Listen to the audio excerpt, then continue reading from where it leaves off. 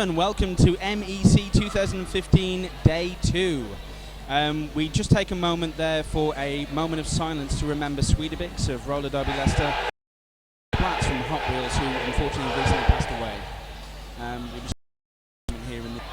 It's a quiet way to start the day, but it's very appropriate, and now we're going to get started into something more action and happiness. It is Day 2. We're going to be starting with semi-final. And we are going to see Southern Discomfort taking on Lincolnshire Rolling Thunder. Both these guys had really high yesterday, and they saw take place on this track. So this one is good. So we're seeing Southern Discomfort, who was seeded first in the MEC, take on Lincolnshire Rolling Thunder. Good morning, ladies and gentlemen. Welcome to MEC 2015 of our play. So for Southern Discomfort, we've got 101 Blitz, 14 Sam Droid.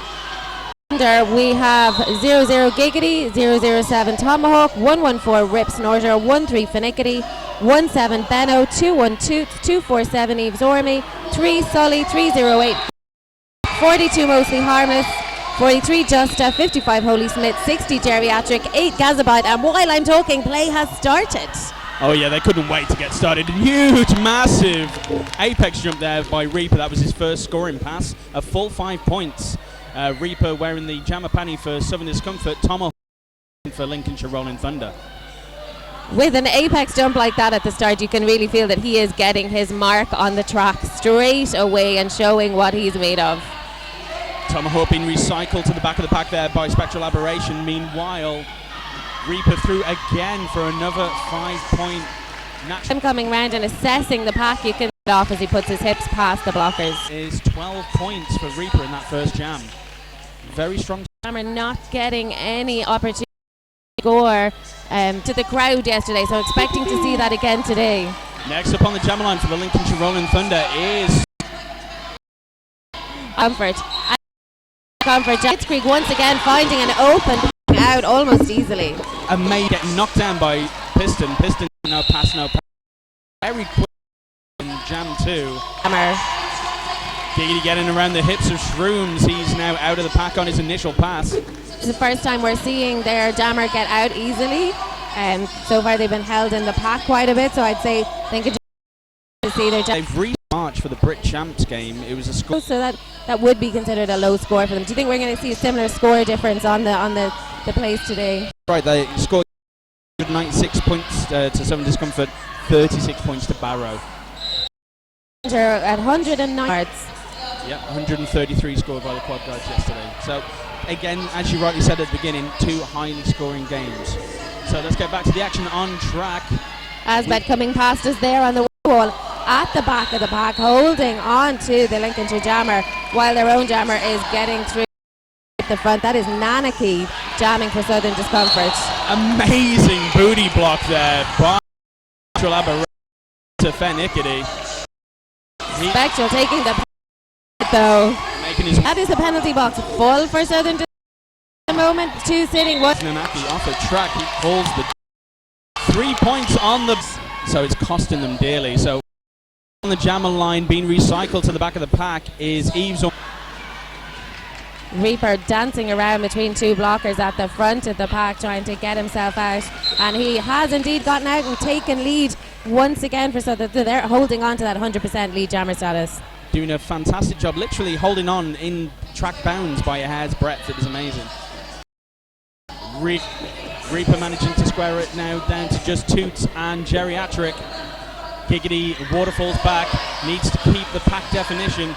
Reaper manages to square him out and gets out of the pack, picking up a full 5 points. Eves Ormy got out of the penalty box and back on track super quick there. They almost didn't see him. He came in, found a space on the inside line and got himself out to complete that initial pass he so desperately needs to do to be able to get into a point scoring position. Meanwhile, another amazing apex jump there from Reaper. He must have been about 2 feet in the air, calling it off as he landed. He's picking up those frequent air miles. He should be able to go to the Men's Roller Derby World Cup next year for free, really. We should suggest that to an airline. They should sponsor him. Okay, next up on the jammer line for Southern Discomfort, we've got skater number 101, Blitzkrieg. And he's up against Tomahawk, number 007 for Roller Derby Leicester, wearing those eye-catching pink tights once again today, playing 35 to Southern Discomfort. Sorry, that's not Roller Derby, that is Lincolnshire Rolling Thunder. Karen getting confused at this early hour of the morning once again. It's okay though, I'll be honest with you, it is game 7 watching these games. There's something happening right now is Tomahawk is being splattered against the outside line. He manages to stay in, gets around Boss Bear. Quick pew pew pew to the crowd. Okay, so we are on Jam 6. Southern Discomfort on 44 points, Lincolnshire Rolling Thunder on 5 points.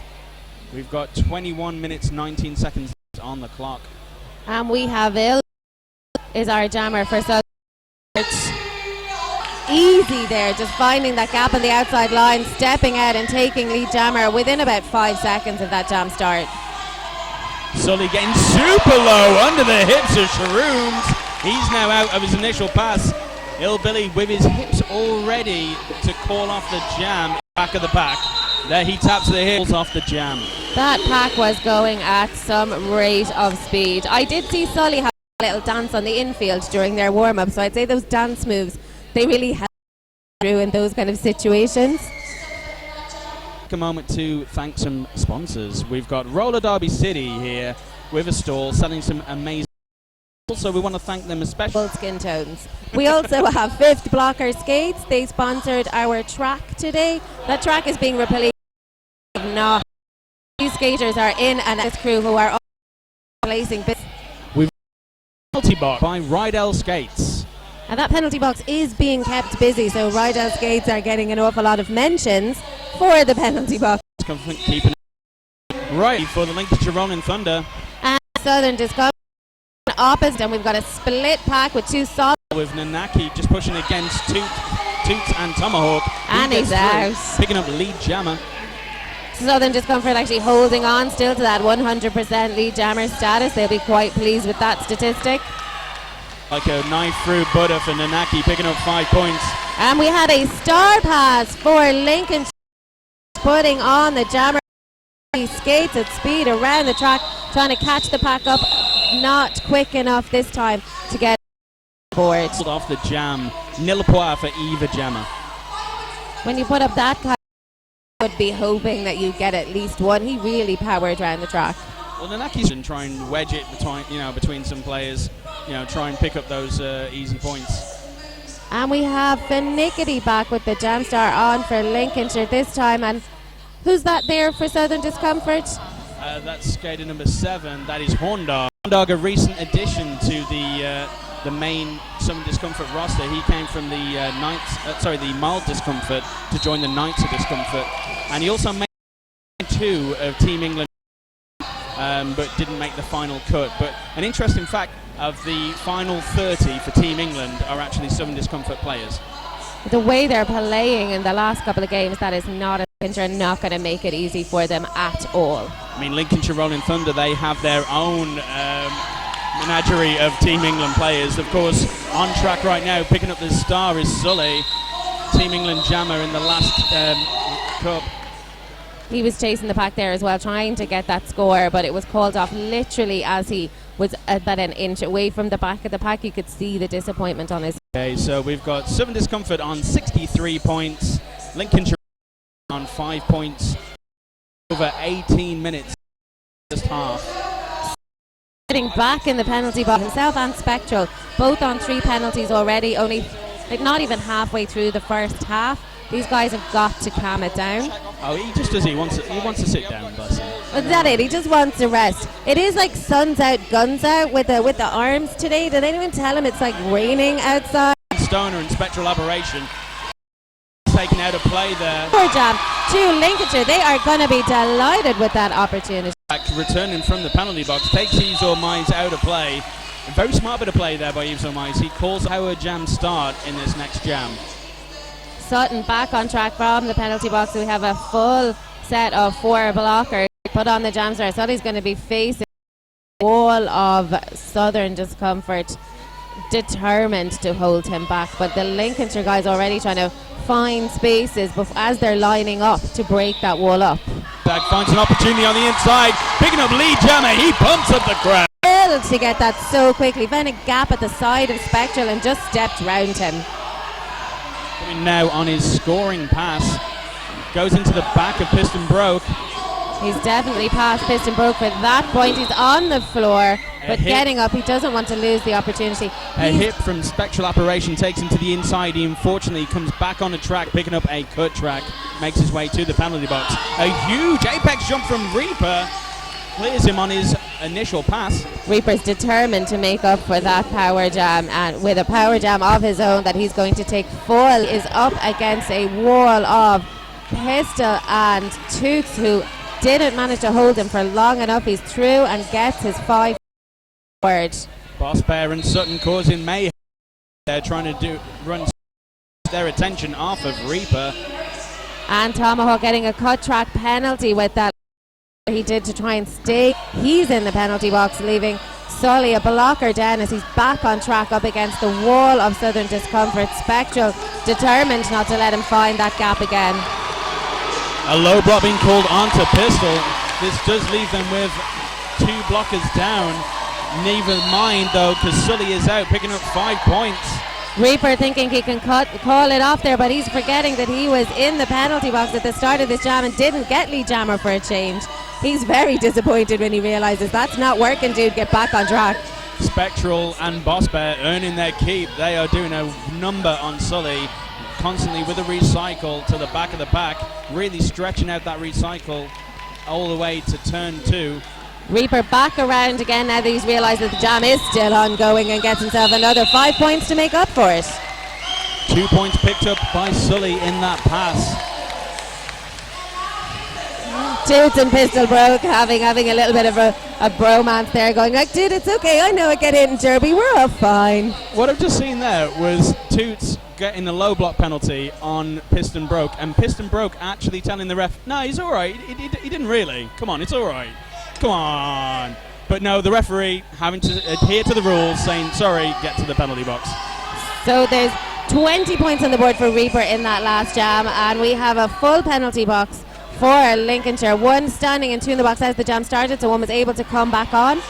So we're in a situation, I think, where Lincolnshire are not happy about the penalties they're now accruing, while Blitzkrieg is taking advantage of that low blocker wall and getting out and getting lead jammer once again for Southern Discomfort. He's just picked up his first scoring pass. Meanwhile, we have had a star pass from 17, which is Benno, onto Giggity. Blitzkrieg sees this and calls off the jam. Bosberry literally laughing. Next up on the jam line, we've got a Hawk for the Lincolnshire run as Illbilly takes a stumble. Tomahawk clearly visible from his pink leggings in the thick of the action here.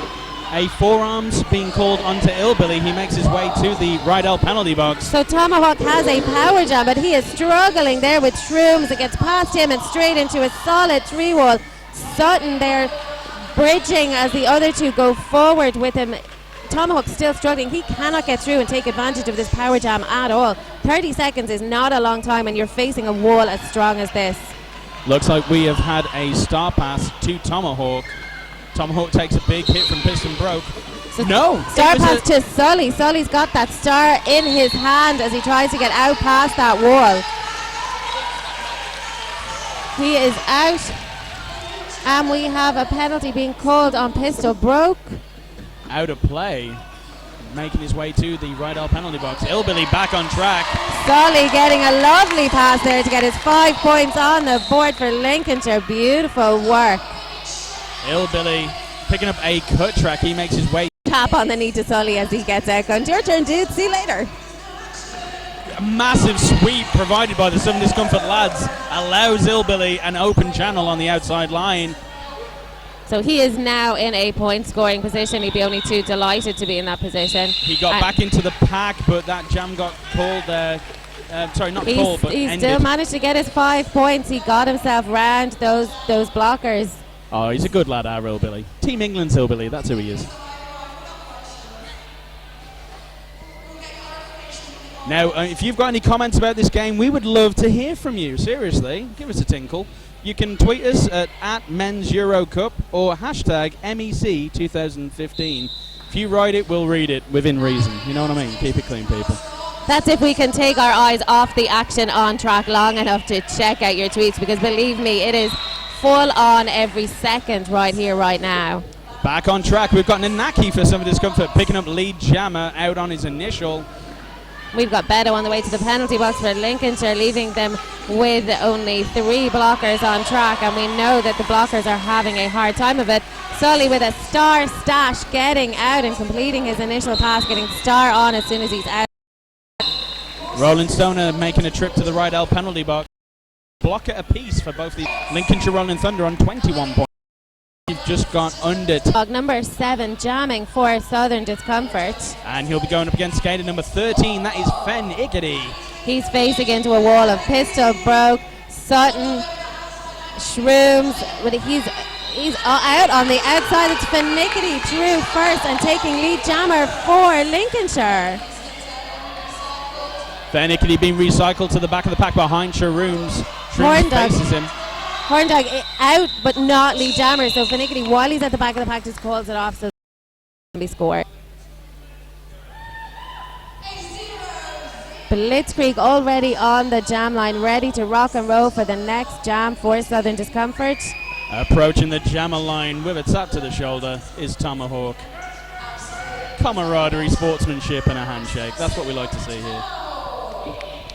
Both teams still down a blocker apiece, but they are standing in the penalty box, ready and willing to get back on that track and fight for their jammers.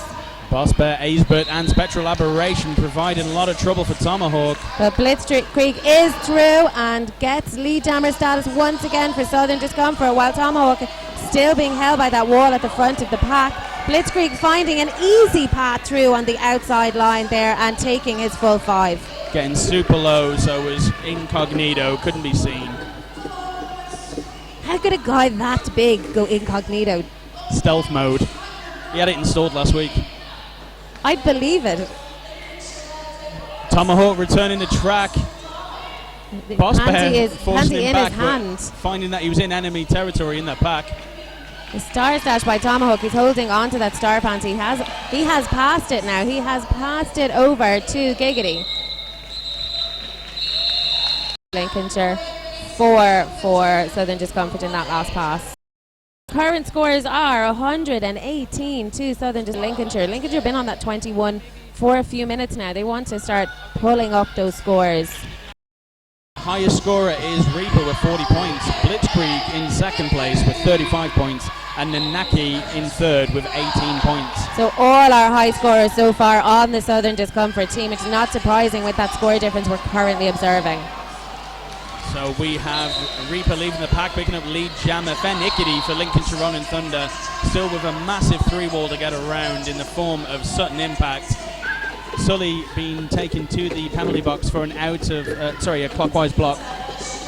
Once again, to get that initial pass completed. Fen Ickety was one of the star jammers in their game last, while Fen Ickety still struggles against Berserker, Sutton and Shrooms. Reaper through the pack easily, adding to that high scoring status he's currently enjoying. His blockers are doing exactly what he wants. He just wants open spaces for him to get around. He wants open air. Did you see that? Another apex jump. We should be counting how many of those he's per half. Massive success for him at the moment. Solly getting a cut track there with the jammer panty in his hand. So he hadn't completed the star pass, but was technically the jammer at the time, so sitting in the jammer section of the penalty box. Eves O'Mai, the last line of defence. Reaper gets around him. 5 points picked up. Reaper is clocking up the points. Like age goes down. Another apex jump. That's 2 in 1 jam. That is awesome. And he calls it off almost nonchalantly. They kiss to his logo on his jersey. He's very proud of that. 40 points scored in that jam. He had 40 points as his I am the highest scorer. I scored 40 points so far. So I'll just score 40 to double that in one jam. Amazing, amazing work. Kiss the badge to his SDRD buddies in the crowd who absolutely went wild for it. So Illbilly with him starts. Illbilly rushes the inside line. He Toots and Giggity in front of him. Gazabite taking a little stumble there, and fortunately not creating too much of a gap in that wall as the guys are still continuing to hold Illbilly. I think that might be the longest a Southern Discomfort jammer has been held today. Sorry, I said that was Pistol. You're right, that is Gazabite. Illbilly tries to sneak on the outside line. He gets taken out of bounds, recycle behind Tomahawk. Meanwhile, Sully back on track. Only for a moment, though. Picks up a cut track and makes his way to the penalty box. Toots there. It looks like he's disputing something. Toots disputed a few things yesterday as well. He's a guy who just does not like to agree with whatever the refs are saying. He's like, no, I'm not having it. We have an official review being called by the Lincolnshire Rolling Thunder. No doubt I could put money on it to dispute whether Illbilly was inbounds for the officials to clarify that. We thank all the officials here today. We've got 2 crews running constantly on one track to bring you all these games. They're doing an amazing job. They're also bolstered by an amazing non-skating official crew and a MEC track crew, which are doing a really great job. Now, we'd like to take this moment to tell you a little bit about the feed. We are bringing you this feed for free men's roller derby. But if you feel like, a couple of shekels, you fancy giving them our way, you can make your way to www.tyneandfear.co.uk/MEC raffle. For every £3 that you donate, you'll be put into a raffle for some very, very good prizes. So good, they won't even tell us what they are. And that's actually going to be announced in August. So that'll give you plenty of time, not only to watch it here live, but also on YouTube to catch up with all the action. So if you feel like, letting a bit of, a pint, you can go to the website and donate there. 3 of your English pounds, I believe that is, Rob. I've lost more down the side of my couch, honestly. You can, of course, donate from any country, but it will be 3 English pounds that you will be donating. So this can go out to everybody. I know my folks back home in Ireland are watching. I got some Facebook messages yesterday. So everybody that is watching this, get onto the Tyne and Fear website, make some donations. These guys are putting in an awful lot of hard work and none of this comes for free. So let's support them and make sure that they can do this again maybe next year.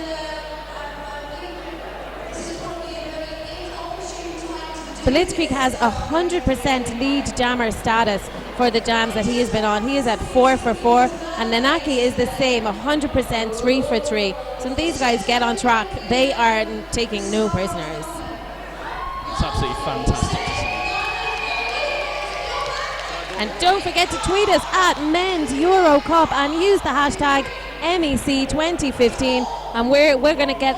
Rob, have a check there. Who's tweeted us in? Let's. The roller derby isn't bad either. That's been sent in by Fat Hippo. Oh well, yeah, of course they're going to say their burgers are good. Come on now. Everybody is singing happy birthday. There are 2 Southern Discomfort players having their birthday today, Nanaki and Roland Stoner. I'm not going to tell. Another round of happy birthday here at MEC 2015 for Nanaki. Everybody's having the birthdays. We're not going to sing happy birthday to you down the feed because believe me, that's not something that you want. I'm a bit croaky and Rob, do you want to give happy birthday a go? No, I've got an amazing singing voice, but unless you're donating to the live feed, you're not going to hear it. I think somebody tweet that they will make a big donation and Rob is going to sing happy birthday. I'll tell you what, I'll give you a round of no diggity, but I'll call it go giggity. There we go. That would be awesome. Right, so I think that was the best use of an official timeout that we've ever seen. White Jammer re-entered the track before the 4th whistle as a cut track, and the call is given. So that means Illbilly will be sent to the Rydell penalty box. That is one of the rare occasions that we've seen the official review actually standing and the call being given. So Illbilly does start in the penalty box. Power jam start to Lincolnshire, which I'd say they are delighted with. Look, Sully is determined to take advantage. Knocked into the infield, gets 1 foot in, 1 foot out, and takes himself off track. But Sutton trying to recycle him back, and he knows Sutton was behind him when he went out, so he's laughing at him getting back on track. Big hit there by Samdroid, takes Sully to the outside. He gets recycled all the way, showing off against Shrooms with the MJ glove. Sully almost joining our house announcers there as he came off the track.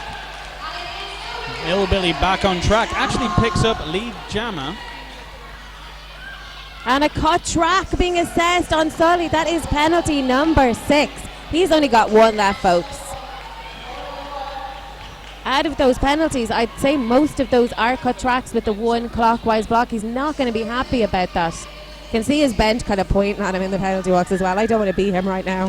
Hillbilly takes another pass, gets around the hips of Eves or my Benno. Last line of defence. Gets a nudge on Hillbilly's shoulder. He shakes it off. Gets through, picking up 5 points for Southern Discomfort.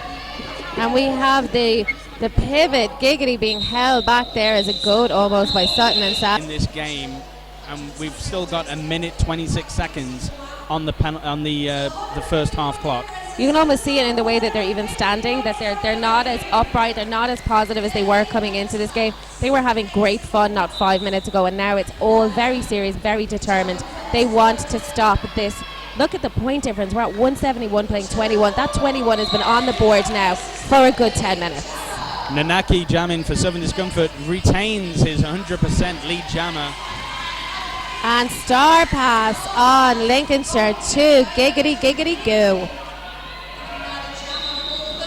Nanaki calls off the jam, denying Giggity points. 1 point picked up by Nanaki on that Giggity pass. really felt that he got one. He was like, one! But it is the fist of nothing being held up by the jam ref. The Tomahawk back with the jam star on for Lincolnshire and his lovely pink tights. And he's going to be going up against Horndog, who's wearing lovely tights as well. Very but they're fetching pants on these boys. Covered in protective shapes of all types. Very interesting shapes too, and well positioned. Gets the jammer. Finger guns going everywhere. Finger guns all over the place. He is thrilled to get that. Lincolnshire really need to break this barren desert of scoring that they are going through at the moment. That is going to lift their spirits something fierce. I've just had a... That Southern Discomfort of not getting. Pistol Broke taking the star pass and becoming our jammer for Southern Discomfort. He's looking for a little bit of love from the audience. He didn't get it. Every time Piston Broke goes into his bag of tricks, pulls out an apex jump, you watch this crowd, they will explode. Sort of issue with the pan. Lincolnshire Rolling Thunder, they won their official. They're now taking their Southern Discomfort calling for their official review. I do apologise. The crowd taking advantage of this moment to go out and visit the merch village here and check all the stuff. There's so much stuff available to buy. You guys could have come down. There are still day passes available. Come and visit us. We've had a tweet from Laurie Williams saying she just entered the raffle whilst watching the boys dismantle LRT. Hashtag 5DRD. That's fantastic. Does that mean you have to sing now, Rob? I do believe you promised that you would sing something. All right, very quickly, because obviously we want to see what's going on with this official review. I like the way you work it. Go giggity. Got to bag it up. That's it. I hope, Laurie, that was worth your donation. You specifically made him do that. Not me. I didn't make him do it. That's why I only do one show a day, people. One show a day. That's it. And all of like 5 seconds. But it. There's a lot of chat happening with our refs in the centre. You guys can't see this right now, but there's a big ref huddle. They're all taking it very seriously because whatever has been brought up is obviously vital. We've still got that huge score difference on the board. It is 172 to Southern Discomfort and 25 on the board to Lincolnshire. They did manage to break that non-scoring issue they were having for so long, so they'll be delighted to get some points on the board and probably going to take that now and use it as motivation to get more points. It also means that unfortunately half-time doesn't actually start until this official review has concluded, so we have to keep on talking. But it's a good job, I like it. Aren't you delighted that we're staying here, keeping it going, saying lots of stuff? We have a ref approach the information very shortly. I bet you're all waiting with excited anticipation. If you're waiting for other to be happening today, later on those guys kicked ass. I mean, what's interesting about it is like South Wales Silures were in the final with Southern Discomfort in the last MEC last year, and recently Tyne and Fear took a win over Southern Discomfort. So either of those two teams can produce magic, could possibly end an illegal star pass. The pivot had a foot out of bounds on the last So the horn dog is actually starting from the pen. Okay. Laurie obviously knows her stuff. I love that. Okay, so I've just been indicated that we're going to have a fifth time. Get yourselves a coffee. It's still early in the morning. It's a Sunday. You deserve it. Get yourself some quality biscuits. Not Aldi. The chocolate chip hazelnut ones, those are always good when you need a Sunday. And we're going to see you in 15 minutes. So thank you, Aunt, for the second half. Thank you.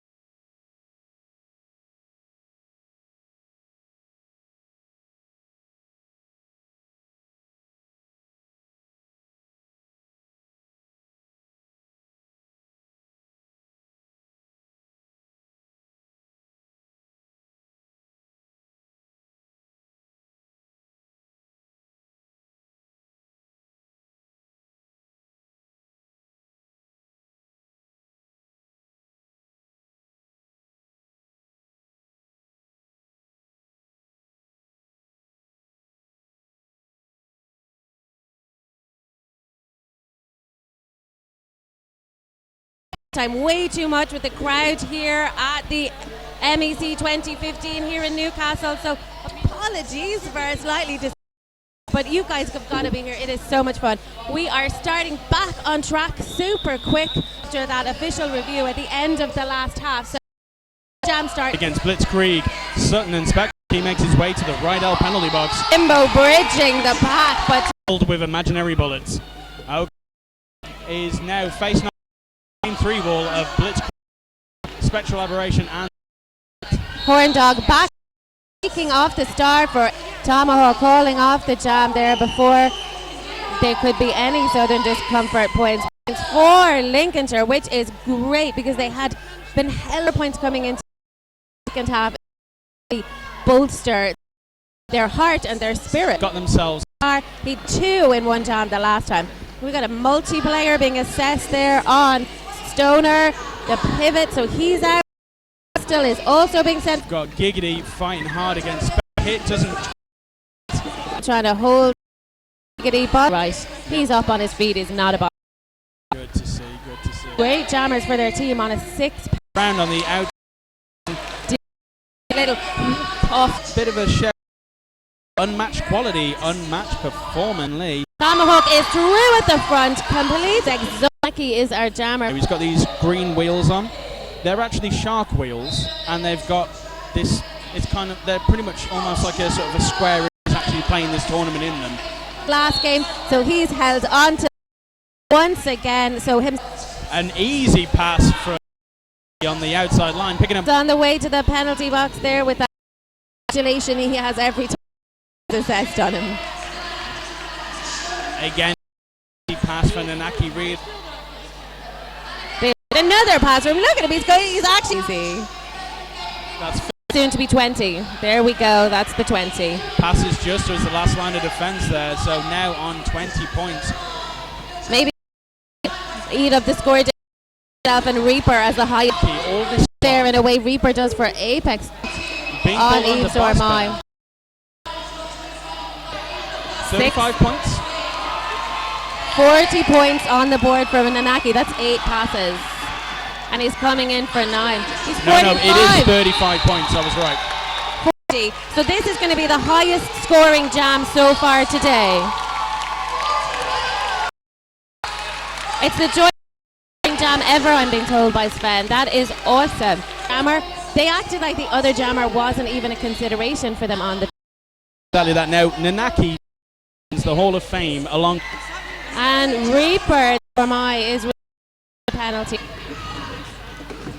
And we've got a star pass to Toots. That is the first time I'm seeing Toots with the star, I think, today. But he's getting blocked all over the place. He can't even get to the point of getting that star on his helmet because he's being knocked all over the place.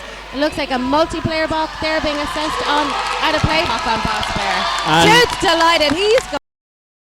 Aston Bro was putting some offense down on Toots. And the crowd delighted for Toots getting through, but he got a forearm penalty in his center box. Southern Discomfort. 21 points there, adding on to all of the points he had earlier, giving him the scores. 80 over. He's over 100 points personally in this. So while Nanaki has the most points in a jam, Reaper's got to be coming on for the most points in a game. About for the 27th of November, nice there. You're going to be seeing England, Wales details. Slightly on that, but the 4 nations. I believe they played Panam Squad actually, who are here today. Then they're going to be playing a game on the 29th of August. And Belfast Roller Derby also playing that day. It's a double.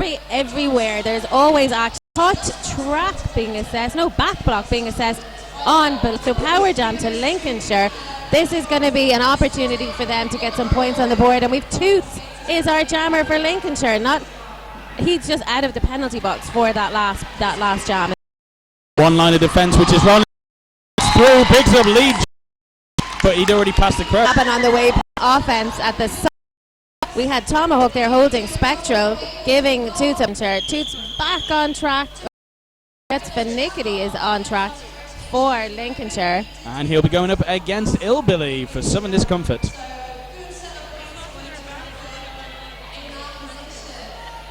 We have Sutton is on 6 penalties, Piston Broke is on 5 penalties, and Boston Bear is on 5 penalties. Sully is on 6. He's the only one with a really high penalty count for Lincolnshire. So Southern Discomfort are going to have to start watching what their skaters are doing as well to make sure that nobody fouls out of this game. Giggity making his way to the Rydell penalty box, leaving Lincolnshire with a blocker down. Ilbilly gets taken to the outside of the track. He's been recycled. All Eves or my doesn't stick it. He again has to fall. And he's pushed into the... And no pass, no penalty for Ilbilly there. Meanwhile, Finnickety having a tough time here. Piston Broke is really a personal challenge. Finnickety is out at the... Stop. It's going. Of course, Finnickety getting the lead jammer because Ilbilly had the no pass, no penalty, wasn't eligible to get lead. 2 points picked up by Finnickety in that pass. And none for Southern Discomfort. Excellent. Every point counts at this stage. We've had a little fantastic job. You know, love you guys. And we love you, King Crazy. Thanks, guys. Right, we're now back up on the track. We've got Blitz for Southern Discomfort. He takes approach on the... Meanwhile, Benno has picked up a... He's passed the no-pointer return for a blocking with the head. So he's making his way to the Rydell. Has completed his first scoring pass. The penalty box for Lincolnshire, trying to complete that initial pass and get the point. Blitzkrieg muscled off of track by Tomahawk. He recycles, takes another stab at that wall of Pistol Pete. And we have a penalty. Roland Stoner getting the elbow penalty there. No pass, no Blitzkrieg as he goes Tomahawk around. is on his way off track as well. Once again being the busy. Benno onto Blitzkrieg. Blitzkrieg front and facing off against Boss Bear Spectral. Still leaning onto each other after that jam was called. Little bit of a hug as they passed. Both guys looking like they put all of their strength in. Giggity jamming solid 4-wall from Southern. And he's toast up against Honda. Gets around on the outside line. Pushed out, but no pass, no penalty. Sully. So the jammer for Lincolnshire, Giggity, if he gets out of pack, has the ability to get lead jammer and call it off, but he can't get out of the pack with Sutton and Piston onto him so tightly. Last line of defense is Shrooms. He storms in. A no called on Giggity. So we have... No, sorry, a forearm called on Giggity. So we've no lead jammer with the no pass, no penalty called on Horndog, which is the second time Horndog has gotten that no. Being held by Piston and Berserker and Shrooms and Shrooms, but that 4-wall is in front of him and just moving around everywhere that he goes, there's somebody. Horndog being held at the back of the pack by a very strong 3-wall of Geriatric. Giggity being held up by Berserker through the pass. His initial pass only being completed and the jam has 6 seconds left to go. Horndog wanting to call off the jam, but Giggity bounces off the wall off of Piston Broke. That's he gets it. taken to the inside. He asks for 3. He's getting 1. And he's still at the ref because that would not. It was just more of a seriously gesture. It was more of a, well, you know, I wanted 3, I'll take the 1. It sounds alright. It's like, can you borrow me a 10? 3 quid will do. $3.51. And don't forget 3 quid Magic for the number. MEC ref. That was on purpose. Reaper storming on the outside line, immediately picks up lead jam. A little break, but he's come on, but fully refreshed. That guy had his Weetabix this morning and probably everybody else's. He just slipped through a...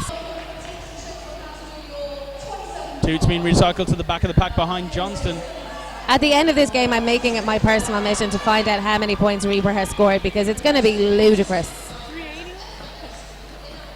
380? Toots really battling it out against Ace, but It was called off.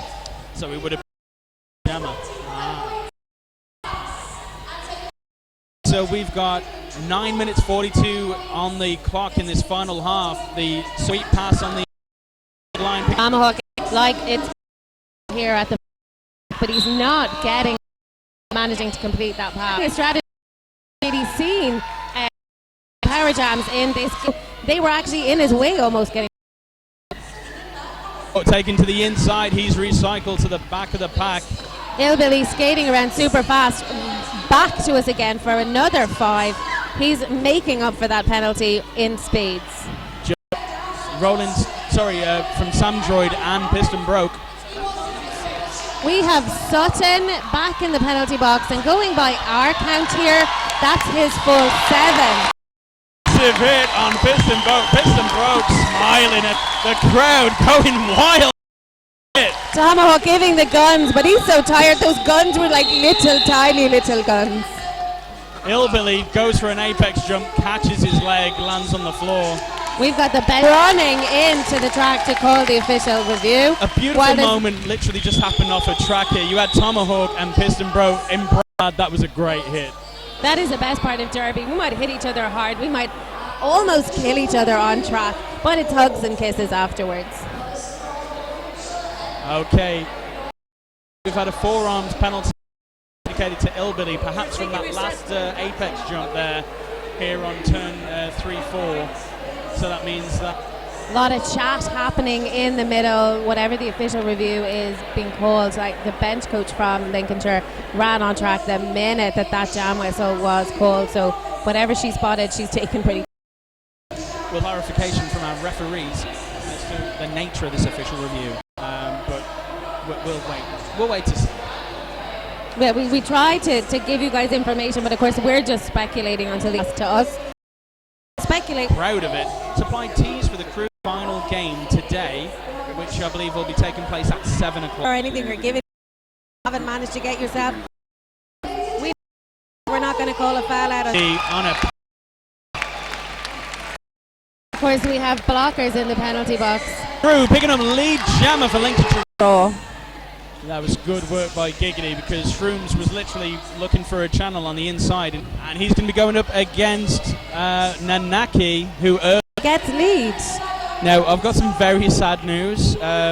We've found out, we got it clarified, that the jam that Nanaki did for 50 points was actually recorded by the officials. He scored the second the highest amount of jam. The second person was Feisty from Boulder. Being pushed to the outside, trying to get his points, but having to go back in behind all of the other skaters, starting to look a bit tired, because the Lincolnshire have really upped their game in terms of their defence. We've just had a start past the Piston Broke. Piston Broke putting on Jammer in this 300 to 1. 300 is the score difference. I was getting there. I just had to take my shoes off. Right, we've got Tomahawk there jamming against a stern 3-wall there of Aesbit. Yeah, it's 308 points. I knew that. I've just been corrected on my bad math. It happens. Sometimes I make mistakes. Don't tell anyone I said that, because I never admit it to anybody. And it is the guns from Tomahawk, not just to the crowd, but also to the announcers. 7 for 7 lead jammers for Blitzkrieg.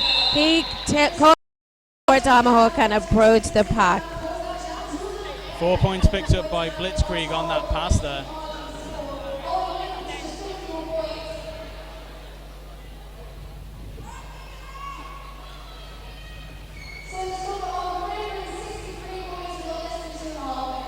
Massive hit from Piston Broke. He's back up on his skates. He's a path through. Been declared lead jammer. Bit of a quick jam there. We've got Discomfort. To him is going to be fair naked. However, next got a team. When you watch this back, happy birthday, Flo. All right. Lots of birthdays here today, but no cake so far. Any cake. What's going on with that? Yeah? Bring me cake, people. So everybody having a bit of banter while this is going. The crowd are shouting things. The lads are having a chat on track. Sutton is like, yeah, let's start. Yep, Sutton got his game face on, staring at Finnick. Was if we make some mistakes. But some really good stat work being done today by Cadders, our producer. A lot of love to her. Reaper makes a beeline around the hips of Tomahawk, picking up lead jammer for Southern Discomfort. Fair Nickety holding his hides. He's coming back, being recycled behind Spectral Aberration. Nicky's taken some really hard hits today. And he's quite a slight jammer in comparison to some of these big blockers that Southern Discomfort have. Reaper round again, banking another 5 for Southern Discomfort. Fair Nickety being recycled, this time by Sutton Impact. He goes in for a big hit onto Sutton's chest. Reaper, little jump, and once again another 5 on the board for him. Fair Nickety being recycled, this time by Spectral. He's got the panty in his hand. Spectral with a very nice, tasty hit from his shoulder takes Fair Nickety back off track again. All this time, Reaper still just literally on another apex jump, some more air miles banked by Reaper. Finnegan being recycled back once again by Spectral. He's skating the same length of track over and over again. The poor guy, he's still not completed his initial pass. Reaper having a tougher job here now against the Lincolnshire wall. They're managing to hold him and almost push him out. Geriatric being cleared by Sutton, giving Reaper a bit more space to bridge out and get his points for that pass. Fair Nickety managing to pass the helmet cover to Toots. He gets out of the pack. Toots not got the helmet cover on as he approaches the pack, just getting it on there as he gets to Spectral. Passes Spectral, passes Sutton. Very good pass here by Toots. He gets around Acebit, picking up 4 points. The crowd loving that. That is some lovely work. That is some of the best work we've seen from Lincolnshire today. He really did put in an awful lot of effort there. Now, we've got no more time on the clock here, and we've just had a track cut against Reaper. He makes his way to the Rydell penalty box. 3 points picked up by Reaper. But the teams are celebrating like it's over, so I don't think that Lincolnshire are going to get to take advantage of that cut track penalty. So the score, as it will confirm, get the official. Score-wise aside, the physicality and the skill that has been on display today has been exceptional. We've seen quite a fair few blocker combinations, bracing combinations. Going by my terrible maths, which we all know is very flawed at this point. Yeah, I'm not even going to bother. It's too early in the morning and I've not had my McDonald's. The best part I think about today, the skills are amazing, everything else, but what is the best part of roller derby is the fact that these guys were, the camaraderie they showed on track. Will be going on to the final, which will be taking place at 7 o'clock today, and Lincolnshire Rolling Thunder will be going on to play the loser of Tyne and Fear and Place, and take derby coming up. Our game is Tyne and Fear versus the Panam Squad versus Barrow for 8th versus Barrow, and then you'll committing 100%. So I think every game is awesome, but New Wheeled Order, Quad Guards, that's going to be my game of Quadriguez. And I'm Kazastra V, guys. Thanks a million. Tune in for the rest of the games. Enjoy the rest of your day. Bye-bye.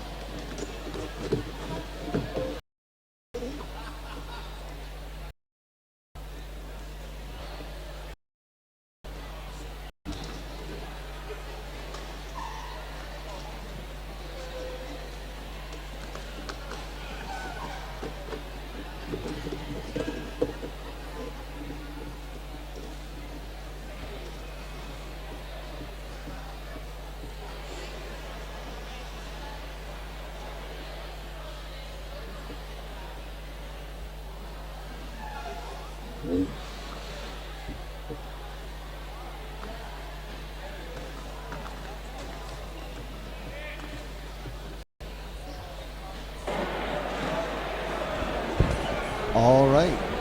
Good morning and welcome back to the European Cup. My name is Statman. I'm Panda. Nice to see you guys again. Thanks for joining us. We are very shortly going to be seeing Tyne and Fear taking on the mighty Silures. We're going to have a quick rundown of each of the rosters for you.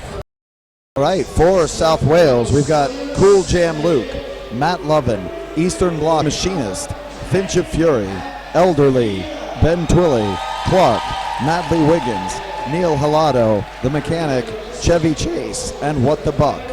And for Tyne and Fear, we've got More Than a Woman, Barnabash, Dark Matter, Pablo Diablo, Chemic Al, Badam, Bully, Gay Forbes, 60 Quad Bit, Dog, Nicholas Rage, and Moo.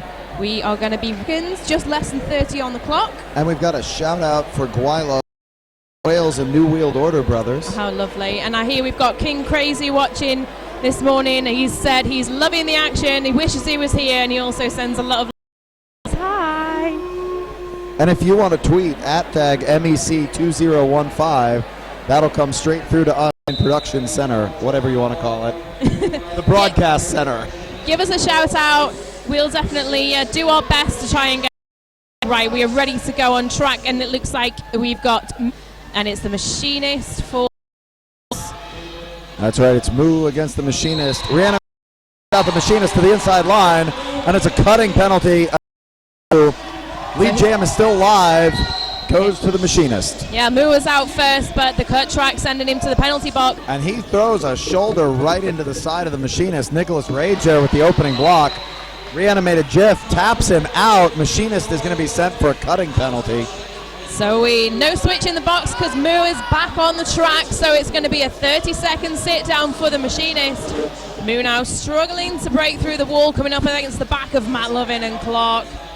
Knocked to the infield, recycling but not too far back. Trying to put something again, knocked out by Clark. Machinist standing in the Rydell multiplayer block that's going to thin the pack for Tyne and Fear. Moo is through. That was his initial pass. The Machinist has points. He's going to have pass. Tyne and Fear, and I think we might on the board for the extra one added on there. So still a block or a piece in the box. Actually, Matt Lovin now just re-entering the track. Barnabash very nearly clockwise block. Didn't see him re-enter. The Mechanics boy hitting Barnabash. And they're going to have Madley Wiggins taking a seat in the penalty box to re-enter the track for Tyne and Fear, followed by Neil Halado. Two on the track for Silures. Pack disadvantage there. Dark Master with a nice pirouette out of the front of the pack, managing to stay. Ben Twilley on his way to the box, but it looks like they are. So no space. He's going to be back on for the next jam and queued for the Rydell Skates penalty box. It's 4 points in it. Mechanic and Silures. So the total so far on the board for Silures, 4 on the board for Tyne and Fear. To maintain his position on the inside, not pick up that cut. Now he has lead jam status. Dog has a strength in that if he takes a hit, it doesn't actually take him too far out of his position. He manages to keep his footwork nice and tight, especially when he's on the inside or the outside lines, so he doesn't have to recycle very far. That's another 5 points on the board for Man-Shaped Dog and Tyne and Fear. And it's a direction of gameplay penalty on Neil Halado, who was points, and it looks like we've got a lead Tyne and Fear just now. That's right. Man-Shaped Dog doing an excellent job turning this game around. Coming down. Oh, it's against. Pick up 5 points. Advance to a 10-point. Switch around with a 20-point jam there. Tyne and Fear are wearing the black shirts. Seuss in the gray rugby-style jerseys. A nod to the heritage of the Welsh there. His name on the right-hand chest and the sponsor across the belly. Blockbeard jamming for Tyne and Fear. One of the relatively newer skaters to the lineup, but he's certainly showing his worth, picking up lead jammer. He's happy with that. I love the way everyone has to pep the crowd up when they get lead jams.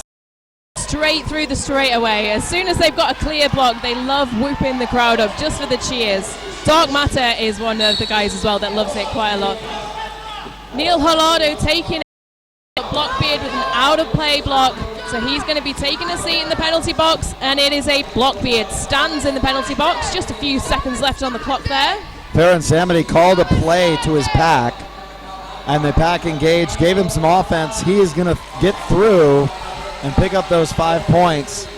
We've still got just under a minute remaining in this jam. Nicely done, both of the jammers in the engagement zone. Right in the back of the pack now, Farron Samity not having very much contention up at the front of the pack now as Chemic Al and Badam rejoin that wall to hold him down. Blockbeard looking for a break, not managing to find it. Farron Samity through for another 4 points. Helmet cover on. And one from Tyne and Fear in the box as well. So it's going to be a diet pack start for both teams. Diet pack, I like it. All right, we've got the Machinist lining up against first. Damn way. Out for half the crowd cheering boo, and the other half the crowd cheering soos. It's almost supporting each other. I think there's a lot of love for both of these teams. We've seen wins and losses on both sides, so it's interesting to see how this goes today. We'll have a look at some stats in between the next couple of jams. Moo now through for another 5 on the board. The Machinist trying to break through, get shoulder in, nicely done as he manages to find a break toward the front of the. That's probably going to force Moo to call it off, but he's going to get all the points he can. He's doing a great job adding to that Tyne and Fear lead. Knock to the outfield, just as I think there's what he was aiming for. And we've got a timeout called by South Wales Silures.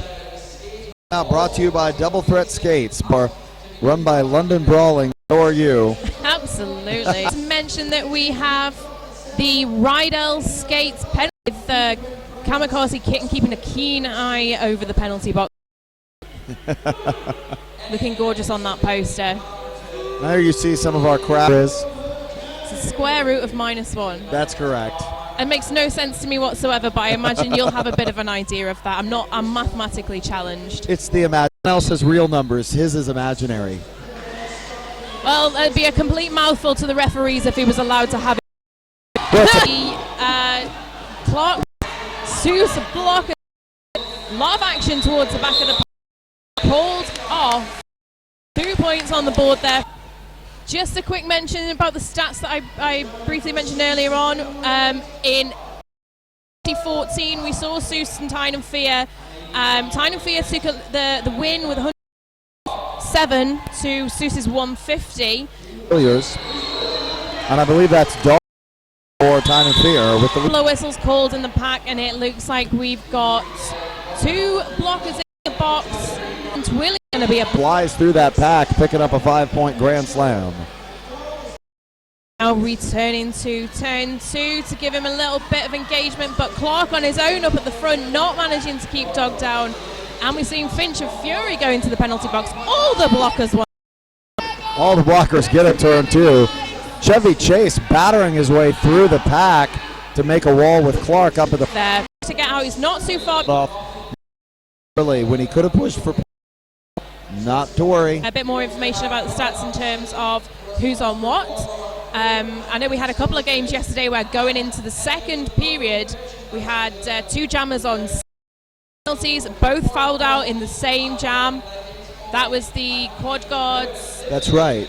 And they had to call the jam off because there were no jammers remaining. That was one of these things that you will likely know or not for a very long time. So that was quite considerate. It was quad guards against Barrow, that one. We've got Daddy Yam watching on, keeping an eye on things on Twitter. Borda Bahatai.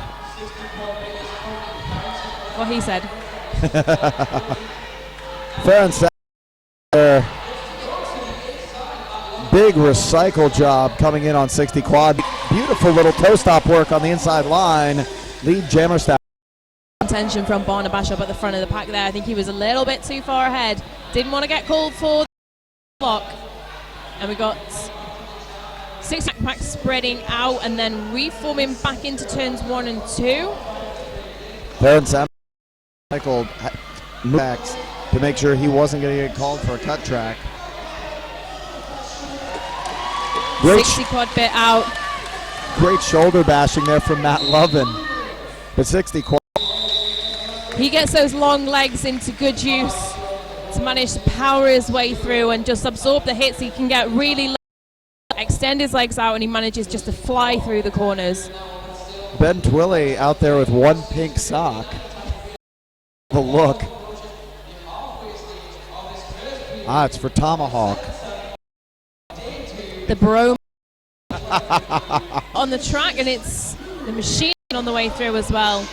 Scoring for lead jammer. Move through, exactly. Picks away the next jams. A couple of jams. We saw a couple of power jams straight off the line. They got the Mechanic and Dark Matter. Dark Matter trying to find a break up at the front. They're doing a great job of holding him back, keeping the backwards, keeping an eye on where he's at. Shoulders firmly together. Nicely done. Taking a hit down to the back of the pack, and it is Seuss picking up lead. This is an important move for Seuss. They need to get a couple points off of this just to change that momentum. Now as the Mechanic goes through, pushes through, 5 points forward. Nicely done. Well, Tyne and Fear demonstrating that they did in fact wonderfully blog post that forwards commends Euros this year. I read that too. The beautiful thing about satire is it's always been.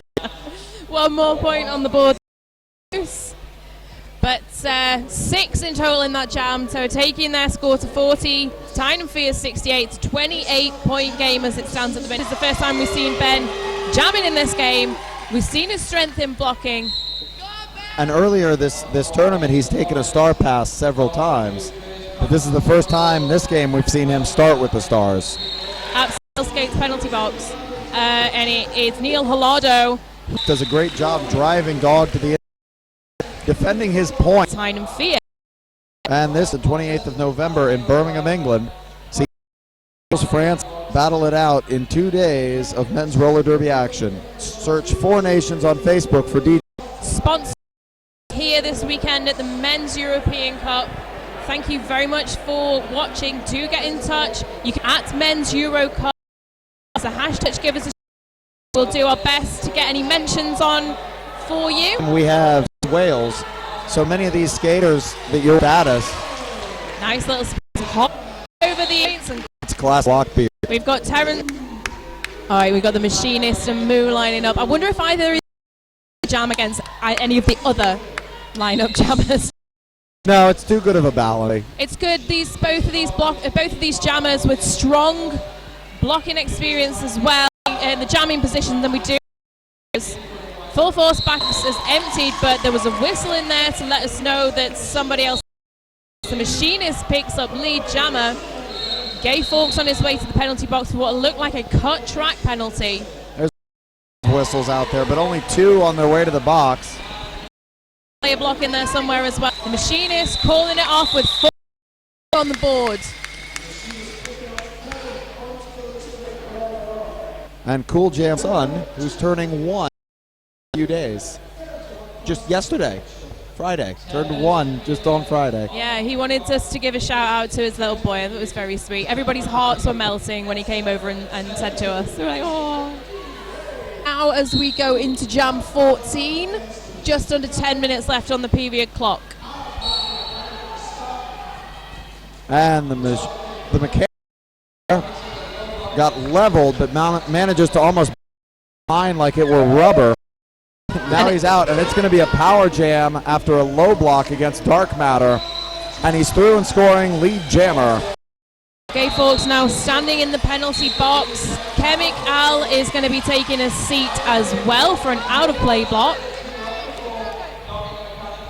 The mechanic out there looking winded after getting battered on his initial pass. Barnabash is going to be Matters standing. Box, the Rydell Skates penalty box. He's only got a handful of seconds left on the clock, but it looks like we've got an official review being. And that you want to get involved, you can still. donate. For every £3 that you donate, you get entered to win a prize. You make it sound really fancy. Roller derby has on demand now. Tyne and Fear on demand. If you're watching us via YouTube, Red button. so if you want to get in touch, we're on Twitter, #MEC2050. Most Valuable Player Awards with a custom shirt for the MVP Jammer, MVP Blocker, and MVP All Tournament. So the tournaments get some fancy merch.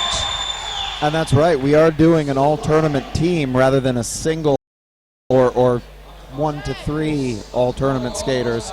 It's a full 14. Yeah, absolutely. So all of the announcements, we've had a keen eye on everything going on the track. Who's really impressed us. And then towards the end of the day today, we'll be looking at who's got the sort of the point ultimately be, and then it's going to be starting here at 7 o'clock. We already know that we are going to have Southern Discomfort Roller Derby, and then the team that wins this game is also going to be joining them. So at the moment, we're in the lead on 7 Deuce official review. So a summation about that.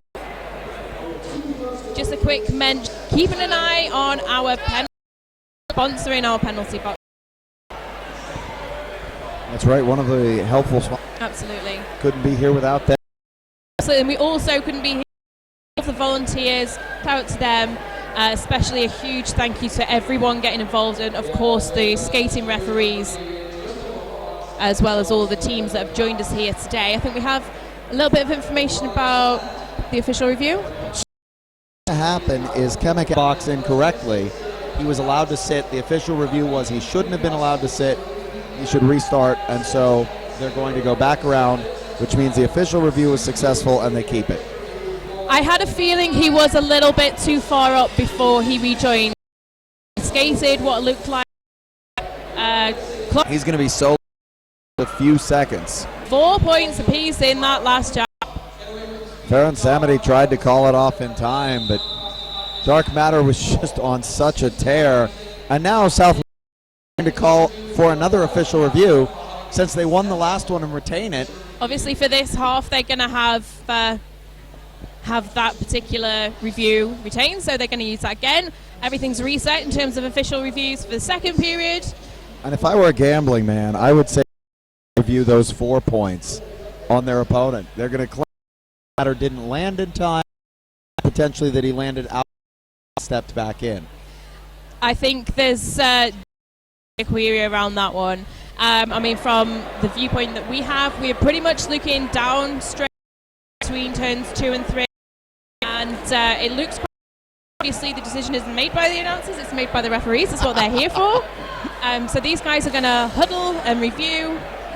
Well, and it's a great thing to review because you don't take your first half official review into the second half. You retained it after the first review. Why not? The word is nothing changes. Exactly. And they've had the scores, but those last passes, scores as they stand currently.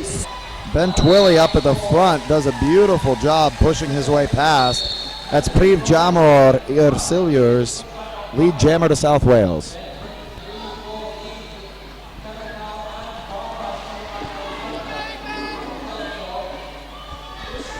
Nice 4-5 points on the board there as we are re-entering the pack, looking for a break up at the front. Nice little bit of footwork around Barnabash for Ben Twilley for 5 more points. Back now as Kemek Al takes him toward the rear of the pack. Man-shaped dog looking like he was tiring a little bit as he exited the pack. Ben Twilley calls it off. He'll pick up all 4-5 on that pass. That's cycling is sometimes you forget to call it off now. That's why you have the advantage of lead, but this is an 11-point game as it stands at the moment. We've got the mechanic jamming against Dark Matter. There's now playing 60 quad bit, sorry. 5 more points on the board for 60. Thumbs up to the bench. Two-way communication. The bench says something to the jammer. The jammer says, got it. 5 more. Tyne and Fear extending their lead now. 94 points on the board to Seuss's 68. I make that as 26 points. It was a 50 Spectacularly got it very wrong yesterday, and I was only trying to work out the difference between 9 points. Well, Moo's going to take the solo jam this time, and he storms through the pack like his name is El Nino, lead jam status. Moo is going to come through now, keeping the pack not getting very lead. The managed to pick up one in that last fight. And Finch of Fury absolutely leveled Moo, but it was a direct 3 points on the board there for Tyne and Fear, and we are just shy of 5 minutes on the period clock for this first period from Tyne and Fear versus South Wales Silures. Dark Matter and the Machinist jamming now. And it's a 4-on-3 pack advantage to Tyne and Fear. Beautiful job by Dark Matter taking advantage of that pack advantage status. And it looks like we're going to have another Seuss blocker on the way to the box. That's Cool Jam Luke who's going to be taking a seat. Dark Matter with a relation to the bench there, but no difference in what he's doing right now. Nicely done, a bit of a daisy with the pack there, but 5 more points on the board. And the Machinist tried to re-enter the pack, almost bounced off his Seuss, but 14-point jam taking Tyne and Fear into triple figures.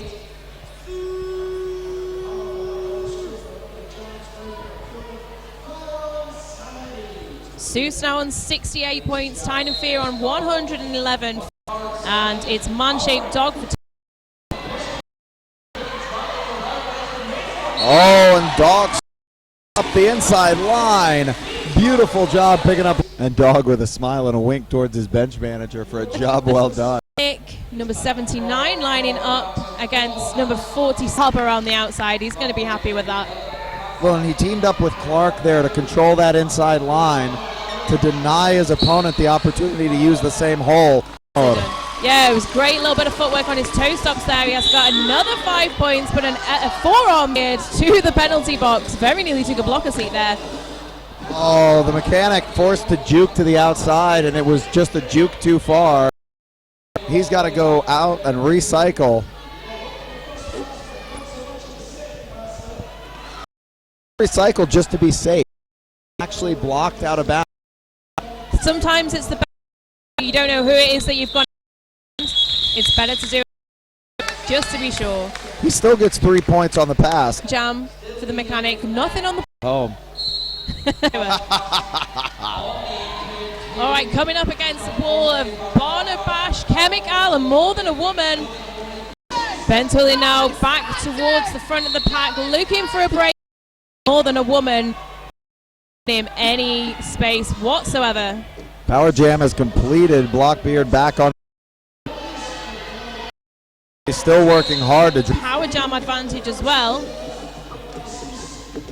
Matt Loving keeping an eye on Blockbeard. Lovely little shoulder check to the infield, taking him out of bounds. Blockbeard managing to find a break with the help of Moore. Chemical doing a great job throwing that offense. Matt Lovin had locked down Blockbeard for a good, 10-15 seconds there. He had a great him up at the front of the pack there, and again that strength from Sousa box. But there's another 5 points on the board there for Sue. And Clark back On the track now, but Blockbeard with 5 points on the board. Not having such an easy job. Ben Twilly up. Going to have a chance. Sleeve. Whether he's just explaining. And we're going to halftime with a score 121 for Tyne and Fear, 84 for South. Mentioned double threat skates, bricks and mortar roller derby specific store up, run by the London Brawlings. And Kristen Lee, we're cool, and so are you. And in the first half, Tyne and Fear with 13 penalties and South Wales with 28. Okay, we'll have a look at the penalty board at half-time just to see if we see who's racked up quite a few, just to see if anybody's going to be in danger throughout the second period. And you in about 10 minutes.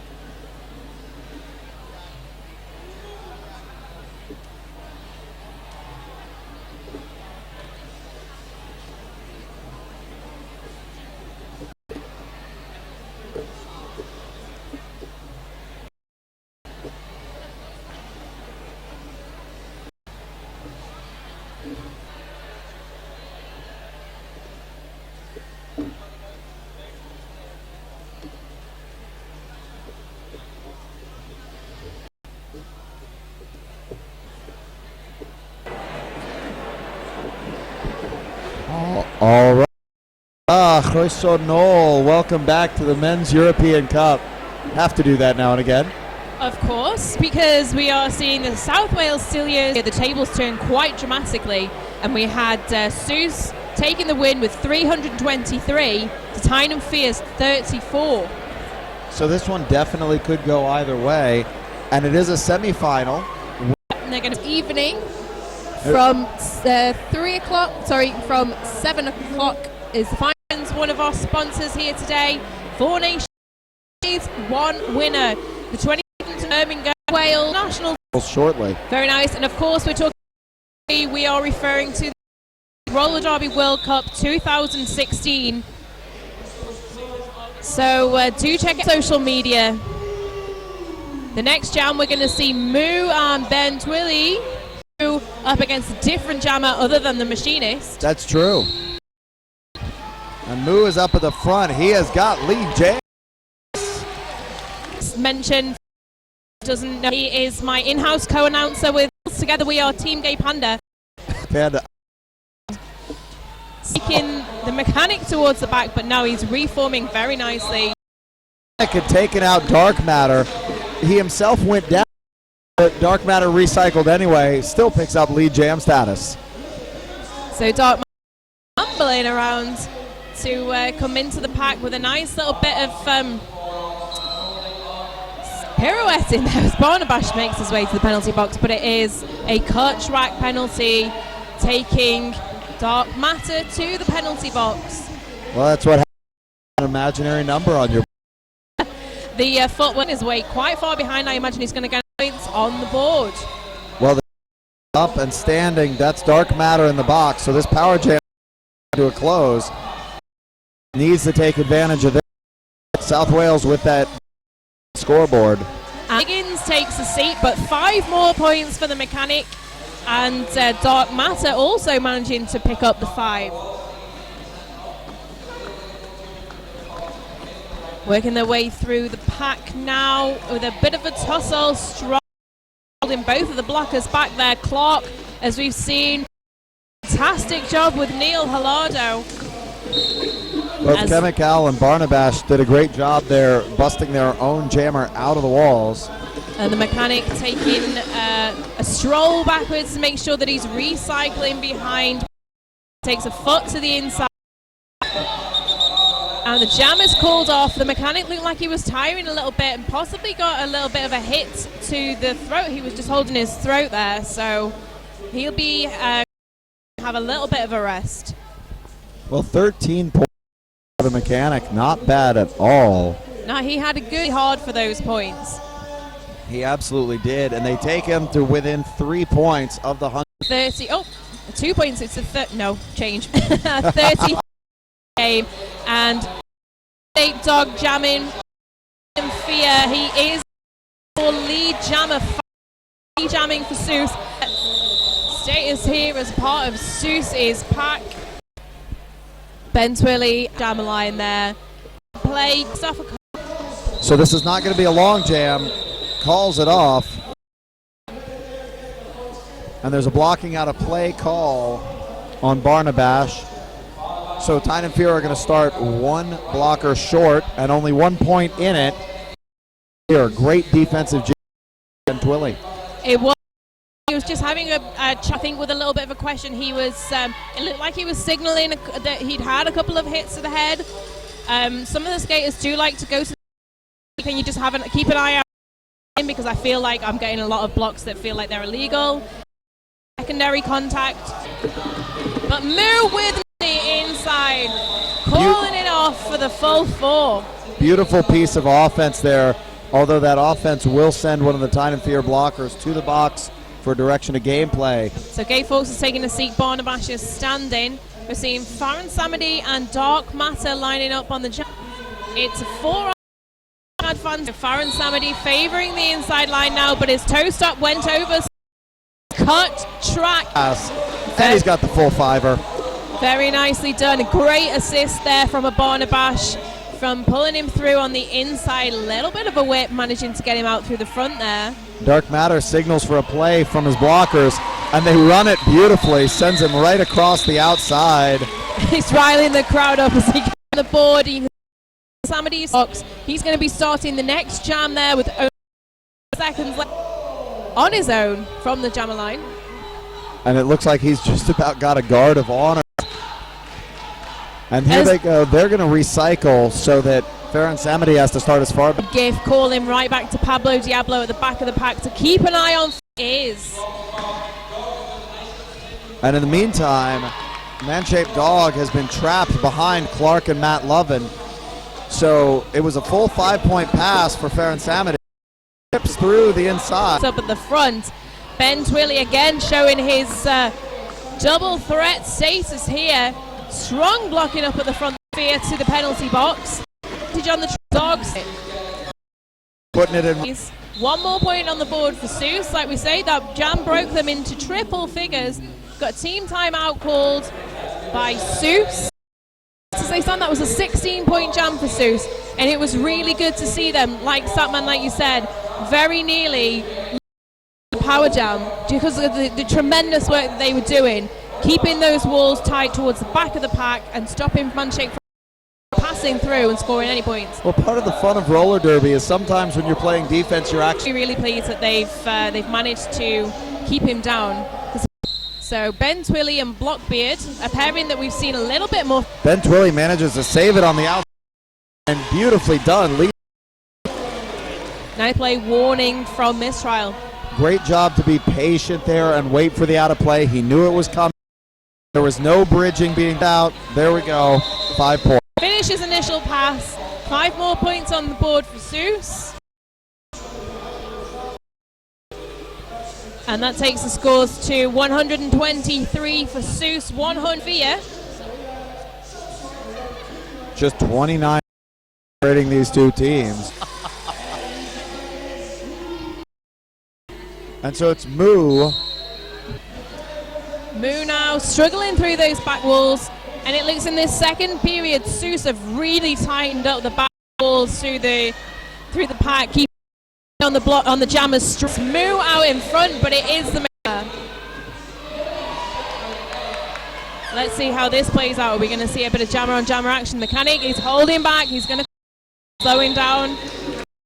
Manager was signaling the call about 3 seconds before he noticed. There's no value to South Wales to keep the clock running. They want to as quickly as possible. This Dark Matter is closer to the front, but that wall is not going to let him through. Lincolnshire, Fear, Badam and Chemic Al doing a cracking job keeping Farron Samity from making any headway through the back of the pack. Jammers is having an easy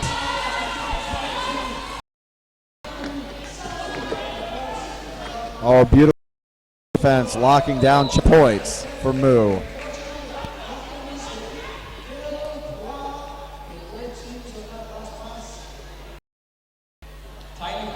Dog number 82 for Tyne and Fear, the Mechanic 79 for South Wales Silures, and a full pack on the track. But Guy getting up with him afterwards, he said that was the most penalties he'd ever got in a game, and that was 6.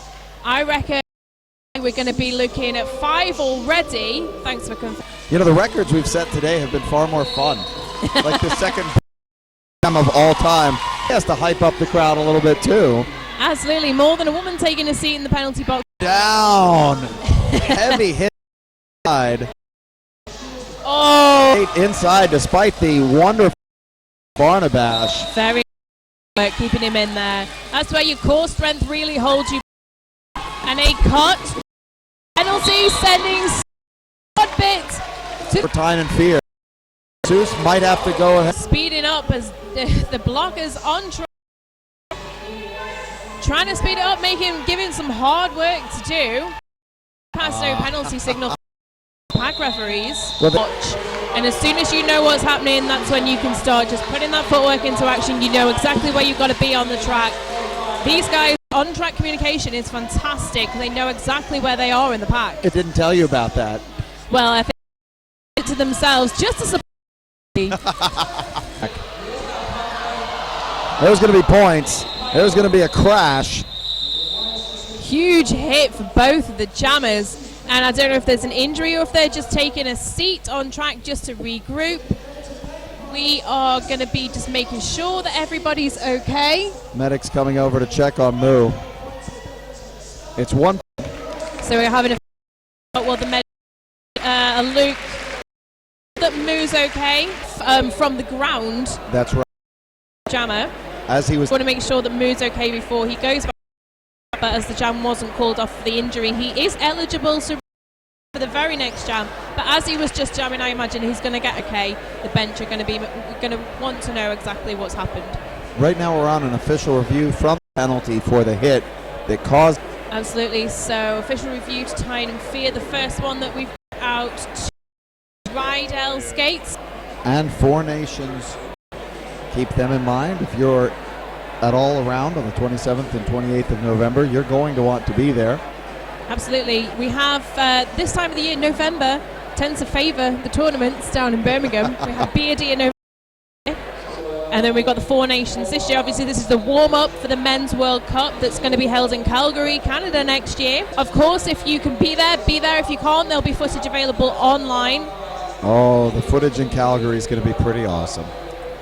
So thanks very much for bearing with us this weekend. We have had a few hiccups in terms on YouTube right now. Please do check it out. But also you have until the very end of July, if you are watching this later, but if you're watching the recorded footage, to make sure you get your donations entered into the raffle until the 31st of July. Again, it's tyneandfear.co.uk/MEC raffle. So as you can see, we're having a look at some of the crowd out there today. There was a big sign that came up to say that all the merch was £5. Well, all the Quad Guards merch is £5. Bargain, I say. Our tweetcaster's about to run off and buy some more. Just getting very excited. We've got the lovely Holly Sheet with us helping out today. And of course, we've got the gorgeous Nasty Moves helping us out with keeping an eye on penalties. The Tyne and Fear was reviewing, the question is, was there a back block committed by the South Wales jammer? There was, and so they will retain their review, and this next jam will start. Jam review that was used in the first half, and they have another official review. Quite a quick pack there, moving through turns 1 and 2, but he does manage to break out and pick up lead jammer. Took him only 7 seconds to pick up that lead jammer status. That's a good use of that power jam clock. More than a woman taking a seat in the box, so it's a 4-on-3 pack, but the jammer, this power the last 4 very. Jammer back on the track. Yeah, Dark Matter with the 4-point pass there. You see Madly Wiggins taking a seat in the penalty box.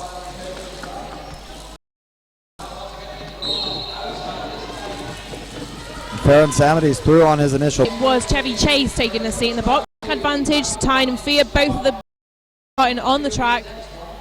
And we've got Dog lining up for Tyne and Fear, and Ben Twilly lining up for by his lovely mix match socks. As a shout out to who was sporting some very lovely pink attire. And we have a 20-point score differential right now. And it's a lead jam status to Man-Shaped Dog and Tyne and Fear. I've noticed that he's exited the pack quite a few times, tweaking his wrist guard, so I think Crow is coming a little bit loose on. Now nicely done on one out of play block, sending Pablo Diablo to the penalty. Just in the line. That's right. So no pass, no penalty. The clock a little bit. Swiss Army Mike on the bench, just nodding because Doug was looking at him, saying, "Shall I call it?"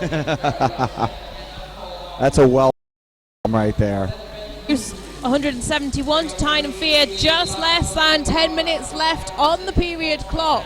It's a 3-on-3 pack, so there's a little bit more space for both of these jammers, but they are get through. Such very nearly. To be careful for a state called for. It is still a grind with the pack stalled there at turn 1. So they go all back on the track as the Rydell penalty box empties. Oh, managing to stay on his feet out towards the front. Though, so he advantage there. Next jam. Points apiece in that last. So to Seuss 171 to Tyne and 5 minutes left on the period. Thanks, Reed. She's keeping us up to date with everything that's going on. in the back line there, recycling to the infield, but he was still behind the blocker that knocked him out, so straight back onto the track for a 5-point grand slam. Matt Lovin now so full. The lovely Nasty Moves keeping track of that for us. Very helpful, thank you very much. And men's European Championships, I believe, in 2013. I think it's been around for a while, but he's lead, so clearly the crowd. This game determines who is taking the spot with Southern Discomfort up for the first place final bout here at 7 o'clock this evening, and the third, fourth place at on this jam. Mechanic with 3. Strength through on his side, very close. Move the infield, but out. Difference at third at home. That pack was more congested than the Bring-Glass tunnels at rush hour. Nonetheless, the Sus wall up at the front, Tyne and Fear at the back. Pack now starting to spread out as we get some recycle jobs going on. Accordion pack going on, it's spreading out and spreading back in really quickly. It's an accordion pack, which means it's annoying. It's hard to tell what's going on with such fast movement when the pack spreads out. A spread, a lot of penalties, it can mean none. A close pack can mean a lot of penalties as well. To the machinist, 40 machinist. He is carving through that pack. Very nicely done. Very little opposition back of the pack. Oh, beautiful job. Eastern blocker, credit him with those points. Doing great offense there. The stars are on Matter's head, but they're still in his hand. Is he going to pass, or is it just tactical to keep it off for a little while? The machinist knocks down, had to settle his pads, calls it off. He's still got one on that final pass, so he has halved the score difference. That was an important jam for South Wales. Yeah, 16-point pass. So 166 to Seuss. Tyne and Fear 180. We've seen the mechanic number 74. Scrum packed. The crowd starts the Be More Dog chant again. Gray wall at the front, black at the back. The mechanic recycled at the back behind Gay Fawkes, and it looks like a multiplayer lead. This is important. He has to put up about 10 points this jam to keep Sus in. It's down to Neil Halato and Cool Jam Luke. Proud, but they are Sus. Calling it out. Gay Fawkes now back on the track. I have it on good authority. That was his 6th, but another 5 Sus. And the mechanic's going to call it off to freeze the jammer in the box, which does 2 interesting things. Number 1, it jammer in the box. 2, Neil Halato going. My goodness, what a from the front there from Chemic. Oh, he's out. Calling it out. I have a nod from head referee Duncan Disorderly, shaking his head as he says it is not final. There is a timeout. So that by off the jam. He enough time in it. Board is what we have as accurate and up to date as possible, but sometimes the period clock needs. I'm sure the whole crowd unison over there. The great thing is the 2 chants are so different. You have the Tyne and Fear and the Sus. I think it's important to note that if you are new to roller derby, especially with a couple of these leagues, they're not booing. It doesn't happen in roller derby. No, it doesn't. There are a few. There's Moo has one more jam in it. Sus on 176. Tyne and Fear on 183. And Tyne and Fear said, well, anything you can do, I can do better. We'll take a timeout too. So a couple of minutes in, psych out Sus as we go into this final jam. But it does look like currently we've got Ben Twilley standing on the jam line. And we've got Jan Potansky on oh my god! Toit. I believe is how you pronounce that. Toit. And box. Both jammers are on the track. It's no strange jam. This is straight ahead roller derby. We've got Ben Twilley lining up against Moo. Well, that 2-minute gap means you can put in your best lineup. Absolutely. You've got time to reach. Leveling onto Moo. Ben Twilley, though, has to fight his way back through this pack. He's in control, but he's not in. He's got lead jammer leading on the scoreboard. He's definitely not going that off anytime soon, but also recycled at the so both of these jammers and incredibly difficult. They are keeping those eight. In his hand, but a cut track penalty is going to be sending him to the penalty box as the jammer. He had planted his skate just on the inside line and stepped back. What? South Wales have also completed their initial pass. Both teams can score now. Here comes the Wales recycles. Beautifully done by Clark there, holding, move back on the inside. Still that he managed to pass a couple of skaters. Got 2 points at least on the board through this as the machine comes up on the inside with left to go in the jam. Jam for Tyne and Fear. Still unofficial. No dropping in points in this. South Wales losing the British champs by 1. More difference. What an incredible year both of these teams have had. And this is a great culmination. Absolutely. Everybody's heading to the track now, making a tunnel for these guys. So well fought as well. And the thing that I love is the whole crowd invaded the track. The South Wales Silures taking on Lincolnshire Roll in the final Southern Discomfort and Tyne and Fear, which we're not unfamiliar to that's those two teams facing off together. Feet for Seuss. See all the love they deserve. Absolutely. It could have been that final that made the difference. It was so close. It was a 4-point game moving into that last jam, but 11 points in it. Well, and what I love about a game like that, you can't point to one event and say that's what cost them the game. Every single decision, every single bit of game management had to be spot on for both teams. Absolutely. A couple of lead changes throughout the game, and it was so close. I think the biggest differential was 30 points. Through to the break, we'll be back here at 1 o'clock for the next game. And my name is Statman. I'm Panda. Thank you so much for joining us here at the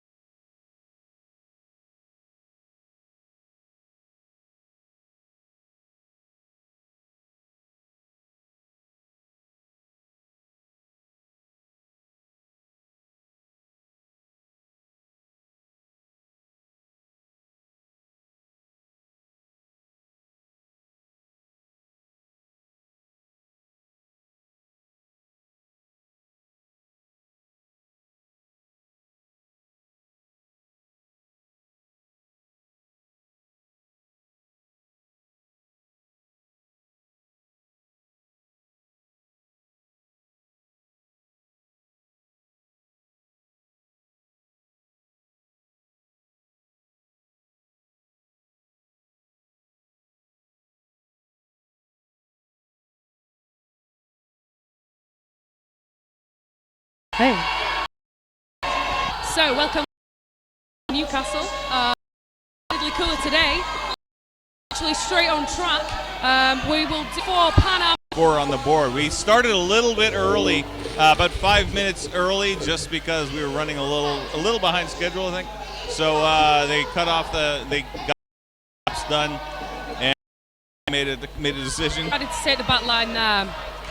We've got Tintin on for the Barrow Infernos, just making his way to the inside of the track, just pushed off by Maelstrom. So yeah, pass just picking up the lead jammer there, but Tintin was out really fast behind him, so decided to call it. So Panam Squad again today, really making a noise. I'm sure you're picking that up on the trick or threat lining up for Panam Squad, and we've got Barrow Infernos. This time Barrow with a 2-blocker advantage. They're at full strength. Panam Squad down 2 blockers. Fish getting by Mirage.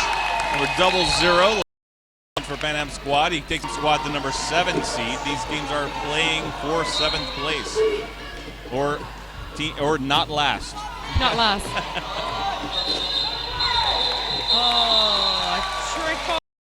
I believe that was there. With that 4 points from the first jam, still retains the lead, 11-7. So we do have Strad on for Panam Squad, tries to sneak his way through the inside there and doesn't quite land it. We do have Jar Demon on against 3 in terms of blockers. Jar Demon, massive in front of the pack. So Panam first power jam this time. Slam lineup on your screen right now. Pass for Panam Squad. Just been pushed to the pack, had to bring the star to his head after completing his initial pass. Called off. Have trick or threat. He's taken on. That's a good. They will have less than 10 seconds, having to relinquish his position. So lining up there is single there. The void takes the pass. Off the jam for 4. 3-pack. The throttle on him. Into high gear. Fantastic offensive Panam Squad, just breaking. Being called by Barrow. No, but that is enough, just enough. That 3 points in that last scoring basket was just enough to put tying it at 20. Frozen at 21 minutes seconds in the first period. So just very quickly, Derby City, they have the NSO and the crew fetching Canary Yellow that you can see around the room. They've also got some merch here as well. 5th Blocker Skates are our track sponsor boxes, sponsored by Rydell, and Queens of the Simbin are giving the MVPs their shirts today. The lineup for the Panam Squad, that's who all the noise is about. Absolutely deafening wall of noise there from the Panam / quad guns come over from France. As our first time out of the game. Interesting. I could have sworn I saw the Barrow team, the captain, the bench manager. Jammer for Panam, getting away for Jar Demon.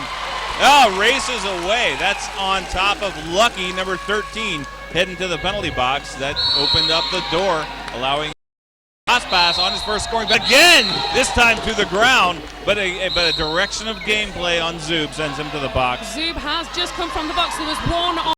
Pass finds himself in the box.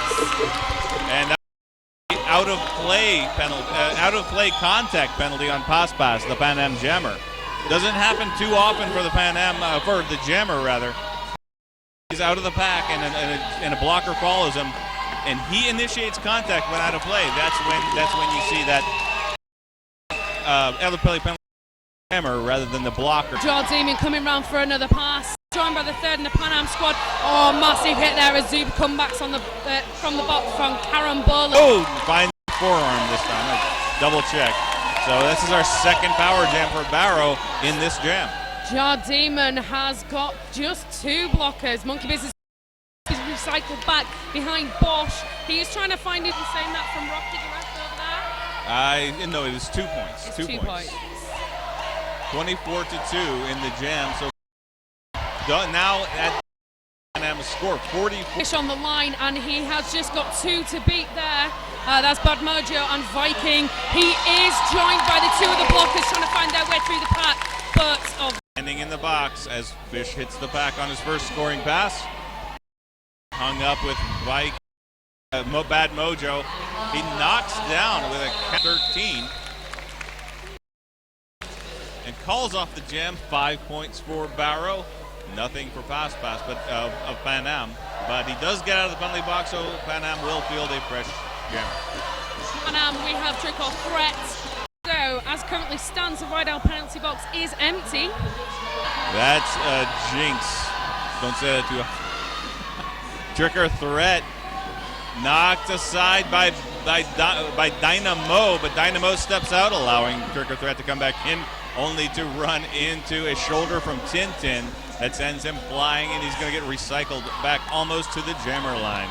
Still on his initial pass for Panam. But Bosch, the Barrow jammer, gets the same treatment. Weaving there, he was trying to make his way through. Called on monkey business, it looks like. And point for Panam. 3 in the first half. Easy through, it's hit sideline. Just managed to score. Just getting out of the pack. The pack there, do that. So just a reminder that this is brought to you for free. Up on the tweets as well, we've Men's Euro Cup, or if you hashtag 2015 through to the lovely people that we've done. We got a fresh jammer, 2 fresh jammers, Panam and Barrow. Puba test number 223 for Panam in the yellow against Token number 0104 in the black for Barrow. And a jammer Token out of bounds for Barrow. Stays upright, gets by Dynamo, now 1-on-1. The outside, caught by Danthrak, is inbounds, stop, takes lead, Token flies by him, and Pupates has to call it off, and he's 0. Jammed quite a lot, done a fantastic job so far, and also Mirage also going to the penalty box. It looked like a play, a multi Duke of York drops Barrow down to Mirage, untouched. 1 in the pack. No pass, no penalty. Ron Zub. Yeah, Zub actually players went to the penalty box. The trouble continues. A forearm skid mark. The jammer for Barrow means it is another power jam. Number 80 on his first scoring pass. That is Danthrax, who's going to the box. Brutal deluxe. Dynamo there, left Bosch by himself.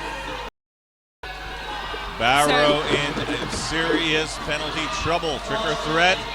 Second scoring pass with Bosch at the side and keeping him away from his jammer. Oh, Dynamo, big hit there. It's trick or threat. Calling it. It was seen quite late by his jammer, but he had 2 more points for Panam, makes it a 17-point jam. That is 2 points in back jams. Chris Panty to the crowd, and then that must have been a really big fan asking for his panty. Can we get more? Can I get more childish? We can try. There's plenty of time. Yes, let's definitely give it the old college try. So we have skid mark and Mirage was pushed out, not quite sure by who, but Danthrax has taken him back, right to the back of the pack, and out in the front is Skidmark. He takes your lead jammer. Oh! I'm not sure if that was an apex jammer. It was a cut track there for Mill. Spend some time in the pen.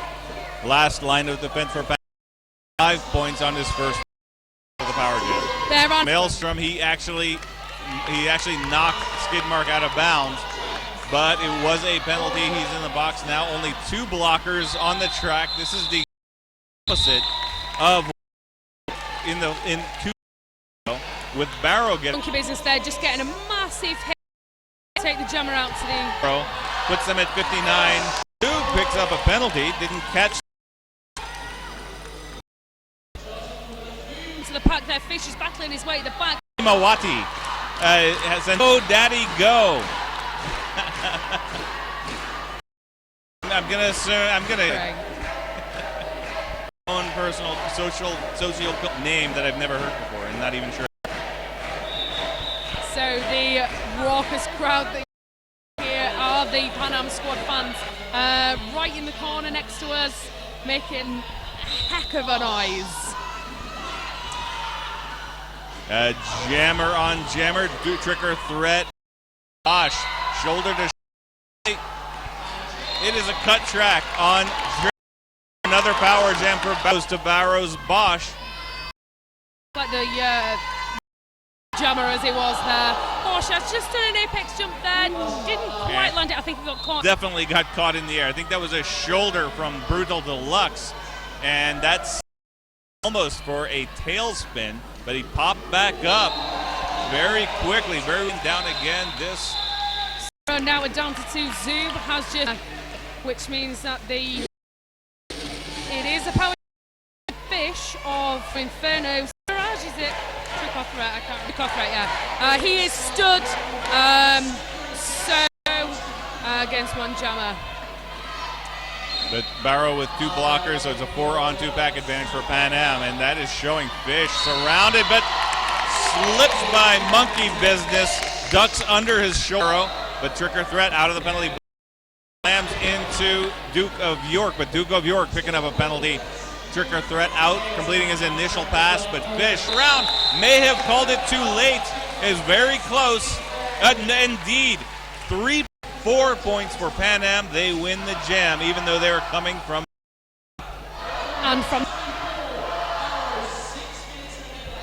So, track, we have 2 jammers. We have Pooper Test back, and we have Skidmark also lining up next to him. We have, however, one blocker for Barrow, who does manage to take Pooper Test out to the inside there. Jar Demon and Zubal back on now.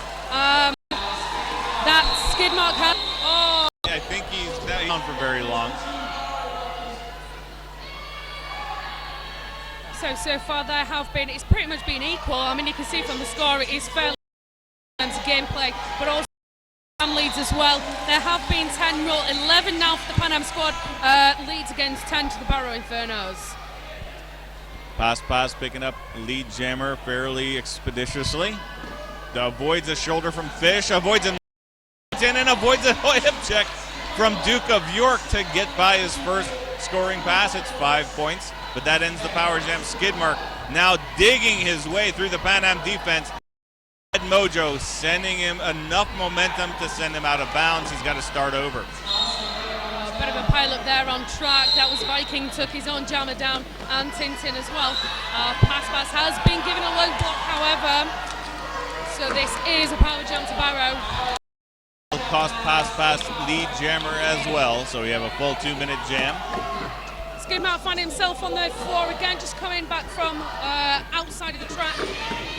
Viking making it really hard. Bad Mojo again making it hard, and he skips around him. That is a cutting mark, however, for that pass round. Pass served about 15 or 20 seconds of his penalty, so 15 seconds it looks like. That's Skidmark already standing up to return to play. The 10-second warning, that is. That was a lovely little push there on Tintin. Took pass out to the inside. Once again, Fish tracking him back. The pass is on his second scoring. Bank 5 on his first one. Knocked about by Duke of York, but not out of bounds. We've got less than 3 minutes left in the first period. This is an exciting game. We've Yeah, had some fantastic games this morning as well, and it just seems to be getting better and better as the day's going on. Yeah, after 27 minutes of play, a 2-point game. It's Poopa Test jamming for Panam.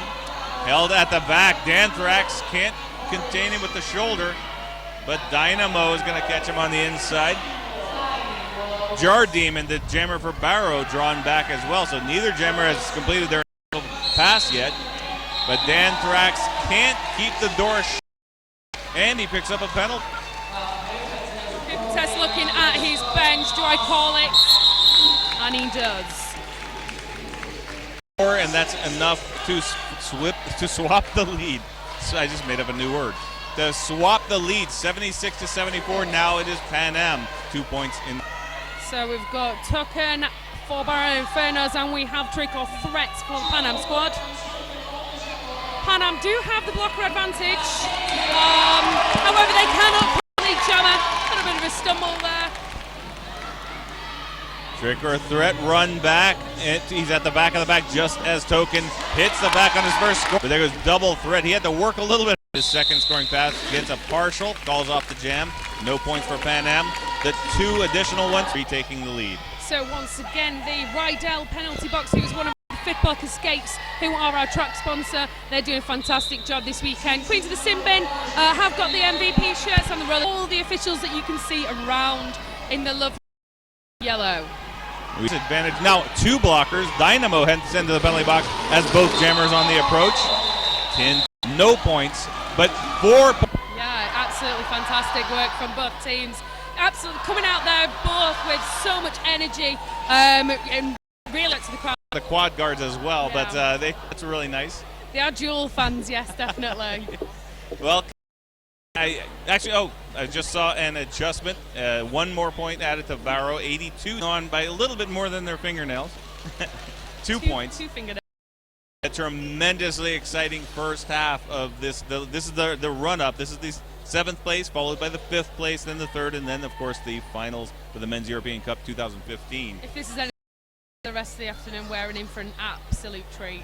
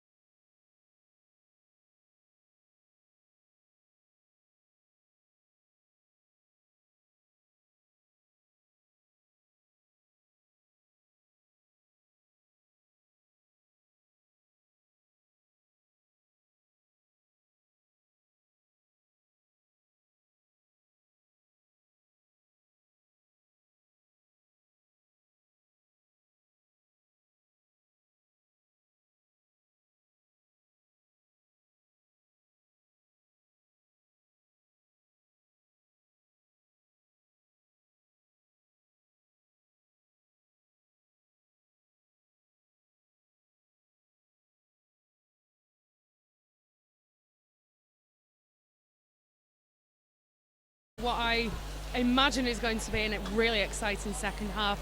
We've got Panam Squad versus the Barrow Infernos. We were caught a little bit off guard right at the start there. Now, first up, back orange trim, number 000 Argo, number 01 Duke of York, number 0104 Token, 09 Skidmark, number 118 Danthrax, number 1759 Beer. 101 is Painkiller DM. Number 1 is Lucky B. The B is silent. It's actually 2 syllables. But 2 syllables that we can't say on this live feed. They're silent. It's French. They have a lot of silent in their work. We are at Men's Euro Cup, or if you hashtag MEC 2015, that will also get to it as well. So we're literally seconds away now from the 7th place. This is the 7th place bout. Both teams playing for a team not last. Team not last. And it's so close at the moment. You can see from the scores, Barrow sat on 82 ahead. On that, we'll keep an eye on the penalty box, but Fish completing his initial pass, but well behind Pupatest. Pupatest slammed right as he was exiting the pack, but manages to pick himself back up, calls off the jam in time. Nothing for Barrow. And we're not quite sure at the moment. The refs are just with the trick-off threat just pushed to the floor there by Danthrax. Absolutely formidable force in that blocker. Line Infernos. This is Brutal Deluxe. It looked like he lunged Token, but missed and took with him, and he really committed to that block. And nice long jump, 4 points, and that lead again. Back 4. The tail of the game, so cut track 4. Mirage straight through that line there. That again is Skidmark. That is a out of play block there for Skidmark. So it is a power jam to Mirage. Danthrax is making it. So Danthrax and Bosch at the moment. However, there is a 4 line of blockers there from the Panam Squad, who are basically gutting Bosch at the back. He found himself on the push to the outside of the track there. Makes it very, very difficult now for Danthrax. Bosch has picked up a penalty. 1 on track, there's Danthrax, and that's it. Maelstrom there went right in just to keep him on the ball. Mirage went straight past. We saw this in the first points for the jam, and opening up one of the largest leads we've had in this entire game. Skidmark comes in. He's starting his second scoring pass, trying to salvage something of this jam. Bad Mojo and Danthrax literally going at each other, blocker on blocker. Keep it to the rocky pad. So that ends up a 23-7 jam in favor of Panam. And so Skidmark able to recover a little bit. However, someone has fouled out. That would be yes, Skidmark. Skidmark officially fouled out in that game. Token moving into the penalty box. They're absolute pivotal jammers there. We believe that this is what's happening currently, but obviously we will get confirmation of that as soon as we possibly know. Yeah, but there are other players in this game who are approaching their foul-out mark as well. I believe Zub is on 6 penalties. Zub is on 6, yeah. That's Zub, number 212 of Barrow. There are a few others in Barrow as well that are on 5. Number 25, Bosch, which is Bosch, yeah, and number 28, which is George Zeman. They are very close to the mark as well. In comparison, though, the Panam Squad, we have 19KC, who is on. That's Pass, obviously a jammer as well, picking up the most penalties there. He's on 5 at the moment. Right now, we've got a power jam Pupatest of Panam. Looking for driving straight up the center, counter checks Tintin and gets out of the pack. He is lead jammer. In fact, if we're not, by our unofficial tally, he's actually gotten lead jammer every single time he has jammed for Panam. And now dodges, he zigzags his way through the pack. This time has the courtesy not to knock Tintin over. He just levers his way by, completes the pass for 5. Moving in on his second scoring pass as Token comes out of the penalty box as jammer for Barrow. Token makes short work of initial pass. That was knees. Pupates, though, driven out of bounds. Calls off the jam, doesn't even give Token a chance. 3 more points on the second scoring pass. No, sorry, that was changed to 5 points on the second pass. He got all 5 points. Points for Panam. A healthy lead. That's my basic arithmetic. We were wrong about Skidmark fouling out. But we do believe that he's very close to that mark. This is Fish coming round here to take your lead jammer. This is Trick or Threat coming out as your non-lead jammer. Just Raj is lining up to take the jammer. And he's Jardeman. Jardeman. Jam has started, but the pack is frozen as the jammers, the only blockers there to contest. Lead jammer for Panam. Now Argo riding him out of bounds. Mirage comes back in quickly, completes the. Jardeman now only got 3. Have Carambola just heading to the box. He is already good. Painkiller DM, my apologies, who was sent to the box from 4 points for Panam. 122 to 96. Half minutes left in the game. Big test right out the front, pitching him out.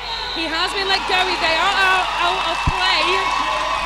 The penalties are coming in waves for each team. Now it's Panam's turn to see the penalty monster. Monkey Business heads to the box. That leaves only one blocker. Pupates by himself briefly until Painkiller DM comes back to join him.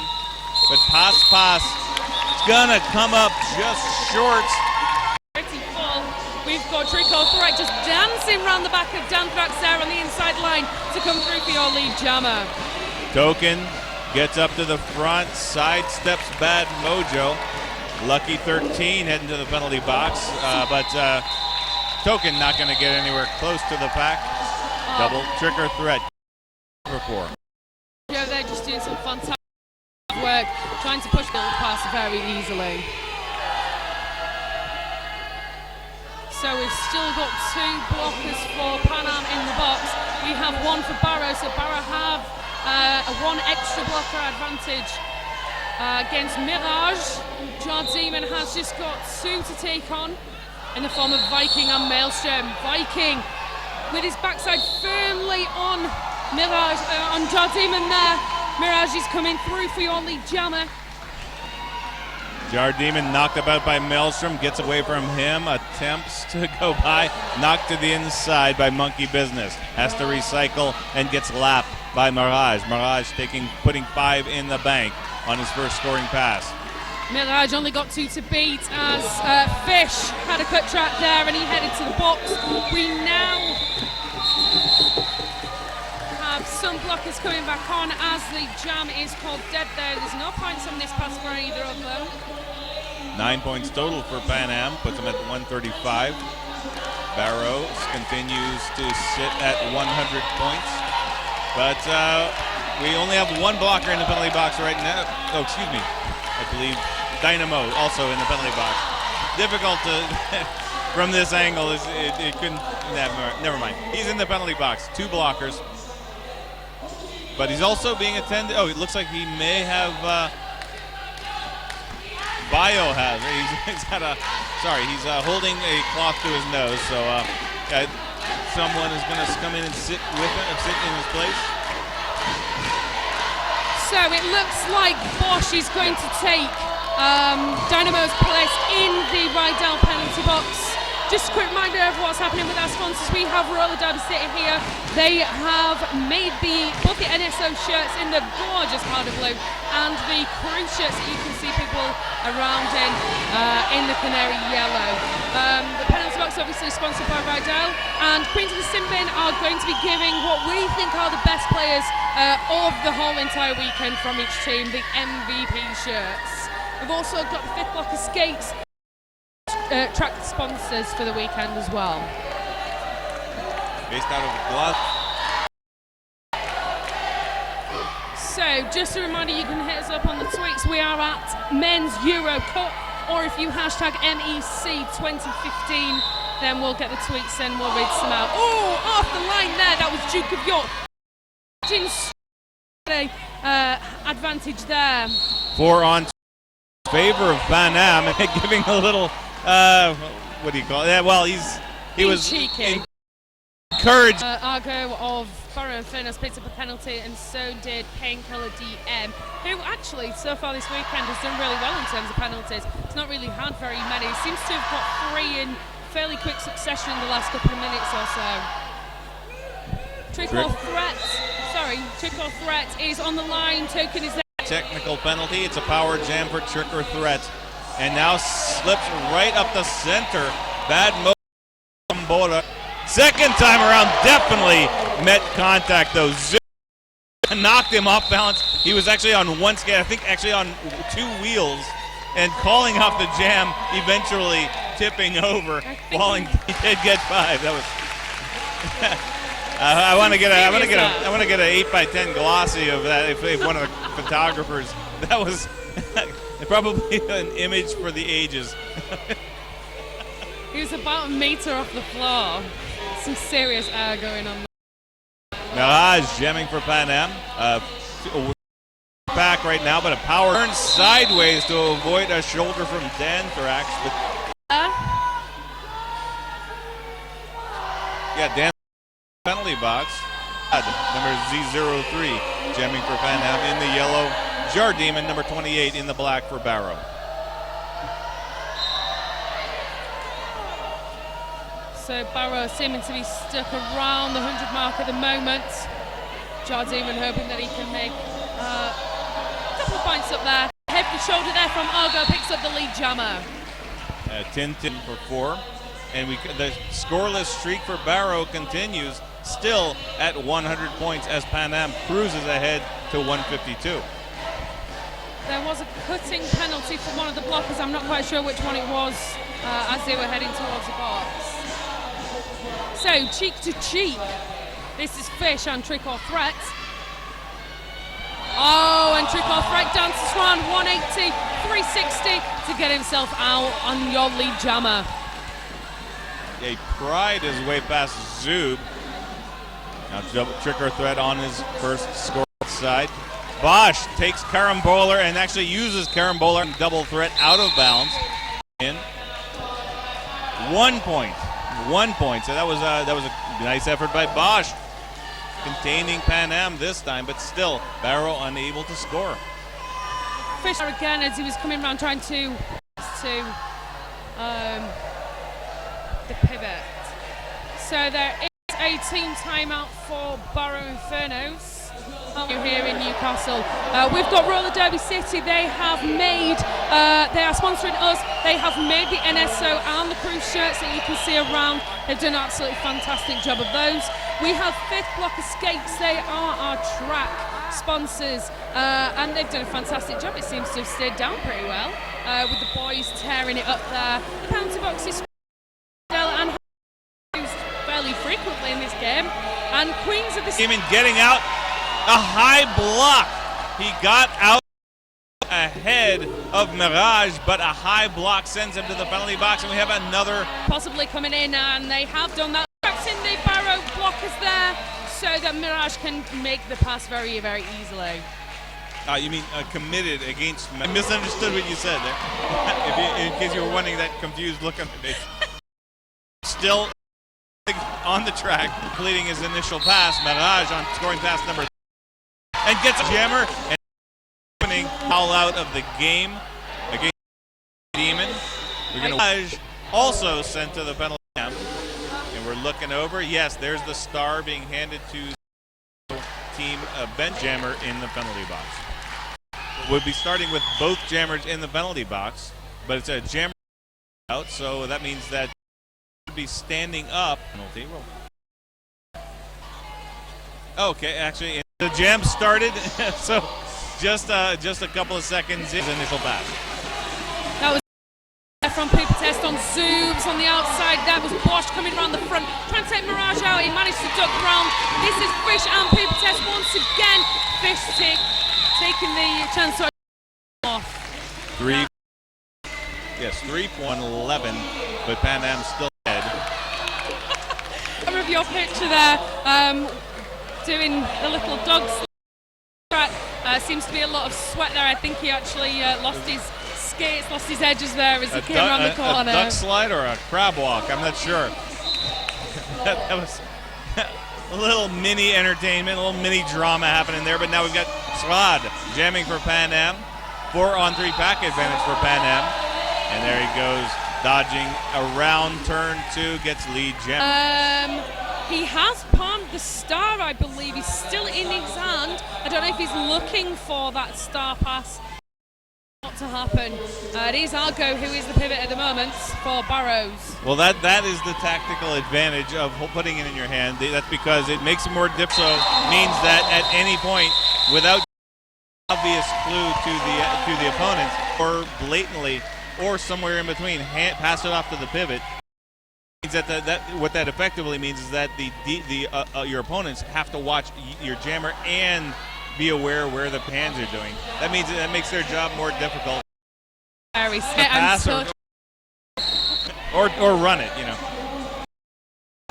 So Token edging out, double trick or three. Out to the Pan Am. Please donate.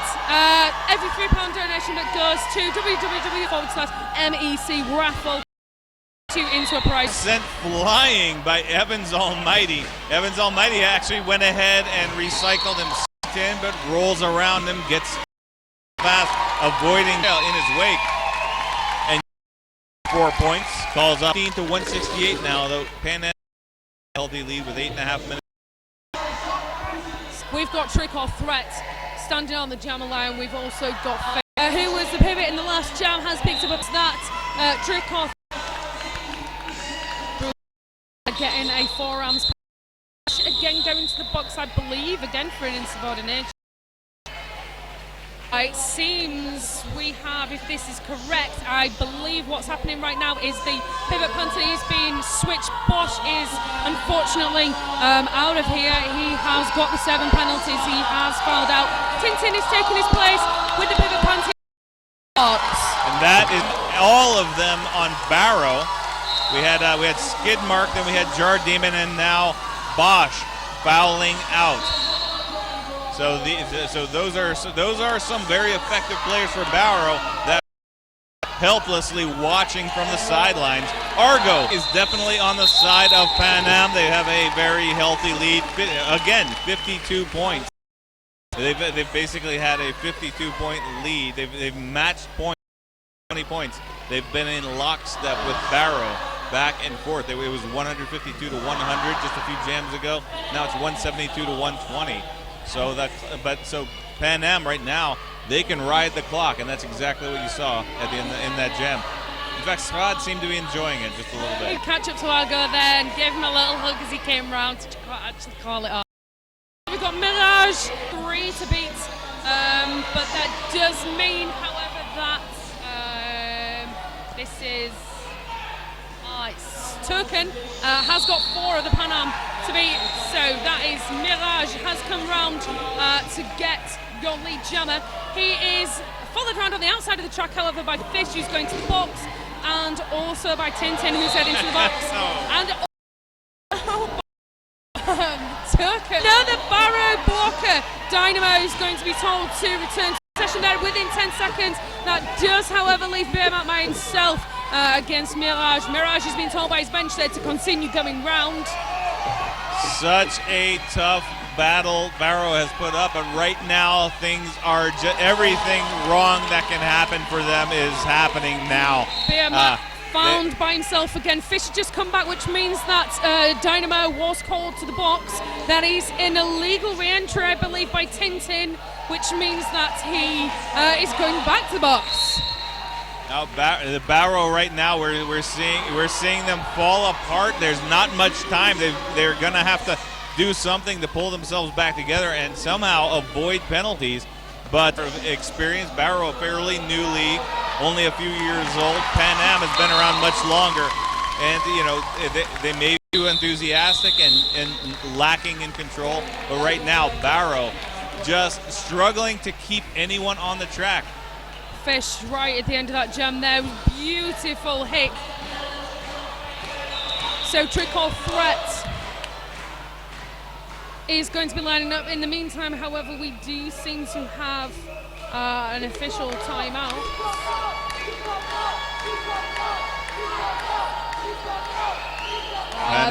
There are two NSOs having a discussion on track. Obviously, we're not quite sure what that's about at the moment. I'm sure we'll find out in due time what that is about. Maelstrom is sat in the box at the moment. Also, Fish is sat there as well. That was the penalty tracker having a discussion with the penalty timer, the penalty box manager, in fact. So probably had something to do with penalties on this. I would have thought so. Yeah, it's been very busy. That penalty box so far. It's probably a lot more booking keeping than usual in this game than in most games, especially with these sudden. When it rains, it pours. You know, there's no penalties, and then all of a sudden everyone to the penalty box. But right now, 3.5 minutes left in the game, and we've got Trick or Threat jamming for Pan Am. He takes lead. Duke of York counter-checking and sliding past Carambola, runs into Viking, but gets past him as well, completing his initial pass. But Trick or Threat into the pack. That was a hip check there from Danthrax, just sent into the outside. I do believe, however, Danthrax has picked up a penalty, a blocking out of play penalty. Just possible, I would imagine, for that. And 4 points in that last jam. And we've got left in the game. So it looks like we have another foul out for Barrow. That's 100. Just got sent out on a penalty. That is our 4th foul out, and all of them on the Barrow bench. Beermat has taken his spot. Out a Jolie Jammer. That is Tintin's just gone out to the inside. Fish is just making his way to the penalty box, I believe.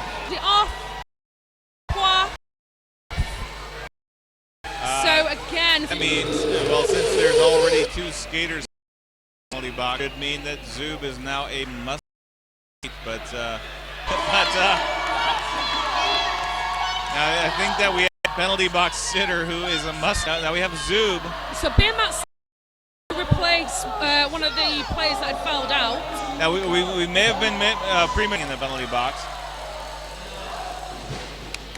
So that was our unofficial tally. I believe we had 5 at halftime or 4. But he had enough to register. But now, all right, we're not showing. When one of the blockers are standing track at that point, that is now foul outs for literally throwing out everything. Alpha Mirage to come round as your lead jammer. So this is Duke of York that's coming off to trip to the penalty box. So Argo tentative at that point when he was pushing to take in one of and he just token just beating Pooper Test, and Painkiller DM however sends him off to the outside of the track. Pooper Test picking up a penalty for I believe time unofficially. Much energy on the Barrow. This is a dynamic we've all seen before. Often something that comes of inexperience. I'm going wrong. Start trying to adrenaline come and breathe and slow it down and clean hits. But without that experience that comes and just playing their hearts out, though, hats off to them. Up until that 15 minutes when from here they are now ranked 8th in the MEC. That last for Panam was 24. They sort of nailed those 6 foul outs for Barrow as well. It's a case of it is an all-on play for this sort of slip. But they're giving that. It doesn't enough voice air in their lungs. I have a feeling. Really has. I'm sure that they're, and let's hope they can do the same to the Toulouse game. Barrow Infernos.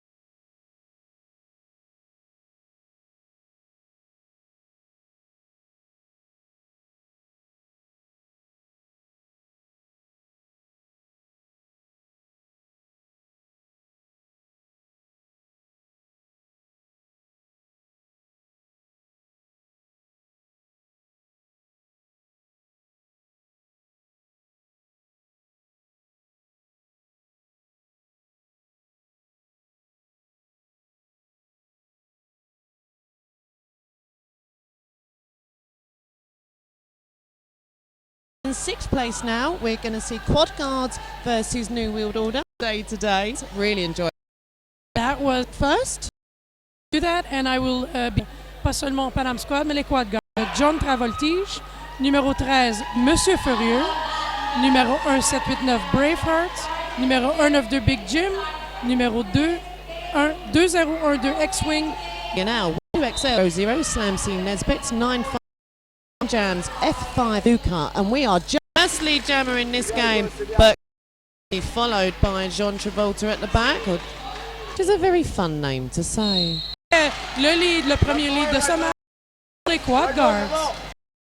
And that footwork we've become so accustomed to see the weekend from Mr. Fury, just twisting and turning the camera, now storming hard.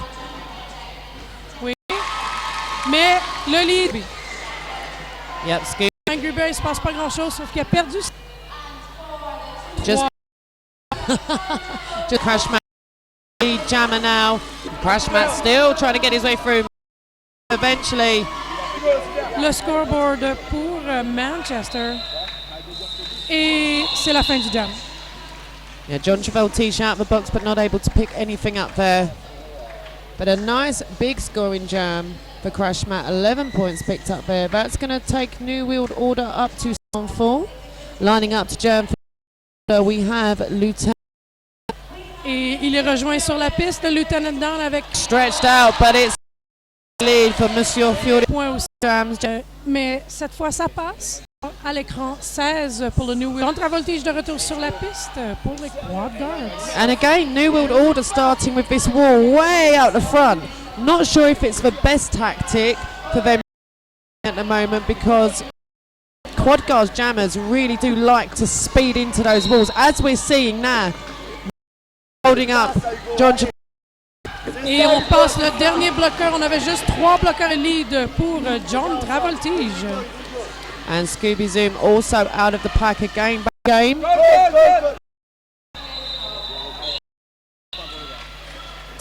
Pour les Quad Guards, comme on peut voir, les points restent un peu pareils.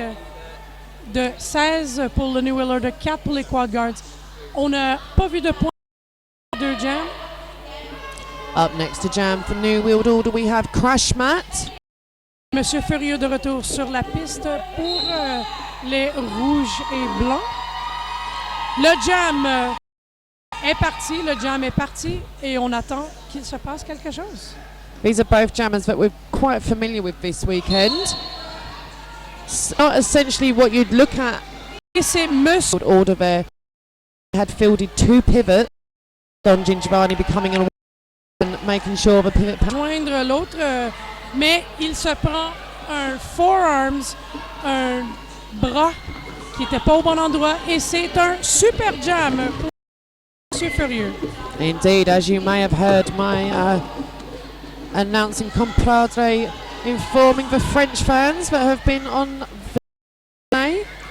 Crash the forearm, so now. Petit coup, mais Milka 5 points dans ce dernier pas.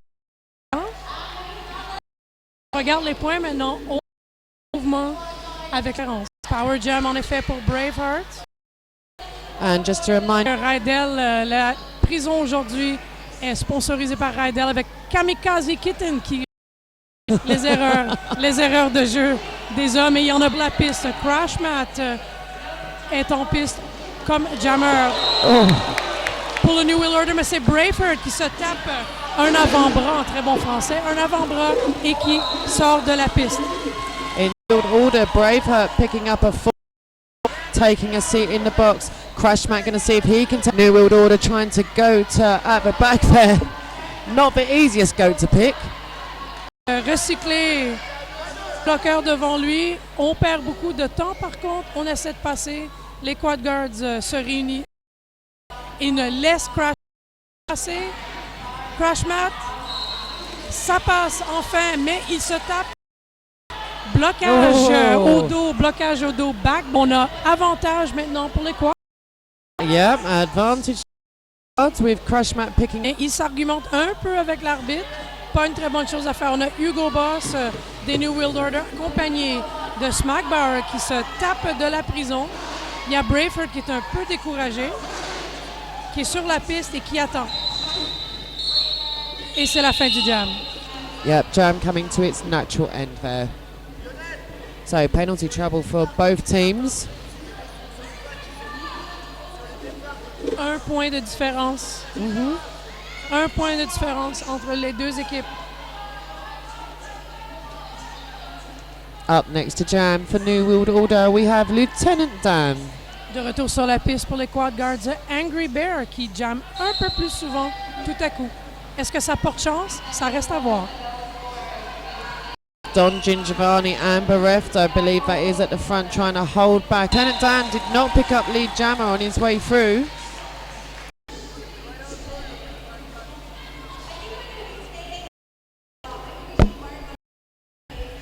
Indeed. Good order, it's Jim Jams. Avec John Travoltige. Mais pas encore sorti. Gonna stop John John Travoltige prend. Fait, moi j'en ai assez. C'est fini, c'est bien. found by 28. So just as the working ever so hard over this weekend. Oui, absolument. Aucun tournoi ne peut faire sans les arbitres, les referees et les NSO, les non-skating officials. On est très content d'avoir des joueurs de partout en Europe pour peupler ce tournoi. Ce tournoi qui est le Men's European Cup. Et si vous voulez nous envoyer un tweet, si vous voulez nous passer Eurocup en tout un mot, ou on utilise le hashtag MEC2015. As Nasty Moves was saying, you can let us know if you're by tweeting us at Men's Euro Cup or using the hashtag MEC. Alors, on attend, on a une petite... Et on vous le répète aussi, on va vous le répéter souvent, si jamais on a une révision d'arbitrage, aussi connue sur le nom de Official Review ou autre, on va vous refiler piste. Et si jamais il y a des trucs très intéressants, on vous promet de vous le dire soit en anglais, 15, un peu moins, 14 minutes de jeu, voilà, 14 et 43 minutes de jeu encore pour la première moitié. Busy today. I had 116 penalties earlier. And in the meantime, we have Lee Jammer scoring pass. I think what we're going to see here is Jammer's looking to Mr. Furio with some lovely backward skating, checking out where Scooby is. Calls for jam. Monsieur Furieux qui rajoute beaucoup de points sur le tableau. 36 pour les Quad Guards, 24 pour le New Wheel Order. C'est pas une très grande différence, mais l'avantage pour l'instant est surtout pour les Quad Guards car la prison, maintenant il y a personne dedans, mais elle était beaucoup pleine de verre. C'était pas une bonne chose. We call it the prison in French. The prison. La prison. And it's Lee. C'est fait pour New Wheel Order, les monsieur en vert et Angry Bear qui a beaucoup de difficultés là devant. Almost looking like he's done, but a full up by Gaz. Going to the box. Oui, Crash Mat with 36 points. New World Order 27, so still not just over 12 minutes in this first half. We are going to see Lieutenant Dan for New. Pas très plein à chaque fois. Indeed. Le leader. Very quick call off. On a un jeu. Yep, Quad Cards just taking the team time out now. Skates up on the wall there. Fifth block of skates sponsored out. Et oui, sans les sponsors, pas de tour. On a de la chance ce week-end. Comme vous pouvez les rejoindre par John Travoltige, qui fait beaucoup de pirouettes. Ça l'avantage beaucoup pour l'instant. Mais qui va se premier est toujours la question. John Travoltige just stepping around the front of Lieutenant Dan, but now Lieutenant Dan fast approaching the front. John Travoltige really hung up on a wall of green there. Some lovely teamwork from New World Order, but Lieutenant Dan gets Cycled all the way to the back. We're still not past turn 1. Quel beau recyclage en effet des quad guards. Lieutenant Dam qui prend un recyclé encore une fois, mais ça coûte à des gros bains des bois de quad guards. Mais le lead enfin établi par Lieutenant Dam. Lieutenant Dan now coming round on a scoring pass. Some big hits on John Travoltish. Still hung up on that wall, but when you consider that you've got ref, Hugo Boss, Don Gingiovanni, and I can't see who the fourth player is. I think Lieutenant Dan taking a seat in the box. John not able to capitalise. He's still on his... En effet, un cutting de multiplayer en bon anglais. Smack Bauer retient le jammer des quad guards vraiment, vraiment longtemps. C'est super beau à voir. Mais Big Jim, ça passe avec ce qui a eu lieu, un Star Pass, un étoile. Yeah, a Grand Slam. And, il s'en est passé de toutes les couleurs de ce côté. Pour le New Wheel Order et 0 point pour les quad guards. On a I apologise, nasty. Now direction of gameplay. C'est Monsieur Furieux. So quick back. He's already coming. Oh, Monsieur Furieux qui est un peu furieux, qui donne des coups. Mais il décide non, je passe pas et je... Mais 38. Ils ont 40 points pour l'instant, 2 points différents. Just 2 points in it now. New World Order on 38, Quad Guards on 40.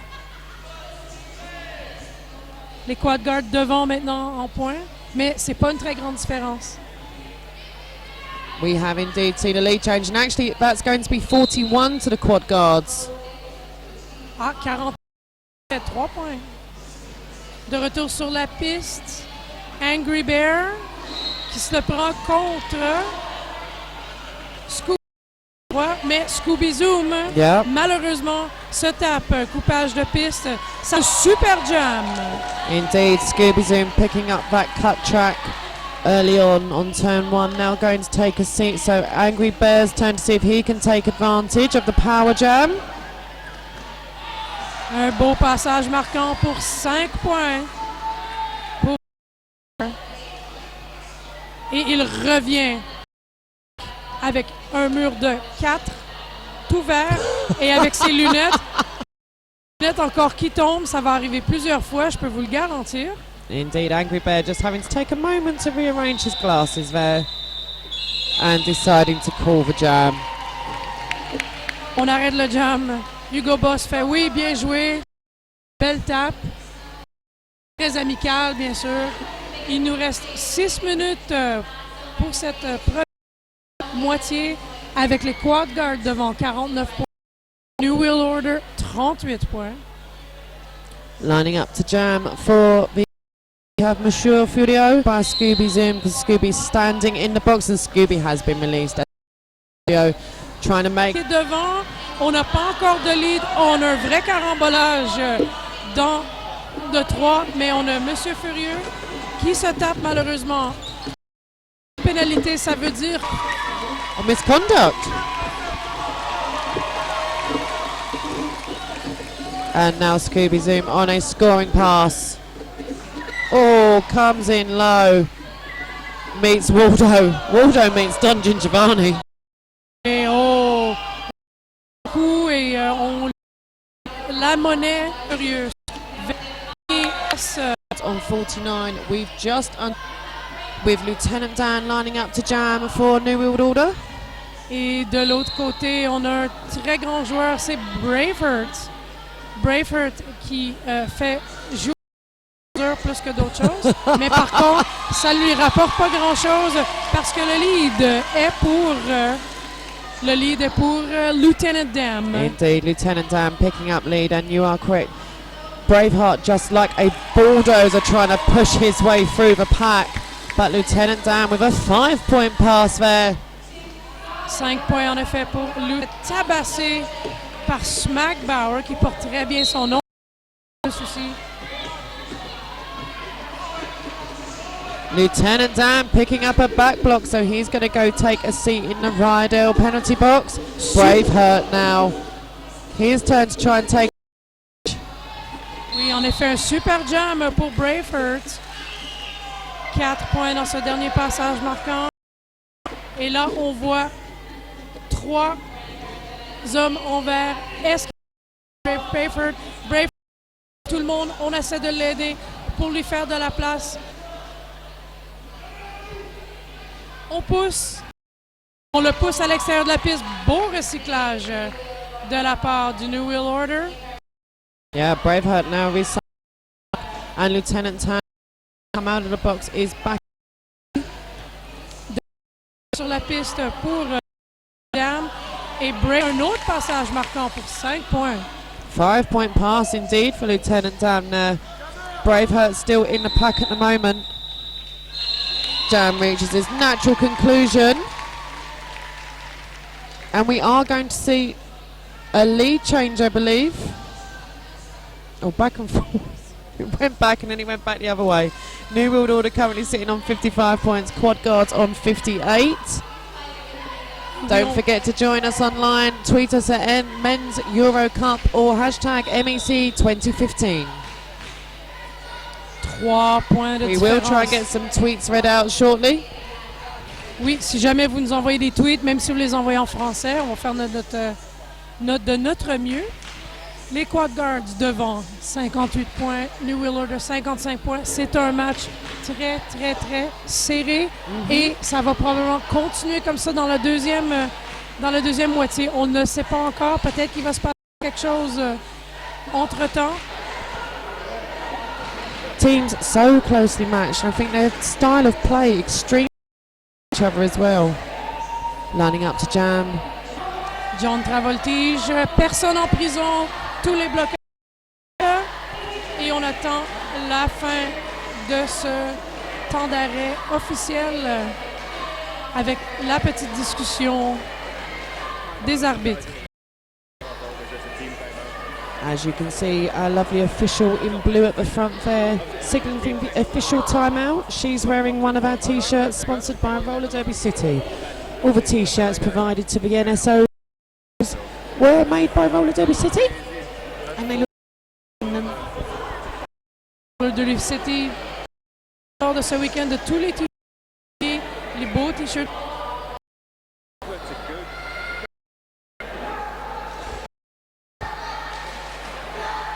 Et en effet, en morceau un peu plus long. Ah! Quickly, Alien Owl picked up a miss. Power jam to Franchement, de retour sur la piste. En effet, ne prends pas peur des bloqueurs. Et arbitrage de Quad Guards asking for an official review. As soon as we know what that's about, we'll let you know. And don't forget countries, and you can see some of them in action at the Four Nations. Four Nations is being held on the 27th and 28th of November in Birmingham. You're going to see Team England, Team Wales, Team France and Team Scotland, all the national men's squad, on 2 days of immense roller derby action. You can search Four Nations on Facebook for more details. On peut vous rappeler aussi qu'il y a beaucoup de gens qui jouent ce week-end, qui ont joué ce week-end pour la Fury a déjà joué pour la Team France de l'Angleterre. Mais entre les deux équipes françaises qui sont ici ce week-end, on a vu la Panam Squad juste avant. On a beaucoup de gens de la Team France et c'est un peu la même chose pour les Quad Guards. Le temps de vous chercher cette information. Slash Gordon, le rôtisseur, Waldo bien sûr, Monsieur Furieux. On a même Angry Bear, Gros des Bois, John Travoltige et Hasselhoff. Tous des gens qui roulent avec la Team France. Quite a few skaters representing Team France's training team there. So hopefully we'll be back underway soon. Hope you've enjoyed all the action this weekend. Technical crew who have helped us keep it this weekend. The easiest of tasks for into the Met Raffle. You help be lots of goodies going in from all the vendors over the weekend with YouTube and such. You're still going to have voir le résultat de cela un peu plus tard lorsque le tournoi est fini, lorsqu'on aura choisi le meilleur bloqueur, le meilleur jammer et les MVP, sponsorisés encore une fois par Queens of the Sinbin, une compagnie qui nous vient de Cardiff, au Pays de Galles. And as you can probably hear now, the French fans getting behind the quad guards. I do believe the French fans have been some of the loudest. Bonjour Régionique de Toulouse, on est très content que tu regardes, vous regardez. J'espère que tu n'es pas toute seule ou vous n'êtes pas toute seule à regarder les quad guards. Et on vous parle en français pour être sûr que vous restez des nôtres, mais en même temps, le jeu des quad guards vaut absolument la peine de regarder jusqu'à la fin. Et on vous rappelle également aussi que les quad guards et le New World Order se battent première place dans ce tournoi. Cheer Rolling Thunder taking on Swaz. I imagine that that's going to be quite a physical game. Back there. Un jeu physique, beaucoup de pénalités, beaucoup de voyages en prison, mais Holy Sheet is predicting that Lincolnshire Rolling Thunder versus Swaz is going to be completely clean, and everyone's going to play very nicely and have a cuddle at the end and go home for a cup of tea. Is that right? Nice cup of tea. De la deuxième journée de la le Men's Cup 2000 à Calgary en 2016 pour the Men's Roller Derby. And are you planning to go? So we're still waiting to find out the decision. On attend, on peut chanter. Do you realize I we're don't using think karaoke anybody wants to hear. microphones? It may be using karaoke, not me. Karaoke.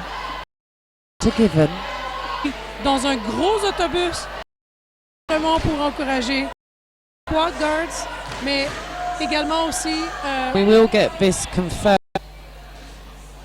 I don't think playing any more in this game today. We'll find out what that was about later and try to let you know. In the meantime, the action is back in order. We have Scooby Zoom. Scooby Zoom ramasse un bloc et il se tape le. Our driver, Scooby Zoom, takes a seat. Entre-temps, Monsieur. And coming to the end, which is going to be the final jam in this first half. Was back on play, Monsieur Furio trying to get round Alien Albert. Scooby Zoom takes a tumble, but Monsieur Furio comes out with, I do believe that's 5 points there. C'est beaucoup de points, c'est 4 points pour ce dernier passage marquant, mais peu qui s'amuse avec Scooby, qui rigole. What she said.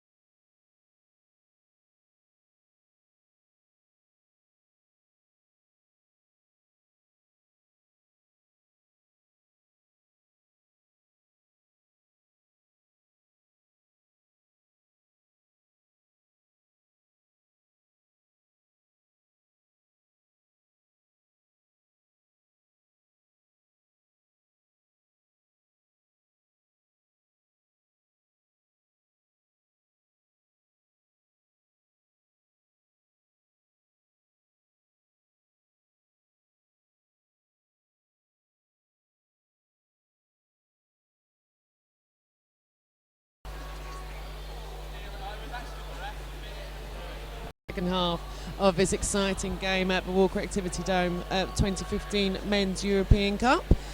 If you missed the first... Hey, Mother Mercy, thank you very much. Je vais continuer à faire de mon mieux en français pour pas seulement les gens de Toulouse qui nous écoutent, mais tous les gens qui nous envoyent des tweets en disant « Ouais, c'est bien que vous faites ça en français. » Alors, we're going to continue some of this coverage in French. So, we're a bit into... Oh yeah, across the pond. If I say across the pond in Amsterdam, I mean the United States. It means La France. La France. Across the... Got that. And lining up to jam for New World Order. I do believe for the first time in this game today, we're going to see Bereft wearing the jammer panty. Et pour la première fois sur la piste, comme ma coéquipière me dit Bereft, mais Monsieur Furieux de retour, il se donne la main. From this weekend, we've seen Bereft wearing. And we are underway with Jam 1. Monsieur Furieux derrière. Mais oh, la pirouette, le tour, et c'est le lead pour les Quad Guards. Some lovely footwork from Mr. Furio there. Bereft not able to break through in his initial pass as yet. Monsieur Furio already getting the wall of green. Pour une pénalité d'avant-bras dans la prison. Indeed, Leratossier picking up a forearms penalty, takes in a seat in the box. Now lining up to jam for New World Order, that will be Scooby Zoom. Et de retour, prise John de Power Jam. La différence de points pour l'instant est quand même grande si on peut donner, mais les points restent très semblables. Et c'est le lead pour The New World Order, Scooby Zoom. And we're seeing Maddie Dreads and also one of the Conjun Giovanni and Slabsy Nesbitt. New World Order now starting with the advantage. It's going to be Lieutenant Dan lining up for them. Lieutenant Dan. Indeed, official timeout is called. On a eu beaucoup de discussions. Première partie, on est que ça ne se passe pas trop. Ça passe quelque chose du côté des Quad Guards. Oh, a lovely little step over the apex there from Lieutenant Dan. And he is, the power jump's going to be coming very shortly because John Travoltish is now back. Pour les Quad Guards et 2 points pour le New World Order. 7 en tout. 8 points picked. 1 points picked up by... Encore pendant qu'il jam. See if he can... Angry Bear 2. Bereft derrière. Oh, et c'est Angry Bear pour le lead. L'ours fâché. Blockers there. Bereft has made his way through on his initial pass. Passage marquant maintenant pour Angry Bear qui se fait donner. Order up to 69. Still in the lead with points. Les Quad Guards toujours devant Quad Guards. Now Quad Guards were extremely skaters on track there, and the whistle started. Oh, and a big takedown on the apex there. Out, but he looks okay, returning to his bench. See it carry on. Entre-temps, on va également s'occuper de Lieutenant Dan qui a mangé tout un coup sur le plancher. Mais qui très important, la sécurité avant tout. And now the officials going to discuss what raised. And we do have a message from our production team, which has been Holy Sheet. Holy Sheet here at the Men's European Cup. Le travail et l'apéro après. Drink for work first, drink. Seed. That's what we always go by. It's called l'apéro. So sur la piste, Bereft s'apprête à jammer contre John Travoltish avec la fin très bientôt de révision d'arbitrage. Yeah, we'll find out what. And off we go, John, for New World Order. Bereft qui jamme un peu plus cette fois-ci. Mais c'est un John Travoltish très content qui se tape le lead pour les Quad Guards. voltige que donne Ginger. Il ne prend... Alors, au total, avec 24 minutes de jeu pour les Quad Guards, le New World Order toujours derrière avec 69 points. To let you know, whistle, so no call was made. Hugo Bott en prison. Et le temps de vous raconter l'histoire. Angry Bear, le jammer des Quad Guards en prison. Alors, c'est un 5 beau gros points pour Scooby Zoom. Tout seul sur la piste. Par contre, on va avoir un retour en piste très rapide. All the games today with offense. Maybe once or twice we've seen a passive play, but generally it's really fast packs moving all the time. No more slow derby. In it at the moment. New World Order sitting on 86, Quad Guards on 91. Penalty box a little bit cleaner, and don't forget our penalty box is sponsored by Rydell. Unmatched quality, unmatched performance. Lieutenant Dam et Monsieur Furieux qui font du ballet, de la danse autour de l'un l'autre. It was a beautiful dance. It was. Un pas de deux. No, not at all. I'm kidding. Monsieur Furieux, recyclé par les Verts. Quel beau jeu de mots de ma part. Gazuka en prison du côté de... Toujours de savoir qui va être le lead dans ce jam. Yeah, Mr. Furio went for the big apex jump, but couldn't stay in bounds. Still no lead jump. Oh, and a big takedown by Don Gingiovanni on Monsieur Furio. Oui, là, et on n'a pas eu de lead. Jam called off on you.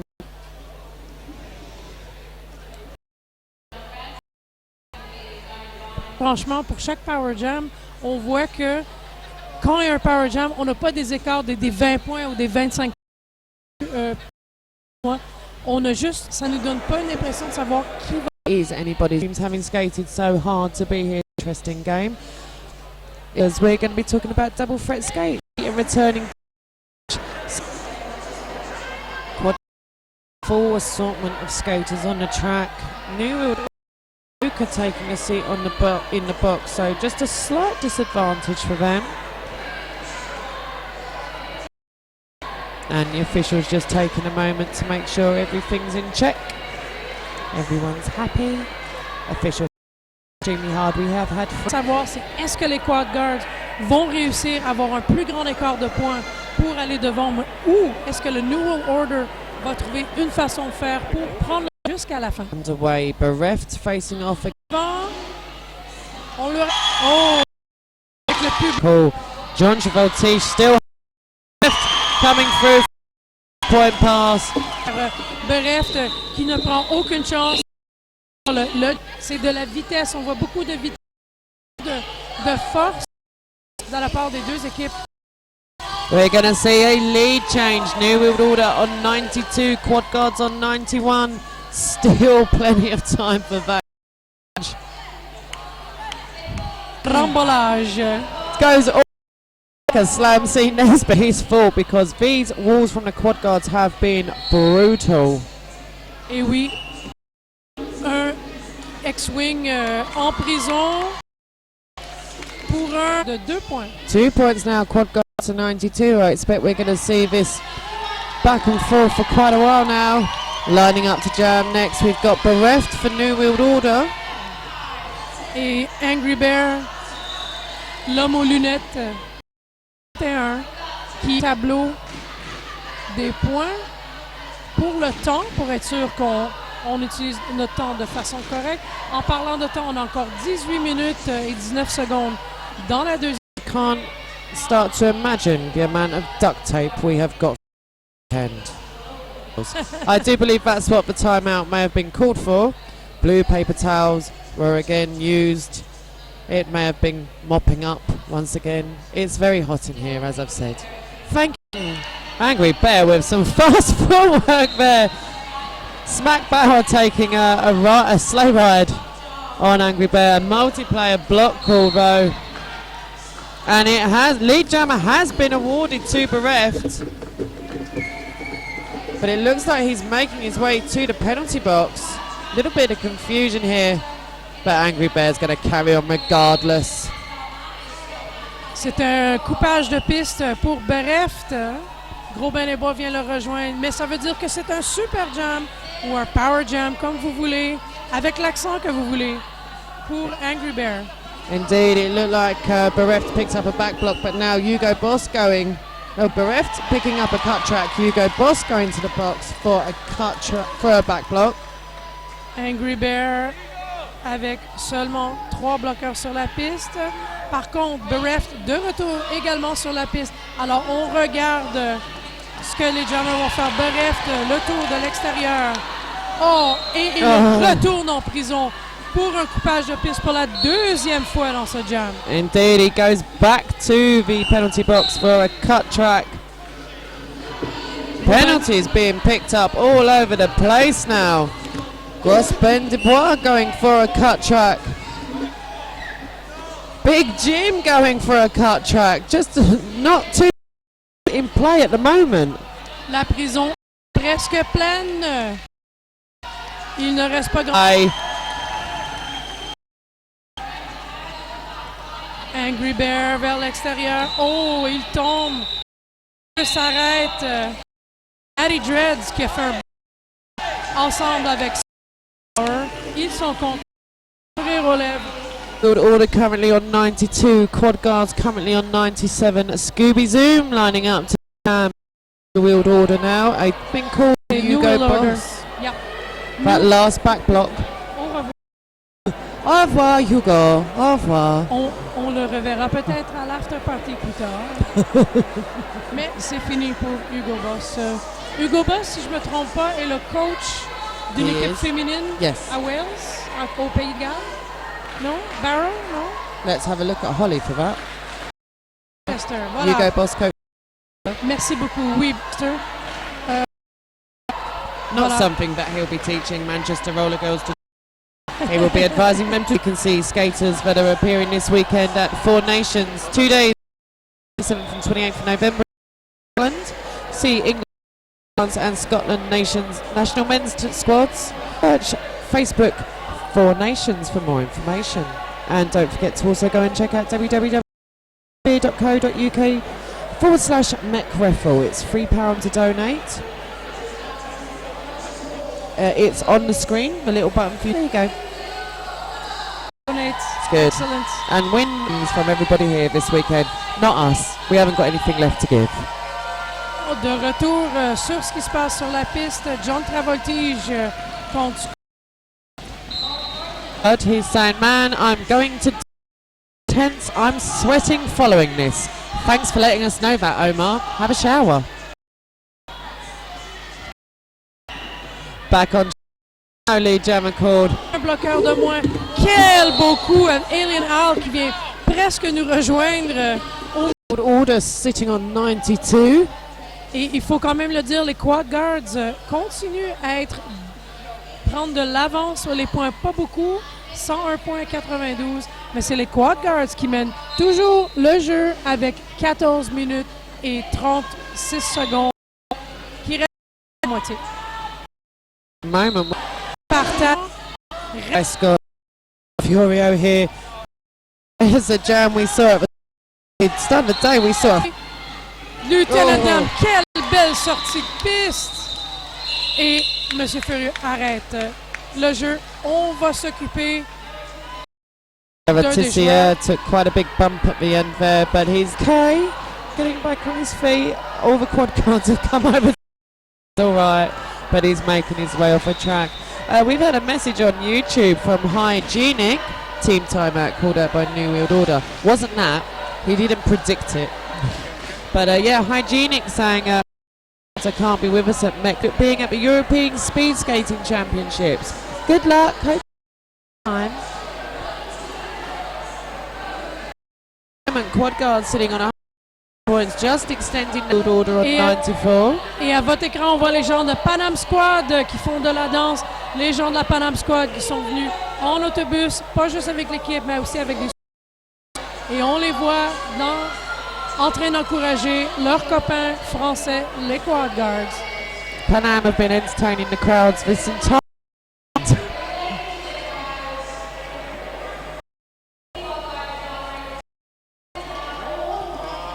Et on a un arrêt de jeu demandé là pour le New World Order. Le temps de se remettre en piste. Et voilà, on siffle, on a Angry Bear et son équipe contre 2. Angry Bear.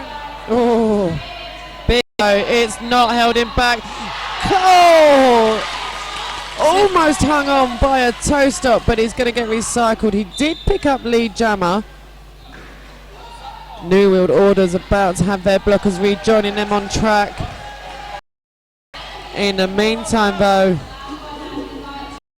Tyne and Dan takes a turn in the box. Oh, big takedown there.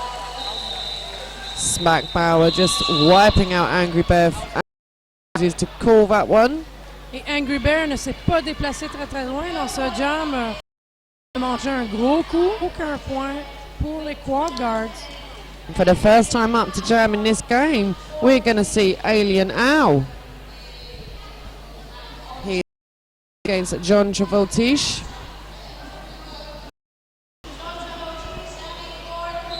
Oh, quick little John Travoltish going for the outside, denied by Don Ginger. Now trying to push up, but oh, it is lead jammer to John Travoltish. John Travoltish qui vole sur la piste. Par contre, les gens sont très intéressés. Picking up 2 points there. I do believe that they're requesting on track. We've had a little bit of an issue with the floor. Obviously, as we've mentioned before, it's quite hot and it's quite sweaty in here. Many bodies hitting the floor. We are having to make sure safety, but there's no residue left on the track. En effet, oui, on nettoie un peu la piste parce que il y a beaucoup de sueur carrément sur la piste. Et il faut être sûr que les gens ne tombent pas. De cette façon, on tombe en recevant des coups ou en donnant des coups de patin pas au bon endroit, mais on fait du ménage. On regarde maintenant le public qui est quand même assez plein. On a des gens qui prennent pour Manchester, le New World Order. Et voilà, de retour pour les supporters des Quad Guards, notamment les gens de la Panam Squad qui sont venus encourager tout ce qui est français sur la piste. Lining up to jam next for New World Order, it's Scooby Zoom. Monsieur Furieux, numéro 13, avec l'étoile pour les Quad Guards. Avec son talent, il arrive très rapidement derrière. Oh, Lieutenant Dam ne laisse pas passer. Yeah, Lieutenant Dam with a lovely takedown there, showing Monsieur Furieux is back. But New World Order really need to get these penalties in order. We have had a star pass. Oh no, a fake stash. We had a little stash. We've seen that quite a lot this weekend. And saying New World Order really needing to get control of these penalties now. Already with 2 skaters fouling out. Don Giovanni has now fouled out. Hugo Boss on, still over left. Good see minutes. On fait encore un peu de ménage. I'm sure you know what the word ménage means, but in a different context. Clean up. Track. That's exactly what. Bereft jamming for New World Order. Oui, Bereft de retour encore une fois sur la piste, mais tout seul avec un power jam car John Travoltige se met en prison. Il est rejoint aussi par un de ses coéquipiers, Tordu Ninja, qui est également rejoint par Alien Owl qui va maintenant sortir de piste. Mais on jette un coup d'œil sur la prison. Entre-temps, Bereft. Indeed, Alien now taking a seat in the box. Bereft coming through for a 5-point pass. New World Order really going to have to. Compagnie lui font de la place. Numéro 100. 12 points there. And yet, Alien now has fouled out. Alors, ça fait beaucoup de fallout de sortie de jeu pour le New World Order. C'est pas une très bonne chose. Avantage toujours, par contre, pour les Quad Guards. Avec 129 points contre 108. Un petit plus et on a encore mis de jeu. On a Smack Bauer. Sorti c'est du... 0 to New World Order, 2 points to Quad Guards in that jam. And up next we're going to see a slightly tired looking Bereft. Help his wall out there. Quad Guards blockers getting so low and really sitting on Bereft. Daylight and picks up lead jammer. Mais on attend le retour de Bereft. 4 bloqueurs devant lui. Et au début, Quad Guards 131 points. 22 points de différence. 22 points. Un arrêt de jeu demandé de la part des New World Order. Petite discussion. New World Order having a little chat. We had a nice time. But that's what they're saying. Can we stay here? Only water. It's been a really exciting game to watch. Interesting this compared to last year. Last year we had quite a few, I believe they're technically referred to as blowouts. But games have been a lot closer. Il y a eu beaucoup de parties qu'on a vues où les points n'étaient pas d'une grande différence entre les deux équipes. Par contre, les 6 minutes de jeu et les toujours devant, mais peut-être que le John Travoltige en plein milieu comme si de rien n'était pour le lead les Quad Guards. Indeed, I think Scooby Zoom was a little too eager off the bat and that may have thrown him because John Travoltige literally jumped through the middle of the walls there. And now through on a scoring pass, Scooby Zoom still on. Scooby Zoom is out. There's like a TGV going Travoltige qui arrête le jeu. Lining up to jam next for New World Order, Bereft.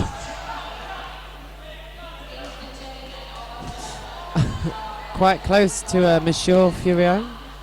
Oui, Bereft qui rigole beaucoup sur la piste, connaît bien Monsieur Furieux. Si je ne m'abuse, Monsieur Furieux cherche à suivre Bereft à travers le pack. Non, il change d'idée. L'intérieur. Et c'est le lead pour un furieux Monsieur Furieux. A beautiful Monsieur Furieux. Bereft through in his, as we've said, Monsieur Furieux scoring points indeed.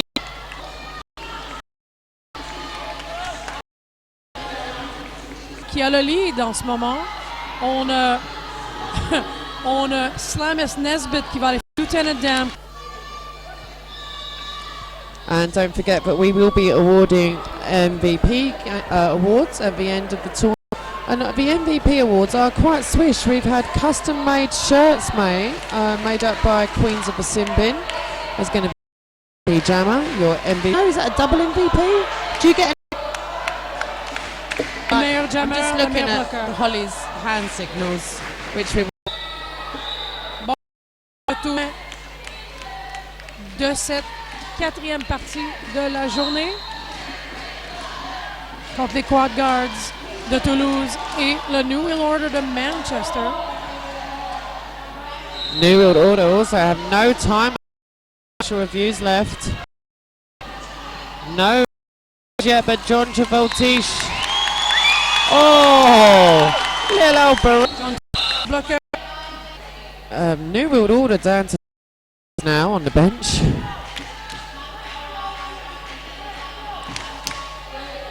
Les joueurs sont un peu essoufflés aussi. Ils ont joué déjà beaucoup les deux équipes, mais seulement pour la 5e et la 6e place de ce tournoi.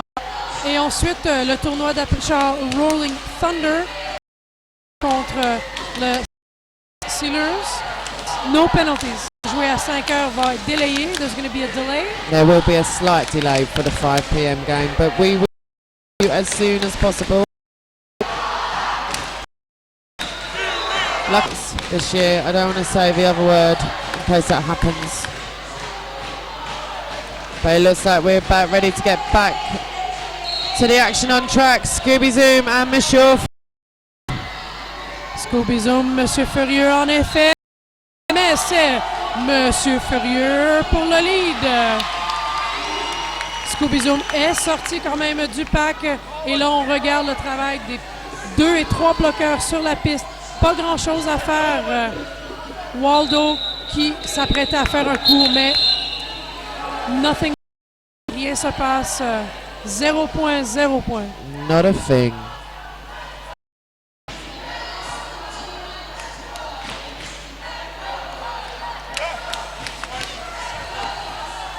The ref just signaling there. Et on entend un peu le public derrière nous qui hurle pour les deux équipes. On va chacune les supporters de Manchester, les supporters de Got so much support here today for all the skaters that have been playing over the weekend. Back on track, Bereft lining up to jam against Angry Bear. Qui a du boulot à faire. Il a réussi à recycler Angry Bear lui-même. Les deux jammers se prennent l'un contre l'autre. Angry Bear passe devant et c'est pour vrai le lead pour les. He's very happy with getting lead. Bereft still hung up at the back as Angry Bear is now on a score. Angry Bear devant dans son passage marquant, un peu de pirouette et c'est parfait, on passe. Mais Bereft est juste à côté de lui qui vient de finir son passage initial. Quelle sortie de la part de Bereft. Même 5 points pour Angry Bear. Angry Bear going for a little bit of a hit on, but didn't come off there better.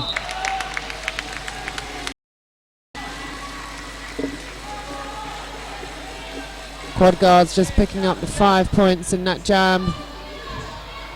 144 points pour les Quad Guards, 112 depuis pour le New. It was very exciting. So we're just unofficial final score at the moment. New Wheel Order taking 6th place with 112 points, but coming in 5th we have the Quad Guards with 144 points. Close fought game the whole way through. At the end of the day, really think it came down to penalties. Et oui, les pénalités ont fait vraiment une très grande différence des deux côtés. Le New Wheel Order en a eu beaucoup avec 4 fall-out, si je ne me trompe pas en plus. 4-5 au grand complet. Les Quad Guards ont pris l'avantage au début et ont réussi à la garder toute la partie. Le score final officiel, Quad Guards 144, New Wheel Order 112. Bien joué pour les deux équipes. We're going to be taking a break very shortly, but don't forget there's still plenty of action up to come. Just after 5 we have South Wales Silures against Lincolnshire Rolling Thunder to decide 4th and 3rd place, and after that we're going to have our final game of the day, the grand final. We're going to have the mighty Southern Discomfort playing against the home team Tyne and Fear. Tyne and Fear, the only team to have beaten Southern Discomfort this year in British Champs, so it's going to be I think they call it a slobber knocker. I've heard that term. Whatever it is, don't forget you can join us here at the Walker Dome. Hashtag MEC 2015. I've been Mother Mercy. And I've been Nasty Moves. C'était moi Nasty Moves avec Mother Mercy. Avec beaucoup de points. We'll catch you all later.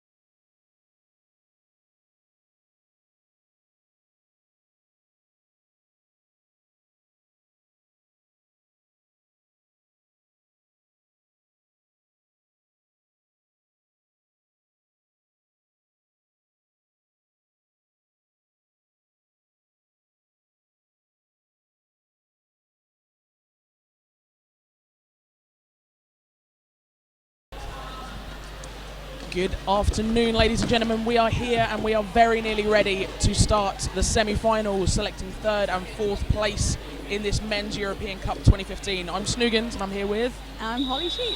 And we're very much looking forward to getting this underway. At the moment, we've got South Wales Silures warming up on the track. Lincolnshire Rolling Thunder are already done and we are mere minutes away. Yes, indeed. As we're now going into the third place playoff, we are actually going to have not so much a skate out, but the skaters will be lined up for the rosters to be announced. So do bear with us and we will take you through the rosters whilst the skaters are lined up by the side of the track. Absolutely. This is a matchup that we have seen earlier on in this year in the British Championships, the British Champs Games. Lincolnshire Rolling Thunder taking the loss against South Wales Silures previously. Okay, and of course, first up we're going to have a Lincolnshire Rolling Thunder. We've got 0-0 is Giggity, 007 is Tomahawk, 114 Rip Snorter, 13 is Fen Ickety, 17 is Benno, 21 is Toots, 24-7 is Eve Zorami, 3 is Sully, 308 is Pistol, 4 Marv, 43 Juster, 55 Holy Smit, 60 is Geriatric, and 7 is Johnston. And they will be playing in purple today in this third, fourth place playoff. And playing against them in the grey, we have the South Wales Silures. I'll take you through their roster now. We've got number 1, Cool Jam Luke. Number 1337, Matt Lovin. Number 15, Easton Blocker. Number 19, Farron Samadi. Number 254, The Machinist. Number 2828, Finch of Fury. Number 33, Elderly. Number 10, Twilly. And as we jump back to our view of the track, they are just getting their names cheered out for them. We can fully expect the audience, the crowd noise to be quite loud in this game. We've got a lot of support from the Lincoln team and from the Wales team. So I fully expect us having to talk quite heavily, quite loudly, or giving pauses so we can save our voices. Absolutely. The crowds, no doubt that you've heard on the feed throughout today, have been absolutely insane. They're really getting behind the teams that are playing. The support that we've seen for Panam and Quad Guards from their own fans and the others alike has been brilliant. Everyone really getting behind NWO in that last game. And it's just beautiful to see the crowd getting so involved. Yeah, it's been a beautiful atmosphere at the Walker Dome all weekend for the Men's European Cup 2015. Of course, we're very grateful to be here, and we would like to say a big thank you to Tyne and Fear and the Newcastle Roller Girls for hosting the event. And we've got plenty of other people who've helped put this event on this weekend. All of the officials and volunteers, a huge thank you. All of the skaters who've travelled quite a distance to take part. And all of the audience and you guys watching at home, thank you very much. If you do wish to donate to assist with the feed being produced and given to you, please go to www.tyneandfear.co.uk/mech-raffle. It's on the screen just there, that side. So have a look, please get on there, throw some pennies our way, and we'll keep this stream coming towards you. And don't forget, folks, it's not just you guys watching right now. If you're watching the feed back before the end of July, you're entitled to enter that raffle donation prizes. Jumping into the action, we've got number 3, Sully, on the jam line for Lincolnshire Rolling Thunder. He's pushing up against that front grey wall of South Wales Silures. And indeed, he breaks for lead jammer, and he will have a power jam as well. What a way to get started. I do believe that was the Machinist 254 for South Wales Silures picking up that penalty. Sully with a skip and a jump along the straightaway, picking up a Grand Slam pass, managing to get himself past Clark and Neil Halado. This is a very strong start for the Thunder Ducks, who have, as I said, come into this game against Sus. Sully quite happy with that pass, giving a little bit of a "you can't see me" voting this weekend. No showboating. Sully coming and getting initial pass. Now I have already lost my bet that there would be no penalties in this. Really? You put money on that? No, not loving this. Looks like they're playing On the jam line between 007 Tomahawk. Is number 36 Ben Twilley for SWS. And don't forget, folks, if you something that sounds a little bit like Beautiful hit to the inside by Matt Lovin, recycling Tomahawk down almost back towards that jam line, and he's slowing him down alongside with Clark. But that look trick has also taken Ben. There go the pistols to the crowd. There go the pistols. Ben trying to make his way there, toots his shoulder, not knocking him out, but actually times this weekend where the accidental. But Tomahawk picking up 3 points there and managing to shut that jam down before Ben Twilley made his way to the pan in favour of LRT right now. And we've been informed by, when you hear the crowd was sousing, they were kissing. Is that like a wee kiss? Is that like a peck? Yeah, a little peck. Yeah. So not a full-on French kiss for the French we have here. Absolutely. But a little peck going on. Back to the action, we've got number 13, Fennickety Thunder, and he's pushing up against Farron Samedy for South Wales Silures. Farron Samedy picking up a forearm penalty and being sent to the penalty box. Rydell sponsored penalty box there, which leaves Fennickety solo jammer on the track. Very good push out there by Clark. Geriatric tries to stop him from going back, but that looks like it's Madley Wiggins trying to drag him all the way back indeed behind turn number 1. It is indeed some very nice recycling there by Madley Wiggins. Fennickety taking off that helmet cover. Is he going to go for the star pass or the star stash? Stashes have been popular, this massive hit taking Neil Hillardo off there on the outside into the lap of the awaiting crowd. It's quite funny, he was right in front of a photographer. I bet that's one shot you want. There's a low block to I look Neil forward Hillardo. to that shot. Low block to Neil Hillardo, taking it down, Swiss to 3. Lincoln also on 3 as far as somebody comes ploughing in, breaking that wall apart, and Sully recycled back. Oh, that is a cut. Was pulling that penalty on him, and it worked perfectly for Madley Wiggins. So that is now Farron Samedy on track with a little you can't see me of his own as Sully heads to the penalty box.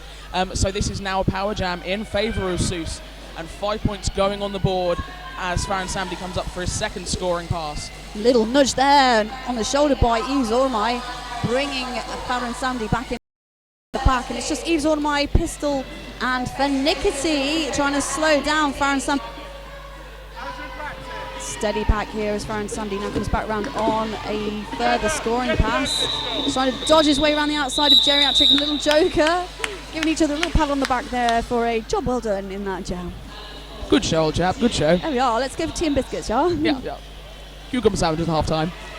It's a 10-point pass for Farron Samedy, which brings us off the 0 and up onto 10 points. Lincolnshire Rolling Thunder held to nothing on that jam, and they're now on 21. Very good point. Not likely to be cucumber sandwiches, probably more like a nice Welsh rarebit.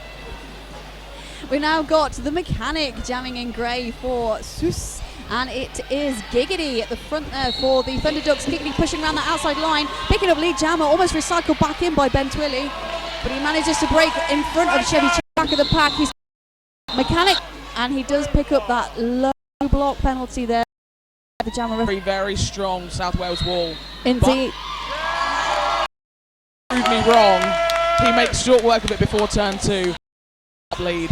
That was 8 breakthrough for lead jammer. There is a reason they call him King Sully. And now he's coming 4 wall. Cool Jam Luke doing a very good job of holding him back. So Sully's now just testing the parameters of that wall.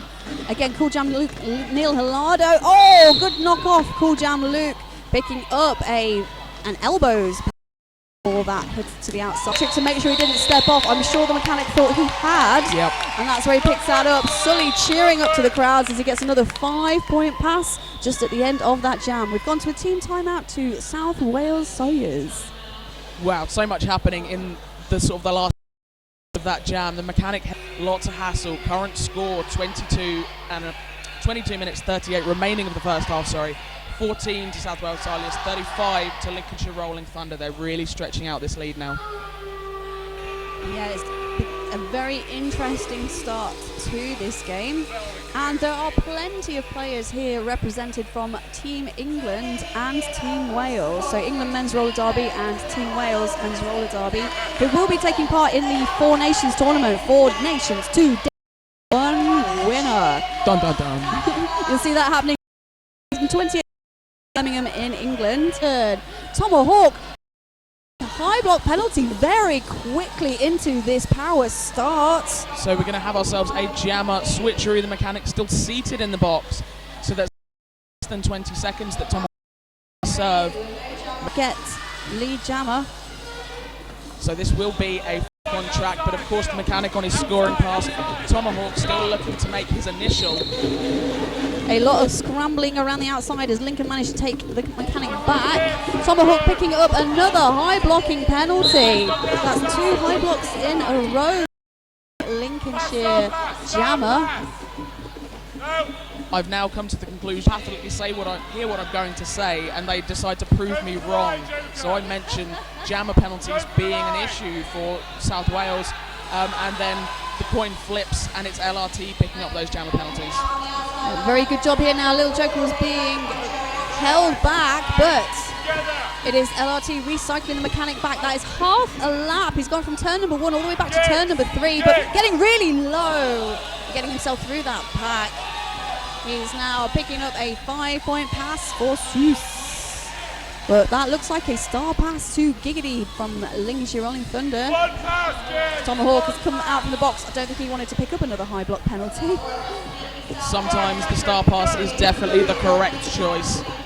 Mechanic being slowed down now by Izormai Geriatric. And as we said, that jam reaching its natural conclusion. Both jammers picking up points on that final pass. So slight change. We've got Seuss now 2 points. LRT still. Real life words. Snook. Oh, King Sully. Well, that is the machine to get his head on the but it's open. Cross. Let Giggity back. He takes a glancing hit there off of Farron Samedy, but neither jammer taken down or out. Farron Samedy just ploughing in and throwing those hands to the hips. 2 points there. You can see our jammer F wants the rock horns, of course, indicating the 2 points. Farron Samedy matching her as he made his way back to his team bench. I'm because not only am I trained to be a referee, Tomahawk machinist darting around on his toe stops on that inside line, picks up lead. Tomahawk. Benno with a huge shoulder to chest there, but shrugging it off to pick up a 4-point pass.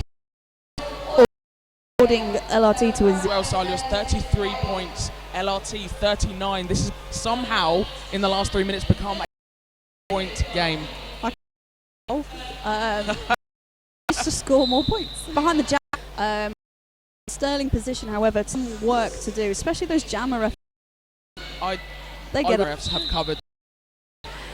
Sully Ben proud of a block that he just did to take off. We almost had ourselves a negative pack. Blockers taking off jammer after jammer after jammer and just getting closer towards us in that direction. You'll have to excuse me, I just had a bout of the watching Sully's face as he was so happy for taking down his own player. Good hitting. Back up on their feet and carry on with the game. Indeed. Reminded there's no friendly fire is allowed. So back on with the action, we have Fen Ikti jamming for LRT. He's been taken off and reset back, but up the front we have South Wales Silures picking up lead status in the form of, that's number 254, the machinist. Fen Ikti a half a lap behind as the machinist now hits in the back of the pack, and I say hits in the back of the pack, I did not mean it that literally, but he does pick up that back blocking penalty, so it's now a power jam to Fen Ikti. This will run against Clark. Matt Lovin and Neil Hillardo, cheeky shoulder hit, gets really trying to get a cut from Fen Ikti. Fen Ikti just keeping his wits about him. Neil Hillardo taken down, but Fen Ikti squeezing his way up through that inside line. Back on the track, throwing those shoulders into the LRT boys and managing to outpace Yves Ormai. Still 35 seconds left of this jam. Both jammers now on scoring passes, and it's just a melee of bodies that they're trying to make their way through right now. Indeed, Matt Lovin just shrugging Fen Ikti off the track. Toots now recycling the machinist back. Machinist also got a big smile on his face. I love that about this game. Yeah. The machinist now darting his way through. Oh, big hit down there onto Giggity, taking him out, but Giggity back up on his feet and slowing him down. Fen Ikti almost down to a standstill here. That's Matt Lovin and Neil Hillardo sandwiching him in, and now they're recycling back around in front of him. Fen Ikti back back up, and it's Neil Hallar sponsor our penalty box. Unmatched quality, unmatched performance, Rydell Skates. This is Tomahawk on the jam line for LRT. He has got the greatest skates on. Close, so to speak. And there he goes, picking up lead jammer status, giving us the while the mechanic tries to edge out the pack there, but he's clipped just off on the outside, all the way back by King Sully. Ripsnorter there trying to provide some offense for Tomahawk. He manages to split apart. Fury now just slowing Tomahawk down as Chevy Chase try and force forward. He's bridging, but not in time, and Ben Twilley picking up that blocking out. Until Madley Wiggins came and broke that up, we had a really interesting forward from Lincolnshire Rolling. And we do still have the Ducks. I'm sure that they really throw in. You'll always see them recycling. In fact, they've got a very similar style to SDRD. Yep. In the fact that you don't see them on their own. No. You never see them on their own. You think you've passed them, and you see them at the back, and then all of a sudden they're right back in front of you once again. But managing to evade them this time round. Giggity Goo on that power start, picking up lead jammer status. Clark heading to the penalty box. So this is going to be 3 blockers on track for Seuss right now. And they were quite spread out as Giggity comes towards the back of the pack, but they do manage to close up. Ben Twilley and Neil Hillardo trying to work in a combined situation to slow down Giggity. Not to the outside, he's now facing up, pushing against. And of course, gets around Benno and manages to dodge that hit by Yves Ormai. Breaking free, and again just piling on the steam. Toots being sent to the penalty box this time. So LRT on a 3, Sus on a 4. Giggity getting his hips right round before he calls off the jam, managing to pick up 2 points. Madley Wiggins and Benno just getting a little bit more closer acquainted at the end of that jam. Not consensual, but no impact upon the game or no misconduct called. So maybe they didn't want to hug, but sometimes a hug happens. We do ask, though, that you try and get consent before you go for hugs. Absolutely. Consensual hugs. We're all for consensual hugs. Fran somebody trying to jump his way through. In fact, he jumped over his own team and picked some lead jammer after bustling his way across that LRT purple wall. And in reply, King Sully's having to throw a lot of shoulder checks in, and he's testing the entire width of that track to try and break free. Pistol and Jerry Attrick unable to hold back Fran Samedy on his next pass. And King Sully picking up a skating out of bounds penalty, blocking out of bounds, penalty, heading to the penalty box. This is now power jam territory for Seuss, who have a little bit of pile up there on turn 3. Indeed, it was what the book taking out his own jammer, Fran Samedy, but Fran Samedy back up on his wheels and now rolling back round. Already picking up 5 points to go to the backup of traffic going anywhere. And somebody now pushing up against that to South Wales Silures, and in that last pass, that's an 18-point jam. Now that's going to help close up that gap that Lincoln just started to run away with. And Ben Twilley, this is his party team quite well, and this guy has been only with, and he's already jamming at top level, and he's proving he's a very effective blocker as well. So really good work here by Finicity, who is wearing the pivot panty in this jam. I've got to give kudos to Yves Ormai there for taking a huge hit from Ben Twilley and actually managing to maintain his footing. Ben shaking his head as he breaks free of the pack. That is his initial pass. And we have already had 3 passes for LRT. And call an official review. Of course, we will give you the information for that once it's being handed over to us. We do, while we've got the opportunity, want to give a shout out to our sponsor, Roller Derby City. They're the official. That was from. Out, it is the LRT supporters whacking away in the crowd. The Ducks have made it everywhere. There's a there's penalty a box duck hiding in the penalty box. This is almost like if you can circle all of the ducks on your feed. Earlier on, we were playing Where's Waldo with the quad guard top of the camera. How did that get up there? Flew. Ducks can know this. Wow, my education. Yeah, the Ducks, LRT have kind of taken over this weekend. I've seen ducks in pints of beer. Yep, they've been the floating ducks. I might accidentally revert to calling What the Book What the Duck. Because I'm not sure he'd be too happy about that being called for the opposition team. Official review is coming. Closure. We will give. It's been fed back by the wonderful alt referee Razor that we've got here. Again, very grateful to the crews, being to you guys and to the house announcers. As the alt referee's been kept busy with all of the innings and out. Yeah, I don't even have anything to add to that. These games have been so busy, and like right now, of this game, he has jammed weekend. A low block to be called because Benno being sent off now. Sorry, Benno picking up a blocking out of play, so we are going to have a jammer switcheroo. Jams with the machinist back on track. Yep, and it was going back to the official review, a low block called on half. And as I say, missed unseen there for a natural grand slam pass. Ben stuck on Chevy Chase, a star pass to Toots. That we have had ourselves a star pass. The star pass is subtle and not always to called on to for Lincolnshire rolling. So a jam to the machinist and who are going to be looking at this gap. They're currently 11 points behind. So fourth should leave it.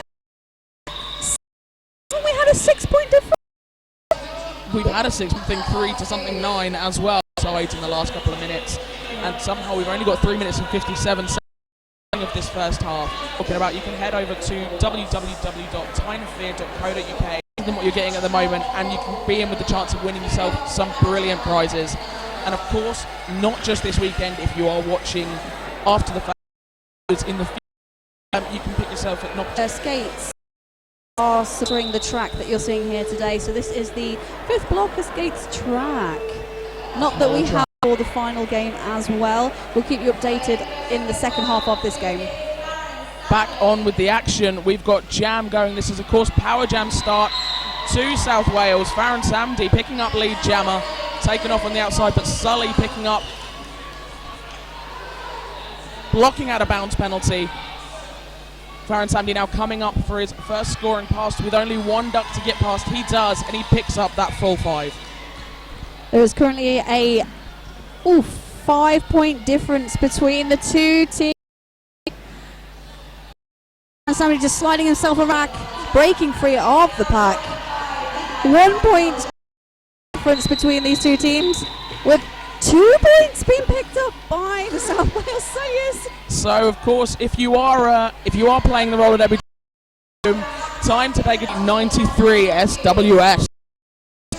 So excited. 3 minutes of this half, and it is Tomahawk on the jammer line against Ben. Ben Twilley doing it in respect for Tomahawk. So it's nice to see them up against each other, and they're both having a pretty tricky time. Some solid defense from both teams. Ben Twilley just managing to get his shoulders down around Giggity, facing up against Geriatric, and he breaks for lead jammer. That was a pretty hefty hit from Geriatric. Ben Twilley recovering very quickly and maintaining it to the front. And he's going to be heading to the penalty box. Tomahawk picking up that cut track penalty. This is now the opportunity with that lead change for South Wales to stretch out this lead. Indeed, and Ben Twilley already stretching it up, and they are just a couple of points shy of the century as he goes into an additional scoring pass. Giggity taken down to the ground as he pushes his way through, and that will be the triple digits for the South Wales Silures. Ding, ding, ding. They are into 103 points.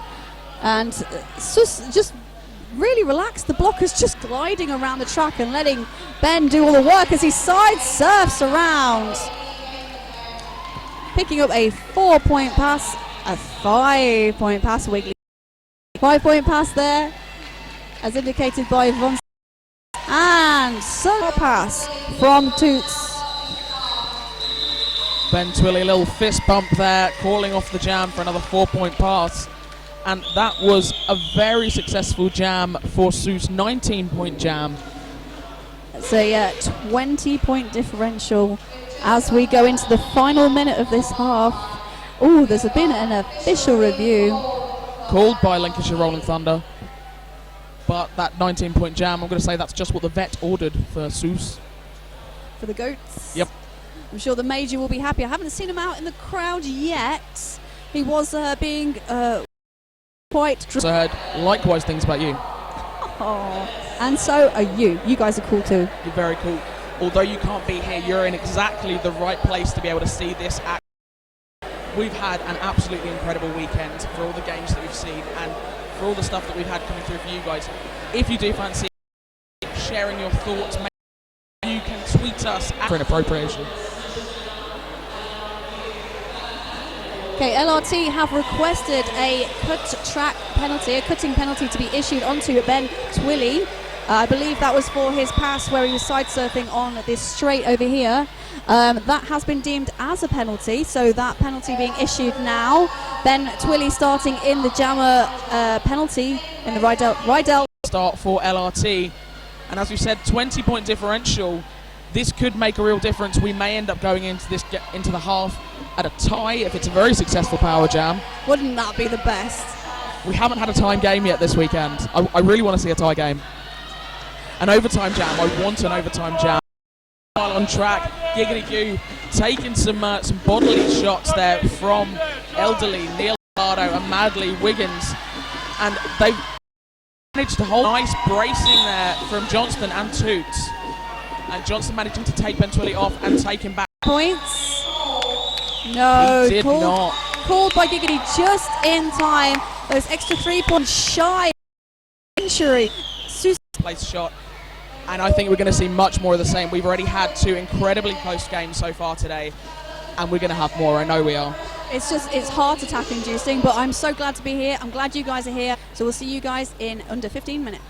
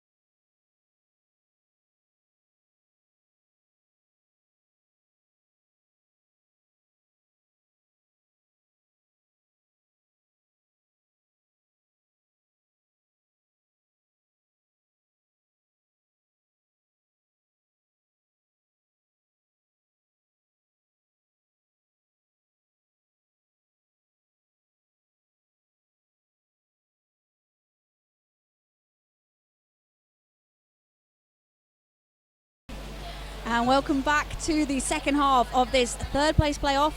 I'm Holly Sheet and I've got the beautiful Snoogans here, just making sure that we are staying very hydrated throughout the weekend. It's not just the skaters' safety that we're looking out for, but it is the volunteers, officials and everybody else taking part. So yes, that's hydration fuel there. Hello there to Sven, who's just showing his face. He's keeping an eye on all of the camera work and the tweets that come through, so please do continue to tweet us at Men's Euro Cup or hashtag MEC 2015, that's 2015.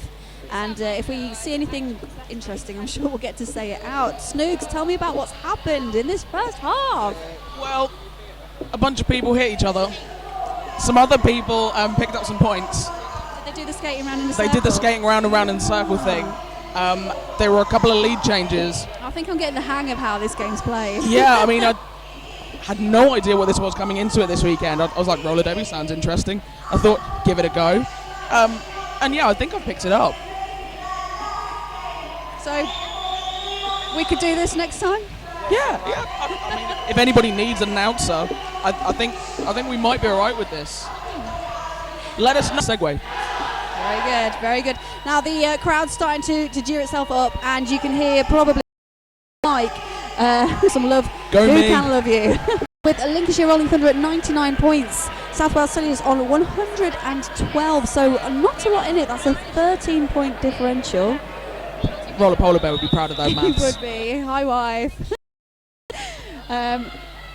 But we have got just one blocker in the Rydell Skates penalty box, and that looks like Clark for Seuss. And Sully maximises on that by picking up lead jammer for the Thunderducks. Farron Samdi taken off on the outside, set back round past the jammer. He now only has the one blocker to get past, but the no pass, no penalty sees him through. Sully now on his scoring past. He's through, he's got 4 points, and he's called it off. Giggity doing a very good job of just holding back Neil Hillardo and Matt Lovin, who just could not even contemplate touching Giggity to get, getting Sully any knocks in there to take him off the track. They were just flabbergasted. Nice use of flabbergasted. Thank you. Nice. I ate a dictionary in the half-time break. I do believe I'll have to add that to my vernacular. Meanwhile, on the jammer line, we've got number 254, Machinist 007. Machinist is your lead jammer right now. Tomahawk duking and jiving, trying to get past those blockers with mixed results, but he is through. Machinist now nearly a lap ahead on a scoring pass. Indeed. Now these jammers, I was just about to say, both of these jammers having a completely different level of jamming, but it is the Machinist who has picked up quite a few penalties as a jammer previously, and again a cutting penalty sends him to the not lead jammer, but is on a Pam. Little joker there trying to keep Clark out. So now the Lincolnshire Thunderducks have a goat. Madly Wiggins has to go back to provide a bridge, and this gives another 5-point pass, and indeed that is Finch of Fury. Oh, it's not, I do apologise. That is it's number 15, Eastern Blocker, picking out that, blocking out of play. Seuss down to 3 blockers. Meanwhile, the Machinist back on track. It was a little fake out jump into the air, but it didn't slow down or move that Lincolnshire wall. Finickety taken down to the ground. Geriatric trying to cover in his space.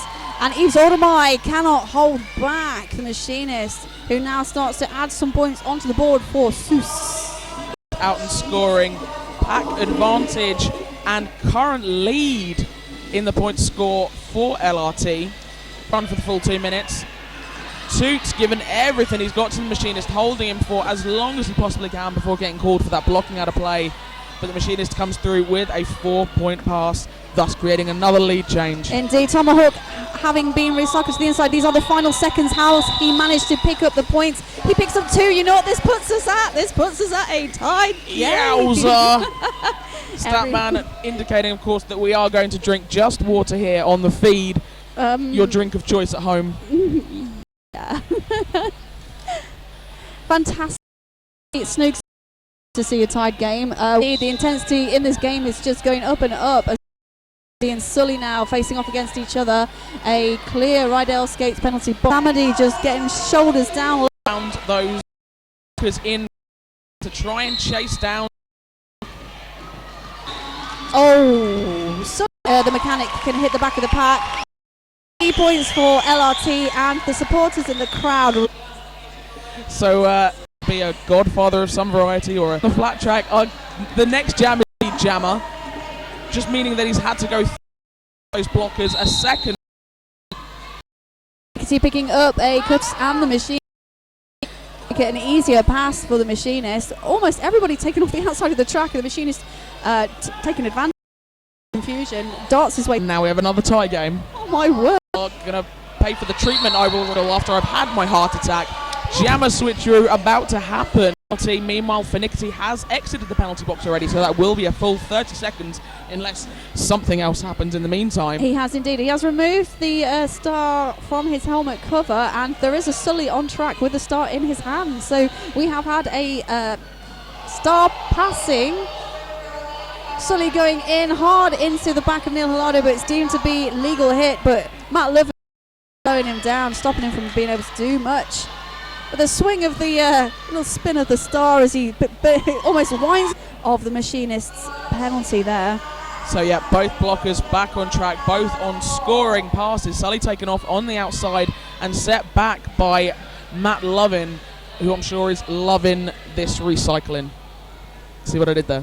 I heard what you did there indeed. But Nixie just managing to run his way through a couple of points, being awarded Seuss Von Slees, who is is just double checking. Oh, you what? Raffle. Drop us a couple of quid. The only goal. Wow. Okay, that is Sully is being given a penalty back block. That's the official review, was the request for a back block did, which means that Sully will start in the penalty box, sponsored by Seuss retain their review, but importantly get to have this start. Absolutely, they've put Farron Samdi up our start. We do have a full bank of blockers, Touchwood's Hall. And it's Higgins, Trick, Giggity and Pistol there, the blocker. Sully not quite managing to make it to the back. Looking off before that jam was... A 15-point jam, a 15-point because they were tied before. They were That's indeed. not just maths, but that's memory as well. We're bringing the whole game here this weekend, people. Eves Ormai and the machinist mechanic. Why do they have to have such similar look remotely similar? Both of them jamming for their respective teams. Be the mechanic picking up lead jammer status, and that's going to be Eves Ormai picking up a cutting penalty. Power jam for the South Wales. Indeed, mechanic trying to. He's quite a solid tomahawk being shunted for. Finch Fury throwing a Giggity, trying to place for his jammer. That is a strong crowd ball from LRT. He's just getting his hips right alongside with Tom. But the mechanic already a 5-point pass, so that's a 20-point differential. 150 points. Just tell me what that says. Looks like the mechanic fired his toe stop into pass. He's just gone to collect it. Turning from the bottom, he's quite small. I think he was trying to sneak through. Breaking free of the pack, the machinist swiftly, and Toots played as a pivot many times. Oh, a glancing hit. Some blocker, just taking a nice steady pace around. Actions going back into the pack. Moving that long question, is it going to be a star stash or a star pass? Meanwhile, Seuss piling on the 5-point passes. Huge scoring jam for the Seuss team. That's 14 points added on there, taking their score. Playing 134-point difference. Through and it's skating. It's on the mech feed. Get to see Seuss run two of my favourite announcers as well. Hashtag Holly Snoogs, big smiley face. Bless you. Thanks, Velocity. Here you had a great game yesterday, and I'm really glad to hear that you're tuning in today to watch the guys taking each other on here. We've got Tomahawk now trying to charge his way through that inside line, being followed through by the Farron Samedi, but it is Tomahawk picking up Lee Jammer, the pistols, pew, pew, pew, going to the audience. As he makes his way around now on a scoring pass. Farron Samedi taken down to the ground. That LRT triple wall, they're really good at those 3 walls that are braced. Indeed, shows his shoulder right down, but he gets called on that with a cutting pushed outside. And I can see a multiplayer penalty is being issued as well to Jerry Atrick. Farron Samedi managed to pick his feet up, and my goodness, rib snorts were taken out for forearms as well. So LRT were taken down to just holy smit. And I'm something along similar lines. To Sus being called. Rip Snorter making his way back onto the track, as he'll have to start on the track at the beginning of the next jam. Looks like he is going to be joined potentially by Giggity Goo. Might be Toots. Yeah, I think one of those might want to be a starry person at some point. They've got him timeout. 2015 MEC tournament. Leagues and not so local leagues that are being represented. It's brilliant to see that a tournament like this is attracting so many different leagues through. If you're watching, help us for events like this to smaller leagues, and indeed streaming it to you here and the archives by going onto that wonderful website there. Other way, Snooks. That's the way. It's www.tyneandfear.co.uk/mech raffle. That's MEC. You can do this if you are future watchers as well as current watchers. Apparently that's my indication of the future. Back on track with the action. Giggity Goo jamming for LRT, and that is the Machinist jamming for Sus, and he has picked up lead. But Giggity Goo, Toots, your only blocker on track right. Giggity just trying to throw his shoulders around. He gets a single point there at the end of that jam. The horns of the duo. We've got quite a big go between the two teams. And I've got to say that Rydell sponsored penalty box has been seeing some action in the last couple of jams, especially from those Thunder Ducks. Beautiful little spin there, but unable to keep on the track. Farron is lead jammer. Tomahawk racing around the outside, and a little jumpy juke. He's not lead jammer. Lead jammer has awarded, and as Tomahawk comes around on a scoring pass, held to a 0 by Eastern Blocker, who was jamming for the first this tournament. I don't think Eastern Blocker has had the start on his head this tournament, so a very good away, and very tactfully calling it before Tomahawk picks up any points for LRT. Scores as they stand. Double donuts all round. Nom nom nom. I'm just hungry now. Yep. Finickety, number 13, is facing up against the Mechanic. LRT down to just 3 blockers, just down to just 3 blockers. So it's become a bit of a pushing game between the two jammers here. There's been several times this weekend, Mechanic picking up lead right there, several times this weekend that I kind of feel like I'm watching the trials for the world's strongest man. Just that pushing against those solid walls. We've had some incredible walls this weekend. You want to almost Photoshop in a bus being dragged behind them. It is a back block penalty that's been issued to the Mechanic, so this now is a power jam for Finickety Rolling Thunder. LRT's wall not moving back so that Finickety isn't recycled miles behind Matt Lovin, but he does have to come back in behind the entire pack. So it looks like, as we've said, Rip Snorter served 2, so that's why he took just longer. The Lincoln Jammer just at the end of that game, end of that jam. The medics have gone over and will be looking into him. We do appreciate you bearing with us while skaters out, and well-being of our skaters, our officials here is absolutely paramount. So that's our main focus for this weekend, and we do really appreciate the medics that we've got on board. But meanwhile, as we've said, if you want to give any shout-outs, if you want to be like Velocity and you want us to talk about you on here, hashtag MEC 2015 or at Men's Euro Cup. We want to talk about you. We want to talk about those people behind us there. Talking about them. That's a Team Scotland t-shirt there. See, people all over the place. UK, many places, and we really do appreciate you guys are, who you skate with, who you support. Looking forward to that. Of course, these two. Indeed. It's gonna be high breaking. Feed on the sly at, and it was. I wish, but I know that it's essential. The structuring throughout the of the teams. Tier 1 teams of teams who are represented here today.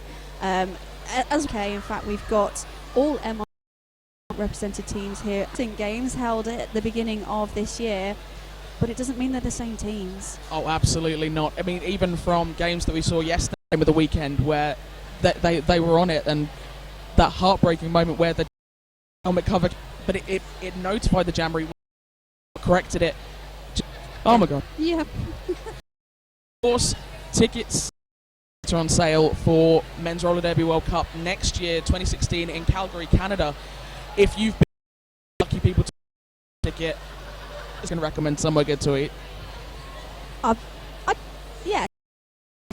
Why don't you send your Twitter and I'll try and answer those with responses if you want to know where to go. Beautiful city, beautiful. Like I said, we've got England, Fairview, England Team England players, roller derby players. We've got Tower of Scotland, who have been displaying their T-shirts proudly in the audience. Very proudly. Over the weekend. Also got Team Ireland, All Ireland Men's Roller Derby. We've also got the Netherlands Rip Snorter himself. Yep. Yep, he's on the Team Netherlands 14 Men's Roller Derby World. And he is on the training squad. He's had a fair amount of representation for Team France from both Panam Squad and Toulouse Quad Guards. It's, I tell you what, for a little weekend in Newcastle. Into the feed earlier, the Quad Guards game was actually bilingual. It was dual language game. The feed was done in English by Mother Mercy and in French by Nasty Moves. So if you have a chance to see that one back when it's archived, if it has already been archived, if you're watching on the archives, do check out the Quad Guards game against they had their game against New World Order. It was New World Order. I won't tell you the scores. I'll hide those scores for you. Ooh. But it will be the 6th and 7th place playoff game that they were playing on the Sunday. So it will be the 6th and 7th place game. Check that one out on the archives. It was a fantastic one to listen to. I'm really, really looking forward to listening to that. I don't speak a lot of French, so it's probably going to be bits and pieces that I'll pick out. But just un petit peu. Un petit peu. Un petit peu. Pamplemousse. That's about the extent of my French. Pineapple. You can't say the P word. Pomme de terre. That's an potato. Yes. Apple of the earth. Yeah. See, we're learning things here, people. We're learning things. Maths and English and French. See, I did go to school, Mum, Dad. I listened in classes and see where I am now. I'm fairly certain I went to school. Fairly certain. A big chunk of my life. And this roller derby has been a huge chunk of my life. I said earlier about picking your nose and picking your family and all that kind of stuff. The roller derby community is nice that we've seen this weekend. We have had a couple of injuries. Requirements for our medics to be nice to see the teams sort of walling up in front of our audience. Lincolnshire Rolling Thunder Ducks doing the flying their injured teammate, medically assisted further. So that is number 13 for Nickety, who is being treated by the medics. We will keep you updated if we on how he's progressing throughout the game and indeed later on in the tournament. Casted scream. Holly Sheep knows who you are. That's fame. Of course, LRT. Say that now that she knows that LRT can't win that title. Absolutely. Playing here in the 3rd and 4th place playoff. So, Tyne and Fear taking the title. And of course, they have won the British Champs Tier 1 men's division this year as being to be. And to be fair, in the games that they played last year, certainly at this tournament, they were well deserving of that title. Absolutely. I mean, SDI, they are, but you can see how hard they train, the breadth of and how well, sort of, such as Boss Bear, who's transferred through the last couple of months, how well he's fitted into that team. And no doubt, if he watches this back, his head is probably going to expand to won't fit in that helmet. gastronomic proportions. I do apologise in advance to his girlfriend Coletta Damage, because he's probably going to go on. Making their way in gain on many teams, the footsteps and fear, making their way a few weeks of nation. So if you head over to either their Facebook, how you can help them get over there, bring back the experience that they can steal American skaters. The experience. If you want to steal some pretty darn good skaters who are going to be over there, but certainly the experience they can bring back is well worth investing in. So even if you can just send over a couple of pounds, don't want to do that because you're like, nah, I'm not sure. Send your money over to this stream you are watching. If you want it to be better in the future, for Tyne and Fear to be able to continue giving streams across to you, please do donate. It is out. So www.tyne.co.uk MEC raffle. Yeah, right. That's perfect. You did the same to me earlier. earlier. It's over that side. I apparently did not have knowledge of my left and right. that way. It's over there, where all the technical stuff happens. This wonderful setup that Tyne and Fear have pulled together, you would certainly be throwing some money towards it. They've put in a lot of time and effort to get this stream running over the weekend. We do appreciate there has been a couple of delays with the sound, but it has been wonderful, and the archives should be beautiful to watch back. Teams are now making their way onto the track just to get themselves warmed up after that delay that we had to have. That delay will push back the final game. So the final game that was due to start at 7 p.m. will be starting slightly later. We'll give you more details as soon as we know when that game is going ahead. But we'll do teams get a little bit before they get back on track. We don't want any further injuries because muscles have had a chance to cool without a proper stretching or a proper cool down. So yeah, let's let these guys do their thing, and we'll do our thing, which is talking lots of words. I think we talk lots of words quite well, if I'm honest. I like doing the words thing. In fact, my team tells me I'm words thing. Yeah, I think I passed on the words thing to my cats. They won't shut up. You might think I'm crazy. I do have it, will not shut up, and I've got no one to blame but myself. Yeah, I won't tell you my thoughts on cats.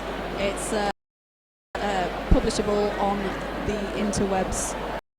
It's being a PG, or if you're watching an American stream. Of course, Holly Sheet's opinions on cats are not representative of the Men's European Cup 2015 or the associated crew. They are her opinions alone. Personal opinion. I won't even start. Don't get me started on unicorns. I've gotten into a lot of trouble by stating my stance on unicorns over many a derby weekend. So just out of frame, our producer Statman has rejoined us. He's had his headset on just at the point we were saying don't talk about unicorns, and he can only imagine how we got onto this. In all fairness, I'm not quite sure. Queens of the Sin Bin, they're sponsoring the MVP award with a custom shirt for the MVP jammer, MVP blocker, and overall MVP. That's they're going to be some nice shirts. They are going to be some nice shirts. They've also been selling, there was limited stock, and I think they've all cry because I don't get paid until tomorrow, but they were also selling the New York Shock Exchange. I know. I think I've missed out on those, but they look brilliant. Seeing them very Sniper Viper found in the Sublimation Queens of the Sin Bin. I did have a picture of that horse with the horn on it, but I'll forgive her that because she's a lovely lass.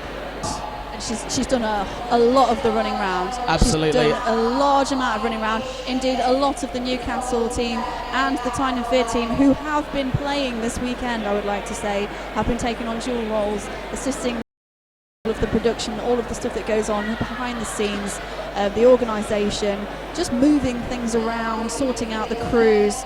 They've done a formidable job. It's been absolutely incredible that we've had. As I said, we were aware that there's been some issues with the feed, but in-house, it's absolute smooth sailing. Anything that things you didn't even think about that went into organising an event of this size, it's been on. I cannot thank Tyne and Fear enough, and just putting on such a brilliant weekend. And also big thanks to Fat Hippo, rather delicious food with them. So next year I might have to pick myself up one of those I only came for the burgers, because I might only come for the burgers. If I get to talk, bonus, but good. Are you sure it's not one of the leggings? Yeah, okay, yeah. Speaking of the men in meggings, let's have a look back onto the track. Meggings, Statman, meggings is a male version of the legging. Yes, it has its own version of a word. Dressed in sports, you have Giggity. He will be starting this on a power start. The mechanic in the penalty box. Jam. Back in, we've got just under in this game. Giggity having a bit of trouble, so the rest of the team come forward now to try and punch their way through that wall and break Thunderducks. Pack just now resorting his points. Mechanic throwing a huge hit. First to number 43, Juster, then again to 3, Sully, managing to make his way through for his initial pass. Taking a little bit of a moment to see what happens. It was very well timed because number 79, the mechanic, picking up a cutting penalty. Giggity almost giving away that power jam, just holding back. Very good foresight in the LRT jammer there, and obviously picking up on reading the referees as he was jamming. That's an ability, and they tell me men can't multitask. Of course, the opinions of Holly Sheep on men multitasking is... They tell me. Elderly managing to take Giggity Goo off on the outside and set him back round to turn 2. The mechanic making his way back on track. Up Justin spotting him. Leave the mechanic third penalty. Exactly. Previous period. But yeah, in a row. That's tic-tac-toe. Does he win a prize? Gets to sit down for 90 seconds. Don't look at me like that. 20-point differential and another power start with Tomahawk up to jam. Lovely little jump across there by Finch of Fury to make sure he's back in front of Tomahawk. Tomahawk battling his way through on his toe stops. Knocked off by Finch of Fury, but bounced back on track and indeed picking up that cutting penalty issued by tries on the balls. One sitting, one standing. The mechanic indeed released back to the track. LRT again just trying to sort themselves out. Holy Smith just managing to stay in front and now joins that 3-wall pistol trying to slow him down. Toots now joining up behind him and lead jammer. It's to the mechanic. Toots being sent off. Fury and Matt Lowen somehow round the front once again. Toots really doing some nice rotational work and waterfalling to the front of the pack to make those jammers work hard again and again and again. Someone once called it a washing machine, and you can certainly imagine feeling that you are stuck in that washing machine, constantly being spun around with no end in sight. Tomahawk again pushing his way up against Matt Lowen, the mechanic. He was trying to slow him down, but we'll be in front of him. A huge game. Tomahawk taking that helmet cover off, going for the face. Toots, who is the pivot. Jam there reaching its natural conclusion. 21-point jam having come in from there for him.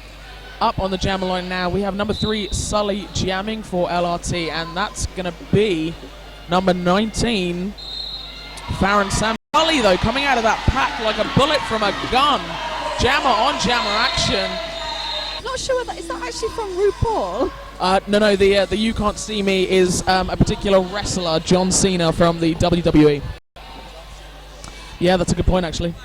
If you know what the double hand signal is, you can.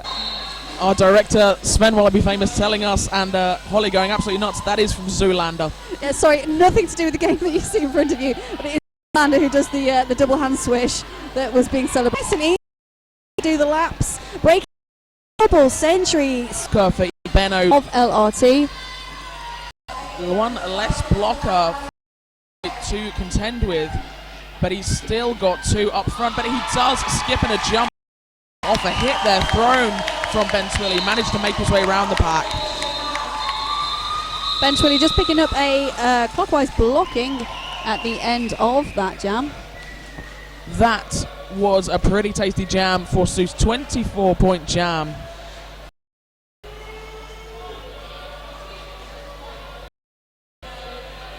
The wonderful Yves Ormai is skating under his previous name of Lil. Are wondering who we are referring to. T-shirt will say Little Joker, but he does skate under his new affiliated name of Yves Ormai. Oh, the start of his helmet straight away. No pivot on the track. This is a very unusual move for the Sus blocker. Madly Wiggins block blocking clicks up lead jammer. We do have a pivot back on the track, and I can see Mechanic is desperately trying to pass the star through. It looks like it is as technical and legal star pass. I'm talking too fast because I'm so excited. Matt Lovin being goated. That's a very unusual phrase. Matt Lovin being goated by the LRT team, and 2 more points, 58-point difference. Thank you. Sheet. Farron Samdi jamming for Seuss, but it is Sully, your lead jammer, as Farron Samdi gets taken back by Lil Joker / Eves or Mai.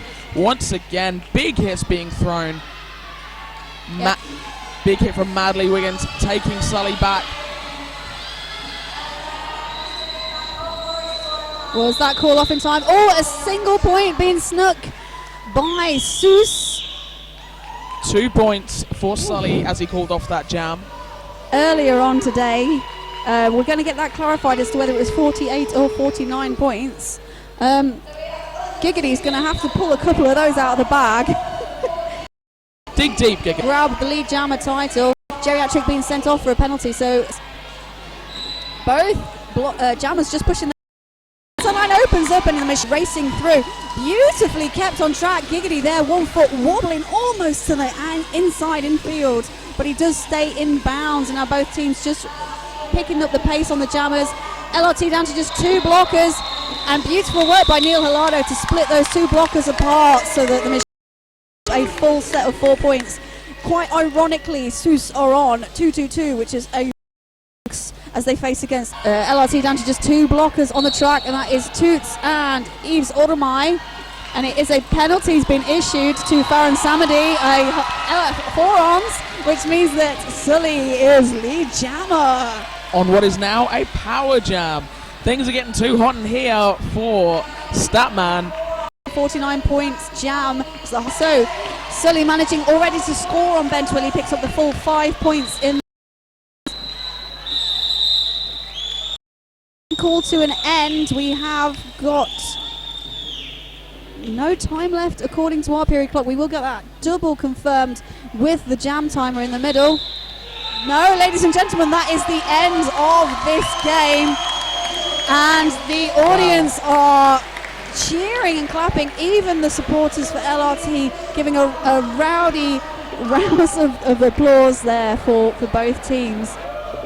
And that's something that I've actually really enjoyed this weekend, is the real sense of sportsmanship, both from skaters and fans alike, being incredibly supportive, as we mentioned before, to injured skaters, and there's just been a element of respect. The whole carried themselves in a very respectful fashion. We've got the duck camera making its way trackside, being held by 4D, one of the LRT skaters. Hasn't been participating on track, but he has been filming the whole event. I was showing you in the earlier on, but this one is massive. It's about the size of 2 small dogs. Can we call it the quack cam? Can we do that? We'd call it quack. This brings Lincolnshire Rolling Thunder will probably do the flying tunnel. They like to do the flappy arms. Technical terminology, you understand flappy arms. Flappy arms. I did have to do well, just in case anybody. 3rd and 4th place game is Lincolnshire Rolling 166. Sure, both teams wanted that podium placement.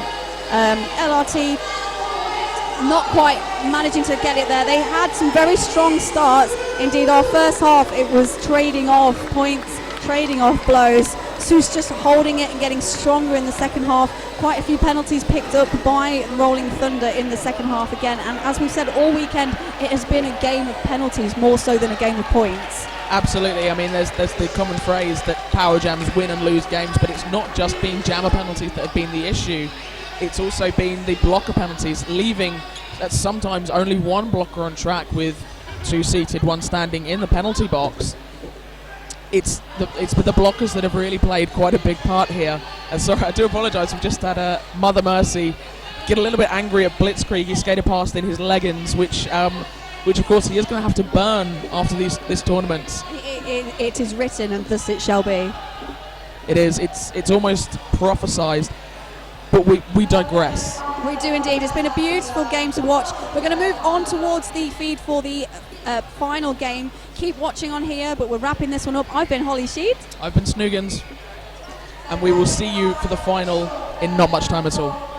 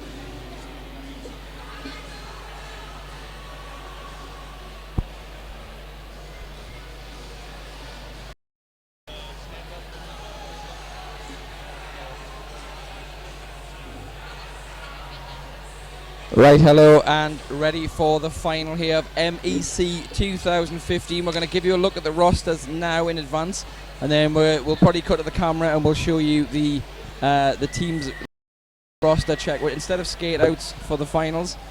So I'm going to run through the Southern Discomfort lineup for you. So we're going to have 101 Blitzkrieg, 14 Samdroid, 17 Berserker, 1 UP Shrooms, 3 Sutton Impact, 3 Rolling Stoner, number 5 Aesbit, 6283, that's Spectral Aberration, 666 is Reaper, 7 is Horn Dog, 8 is Henry the Skate, and X111 is Nanaki.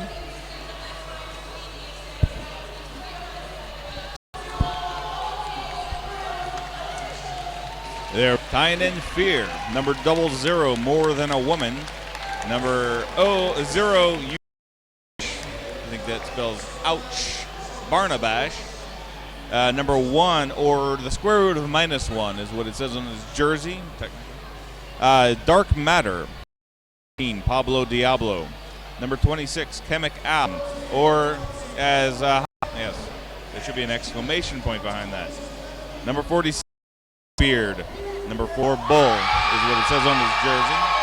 I think that's a nickname. 5'11", Gay Fox. 64, 60 Quad Bit. Number 82, Dog.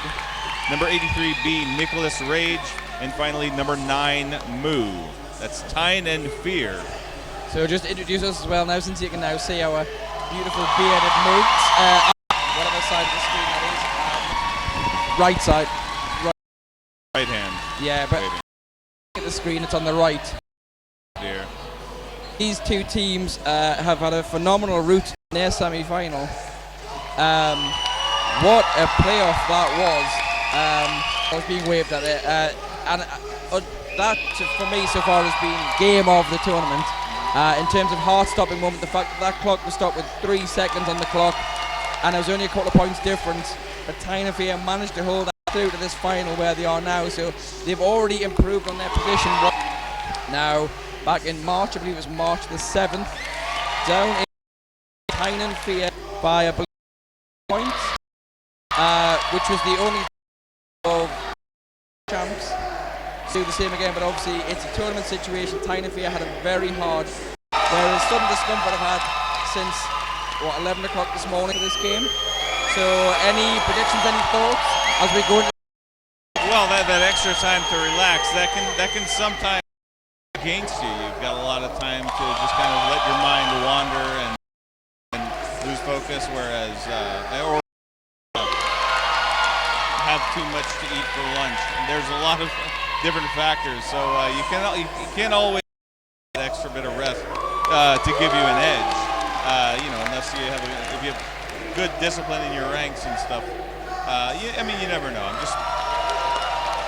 Obviously, SDRD heavily favored in this game, but you gotta hand it to Tyne and Fear. They've all year. They've really come along, and they have done everything they do to get into this spot right now, and they played some great games this weekend, and I'm looking forward to one more really good game this weekend to close us out. Here is a team that can give it to us. Yeah, definitely. I mean, also just looking quickly down the lineups. I mean, there's not really much change from the teams that the Southern Discomfort because I believe he picked up a bit of an injury. Yes. It bruised the buttock. He's considering wearing padded shorts. So I suggested that to him right before the game. It looks like is being picked up by Henry the Skate in this game. I can't see much of a change to Tyne and Fear to the team that they lined out with earlier against Seuss. Obviously, maybe Southern Discomfort could miss. I guess the next 60 minutes is going to tell. Well, 60 plus minutes, I guess, with stoppages. One addendum to that to the roster for Southern Discomfort. 5 Aesbit, that's Shane Aesbit. Some of you who are watching this may know him better as Flat Track Bully. He's going legit, as they say, with his name, Shane Aesbit. Also, as I understand, Spectral Aberration, he's decided to drop his surname and just go with Spectral. Well, that makes it easier for us anyway. A little bit. Easier to spell, definitely. And I assume whoever has to print his names on the back of his shirt, because obviously just Spectral. Yes. Well, I mean, right now it's more of a concept than a reality. Basically, it's word of mouth right now. Eventually, he's probably going to get everything updated. These things take time. So just as a moment, we're just introducing the teams to the crowd in the house here. We're doing this in place of traditional skate out. We're just going to runs. So we're just getting a bit of a huddle on the track now. Southern Discomfort just standing on that jam line, the go team kind of thing going on here. Oh, absolutely. And also, if you could hear it on the, I don't know if you can hear it on the video or not, but Tyne and Fear definitely has a fairly large contingent. This is the home team. Tyne and Fear based in Newcastle. Yeah, this is their home training venue as well. It's a very grippy floor here, and obviously that can throw some jammers out. I know, like the floor got redone about 6 months ago, and I know previously that was quite a grippy floor. It's got more grip to it now. And when Reaper came here to do a jamming masterclass a year or so ago, he found that the floor slowed him down because it was so grippy. And speaking of Reaper now, Reaper is on track, just trying to force the way between Bully and Gay Fawkes. We've got Moo being recycled back behind Sutton, but Sutton's going to get called off with a clockwise block. Gay Fawkes also on the way to the bin now. Didn't see that penalty. Shadowed by a screen by us on the back straight of turn 1 there. Reaper picks up the cut track. Cut track on Reaper. This is the first power jam. Moo with a little hop across the infield, and the crowd goes crazy. First lead jammer, Tyne and Fear's Moo, number 9. I had spoken to Moo earlier, and I thought he was going to be bringing out his sparkly glove. Moo just picking up a low block there, just tried to avoid Boss Bear, caught feet. So we're going to get a jammer switcheroo as Moo goes to sit down. This jam, of course, now will go its natural conclusion of 2 minutes with the lead being lost. The crowd fails to go wild as Reaper takes the track once again. So this switches right over into a power jam. Short one. That's only going to be about 10 to 15 seconds. Reaper with a little dash and a hop across the infield. Gets past Bull, the last line of defense for Tyne and Fear. Now starting his first scoring pass. But Moo, released from the penalty box. He will come out on a scoring pass, but Reaper's not going to make it easy. 5 points already for Southern Discomfort, first on the board. Moo back to track now, just being brought back in, coming up to the 4 wall, go through between Sutton and Aisbit, now just being jammed behind there. Boss Bear just enveloping around him, just holding him in there. Spectral doing a great job bolstering that. At the same time, Reaper being pushed to the outside by Gay Fawkes, going to recycle him behind his wall. Pushed to the outside now, got Bull and Nicholas Rage, but easily able to take the inside route to skip through for another 5 points. That's a quick 10 for Southern Discomfort. Oh, and a single point for Moo. So, but both teams on the board, 10-1. That's our first jam.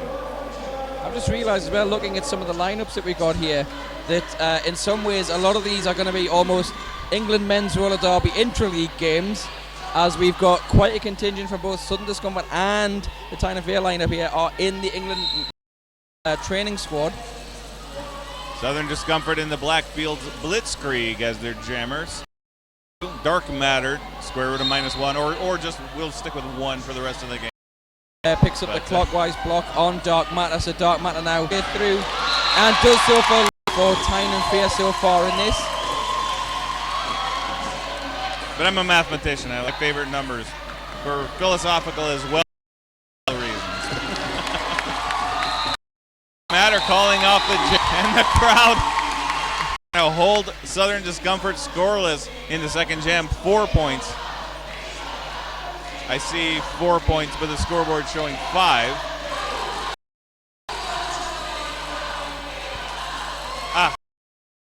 Fixed. It's 5 points total. 4 points in the jam for Tyne and Fear. 10-5 now. So SDRD still in the lead. Illbilly taking the star for SDRD against Man-Shaped Dog, number 82 for Tyne and Fear. great there from Crash Test Brumbies. He was here for the Diablo goes to the box. Multiplayer block, and meanwhile we've got Illbilly going to the box with both teams now picking up penalty trouble. 3-on-2 in the pack. Illbilly tries to get the quick, picks up 2 as he calls off the jam. 0 in that one to Tyne and Fear. Very dynamic game so far. A lot of action. There's just rippling across the track with energy.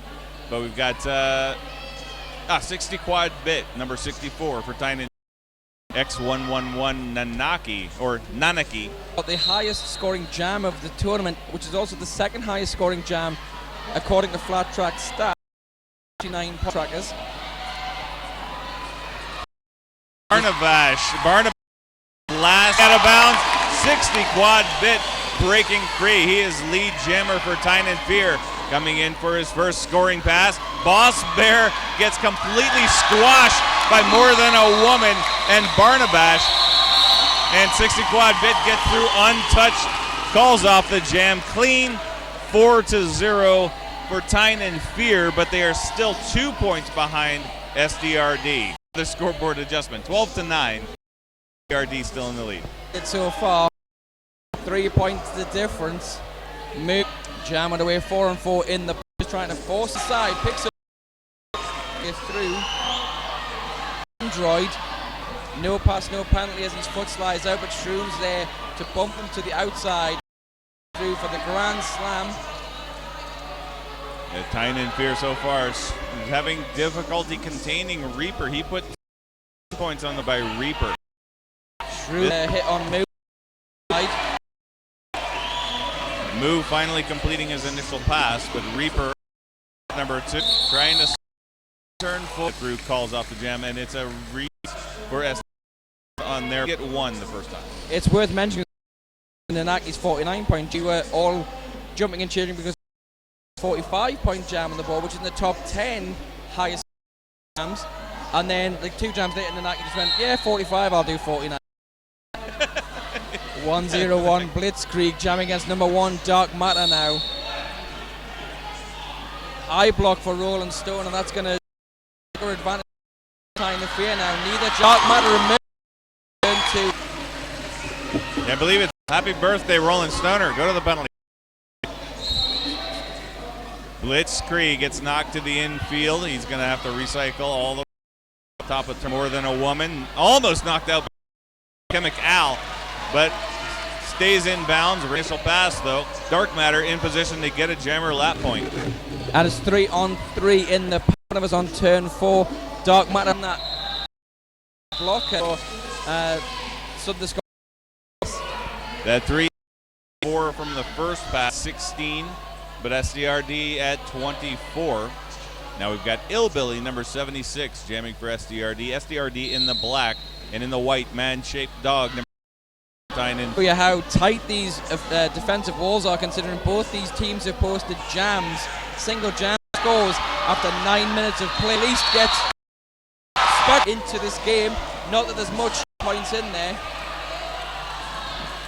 And there's only 2 blockers left. Back. Sutton Impact. Only 1 blocker on the pack. He gets a blocky. Sutton Impact. But can't catch up to Manshape before he completes a pass for 4 more. That was need. Crowd.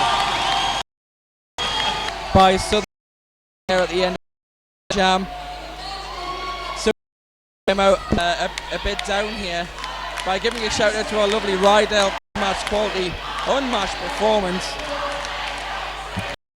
Shout out to our 5th block. It's sponsoring our track there, which at one point only had 3 blocker pack rolling around on it. Of course, on the URL to get to go and donate if you're enjoying this coverage. .co.uk/MEC raffle, all one word. Up to July 1st, some MEC brand and merch. Watching this, so we're back in the win. Follows the same path, just about 4 seconds. Nanaki run up the inside. Barnabash just barely missed his opportunity. Nanaki just a hair too fast for him. Calls off the jam. And 0 ball. No cigar. Close. Okay. Relative new. Yeah, this year jamming roster talent. An outscoring Reaper. Not a track for Southern Discomfort. First jam. Moo, of course, hopes a better result. Reaper's jammer. Moo does so low. I think he was pulling a couple of aberration, but caught, just slammed. Was that reanimated gift? It was Gay Fawkes that Reaper tried to, unfortunately, Gay Fawkes is one of the two here, just put his shoulder where Reaper, and Reaper just pike and drove the crowd.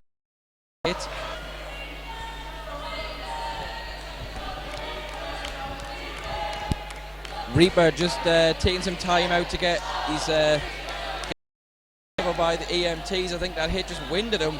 I mean, it was going hard in the air, just into the solid wall of Gay Fawkes. Yeah, as a technical matter, I'm not clear whether he actually gave the signal to call off the jam or if it was called off out of by referee discretion. It looked like as he went down, his jamming instincts was already hitting his hips on his way to the floor. You know, I think the instincts of the jammer kick in the floor. Let's call this off now. Yeah, I just wasn't sure if I saw that, but Reaper, given a clean bill of health, goes right back to the bench. No further is a good sign. I think it's one of those things where I think the term is having a bandage. Just wanted to, you know, chill out with his fans in the suicide seats. I think actually most of the people that were right by him were Tyne and Fear fans, judging from their from their cheering, and also just from the raw probability. I think SDRD is not in front of their well, they're in front of a friendly crowd, all right, but not their friends. So we've got Dark Matter jamming for Tyne and Fear against Blitzkrieg for Southern Discomfort. Blitzkrieg just being held up at the moment by More Than a Woman and Chemical. More Than a Woman gets called for the out of play there for that last little shoulder hit against Blitzkrieg. Boston. Dark Matter clock, but it gets a no pass, no.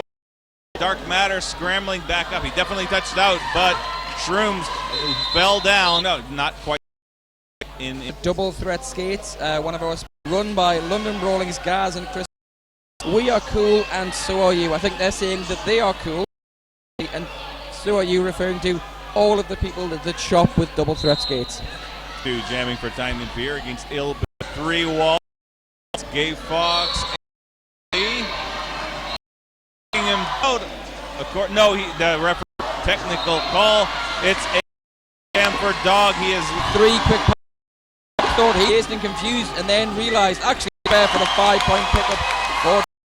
Got 3 on to open a bit of a gap for Dog. Is bit with a shoulder sends Dog outside. Gay Fawkes retaliates, allowing Dog Hillbillies back to try and pick up. So that's going to be 5 TNF. SDR.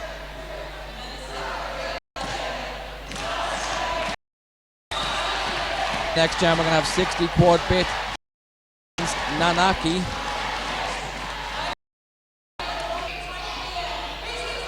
In an official moment. Southern Discomfort down a blocker. That's in the but also reanimated GIF of Tyne and Fears in the box as well. Both of those will start the jam for at least for up the first 10 seconds. It's going to be 3. Nanaki than a woman and stopped in his tracks flat out. 60 quad bit though has to deal with Berserker, sudden impact, and just trying to getting very far. And we've had Spectral and Reanimated Gift return to the track. 60 quad bit though picks up the cut on the out of turn 1. Just steps, gets Nanaki just the punishing hits. Also gets the swap out. Jammers will be when they get out of the box. From Shrooms. Sutton completed his initial pass, but there will be jammer. 60 quad bit now, just trying to get around. Going to try out of play called on Sutton. Sutton agent, so he play bit allowed to come back on, but pulled him out. I think Spectral went out and come back. Spectral is the one who's hit 60 quad bit. He's got to recycle. 4D5 for 60 quad bit as Nanaki back to back comes straight in. More Than Woman and Barnabash have to. Scoring pass number 2. Time runs out. SDRD. So they remain at 32 points. So Tyne and Fear, Southern Discomfort. And it looks like we've got an official review called by Southern Discomfort. So 2 days, one winner. The 27th of November in Birmingham, England. You'll see France and Scotland squads battled out in 2 days of intense roller derby action. If you want more search 4 nations, that's the number 4 nations. That's going to be one of the Roads to Calgary events that we're going to see. A lot of the national men work out their lineups, because obviously that's the thing. It's not so bad with England, I guess.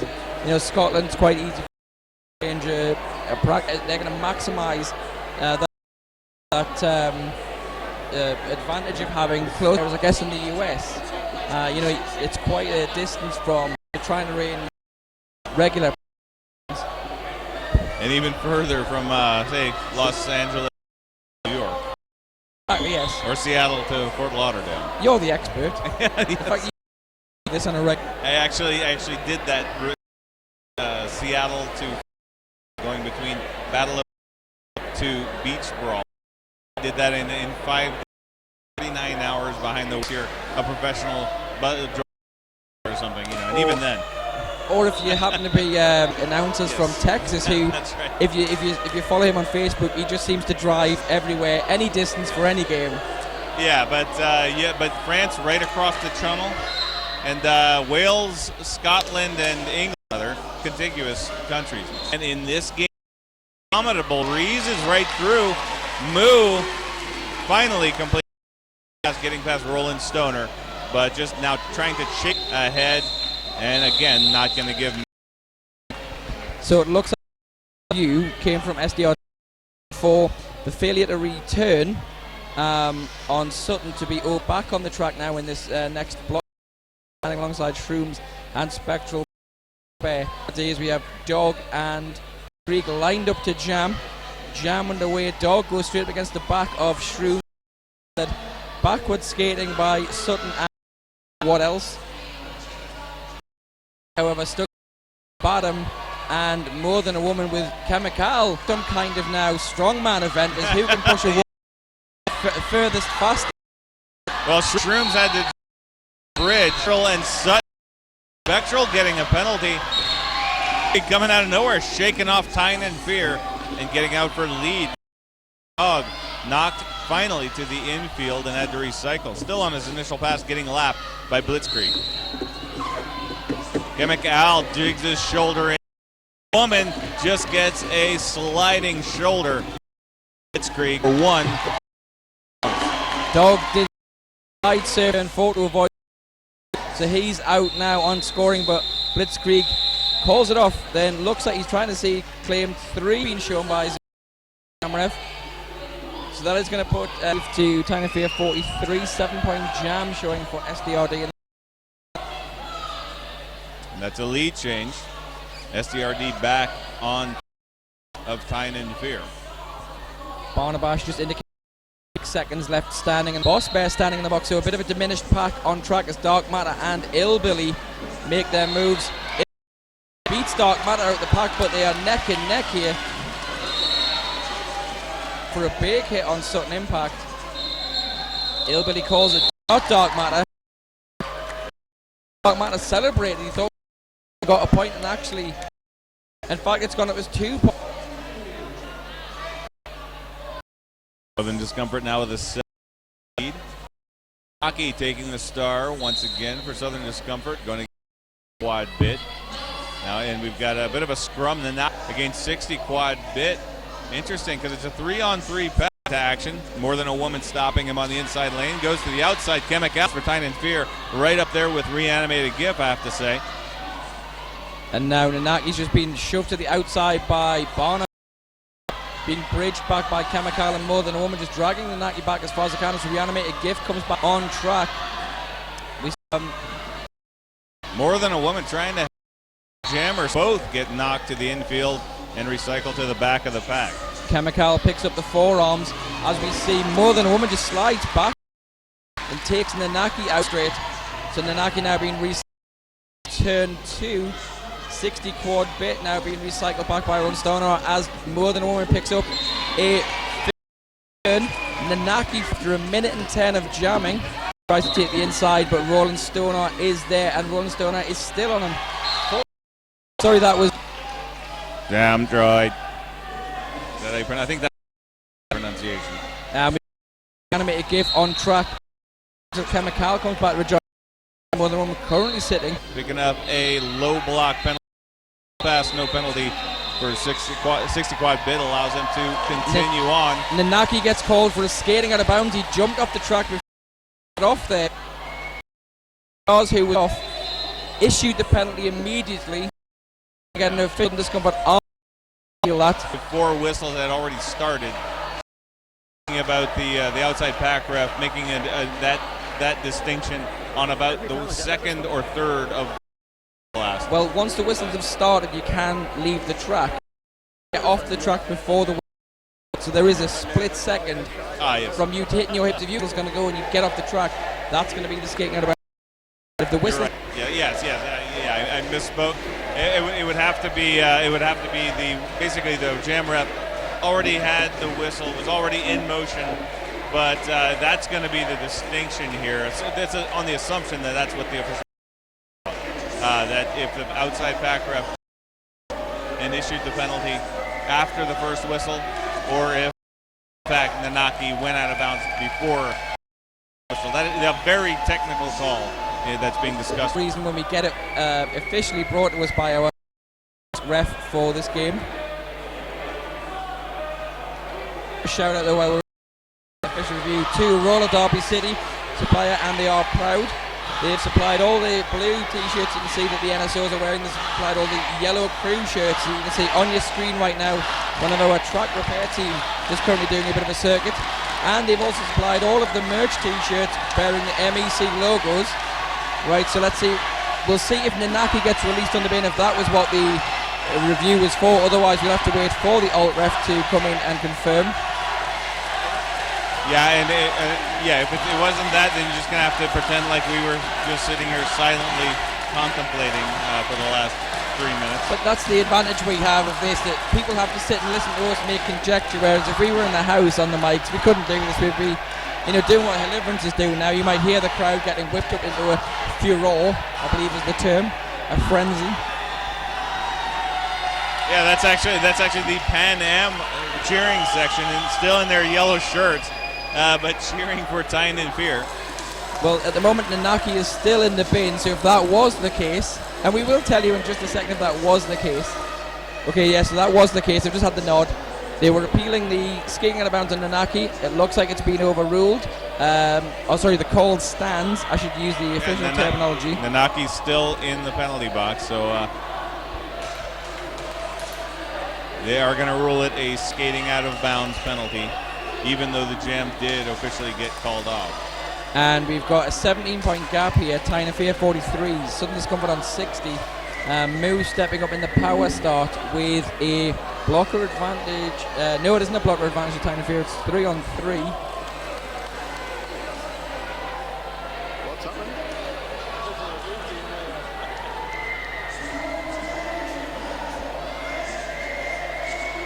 But still, in spite of that, minor, I guess technically a fairly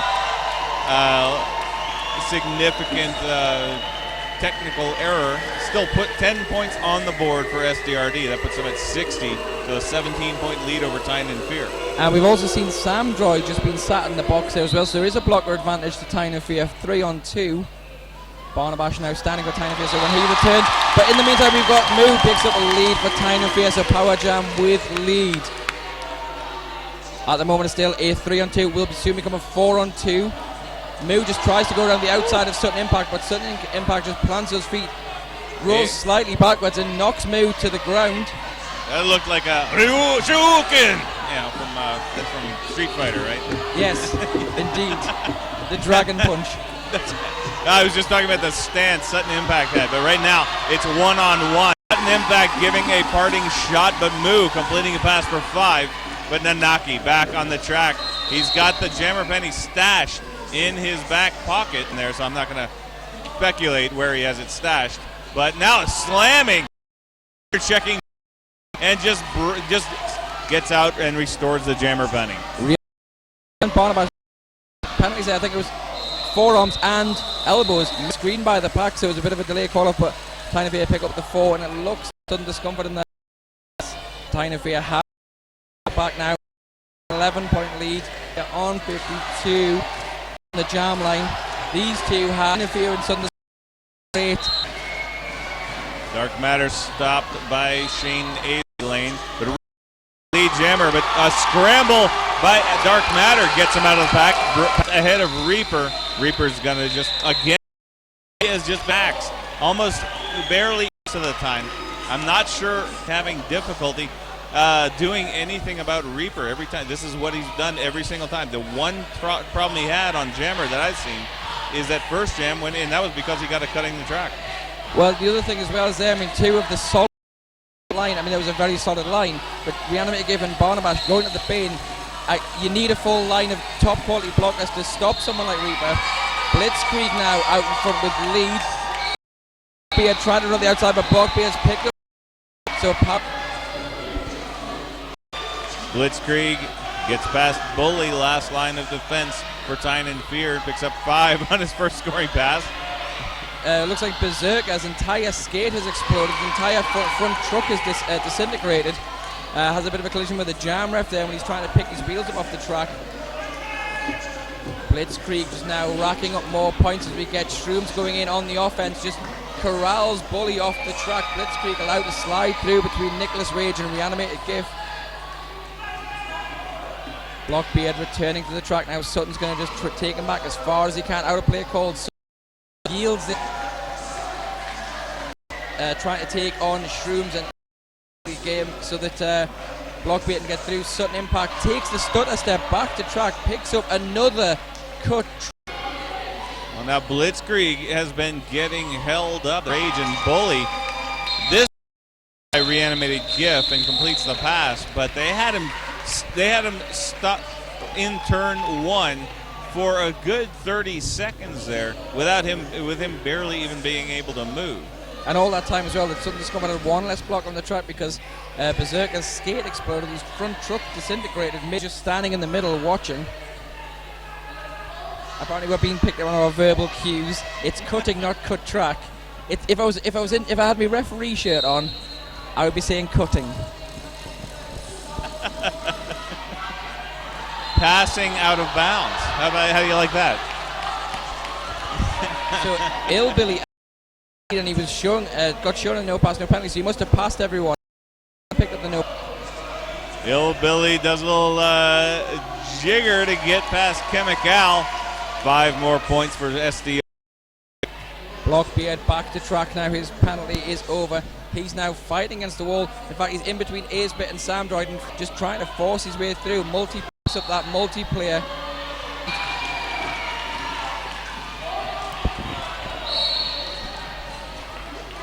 That's Roland Stoner. It takes quite a while for Schreff to get his. Happy birthday to Roland Stoner, and here's another penalty. Blockbeard picks up.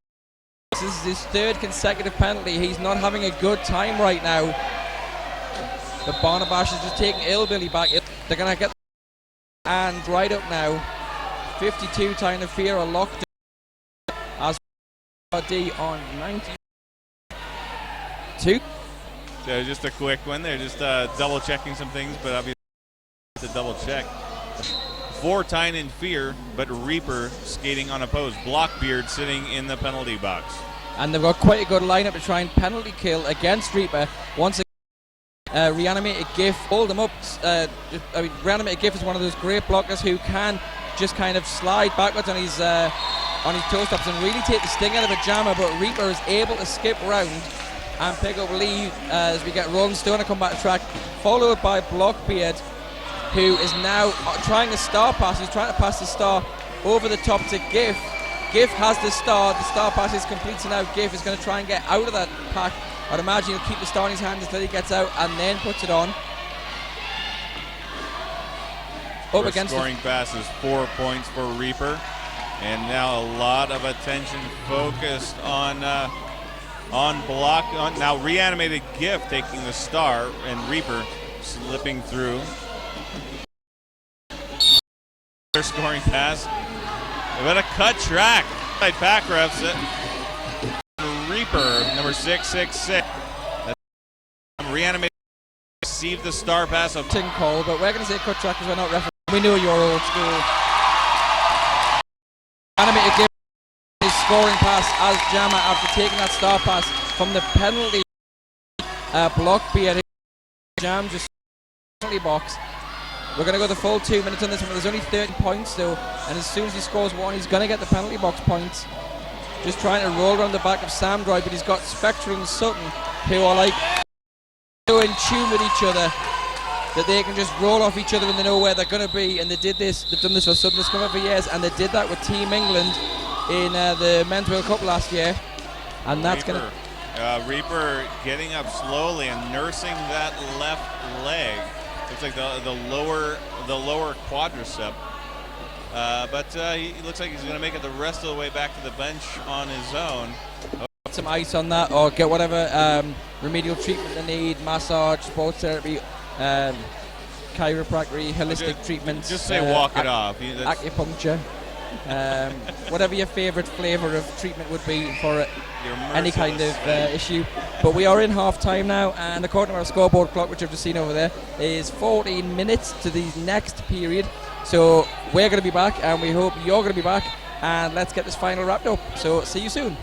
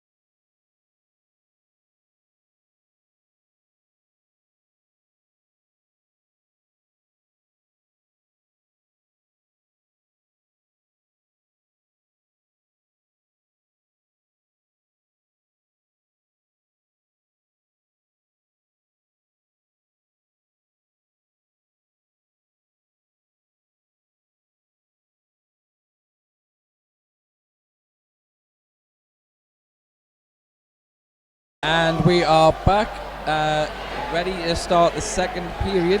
The scores are Tyne and Fear 57, Sudden Discomfort 110. We've had a bit of information during the break about Berserker, whose skate exploded. He's actually wearing Mother Mercy's skates, our producer, because his skates are broken, and there's a long and convoluted story, but Mother Mercy had her skates in her car and he's wearing them now, so there we go.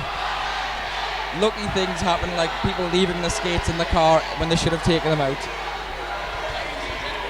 But in the first half, in case you missed it, 110 points scored by SDRD, that's Southern Discomfort Roller Derby, and 57 by Tyne and Fear.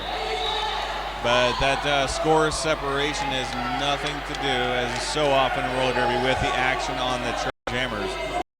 This is actually a rematch of the very first jam of the first half. Reaper, number 666, taking the line in the black for Southern Discomfort against number 9, Moo, for Tyne and Fear in the white jerseys.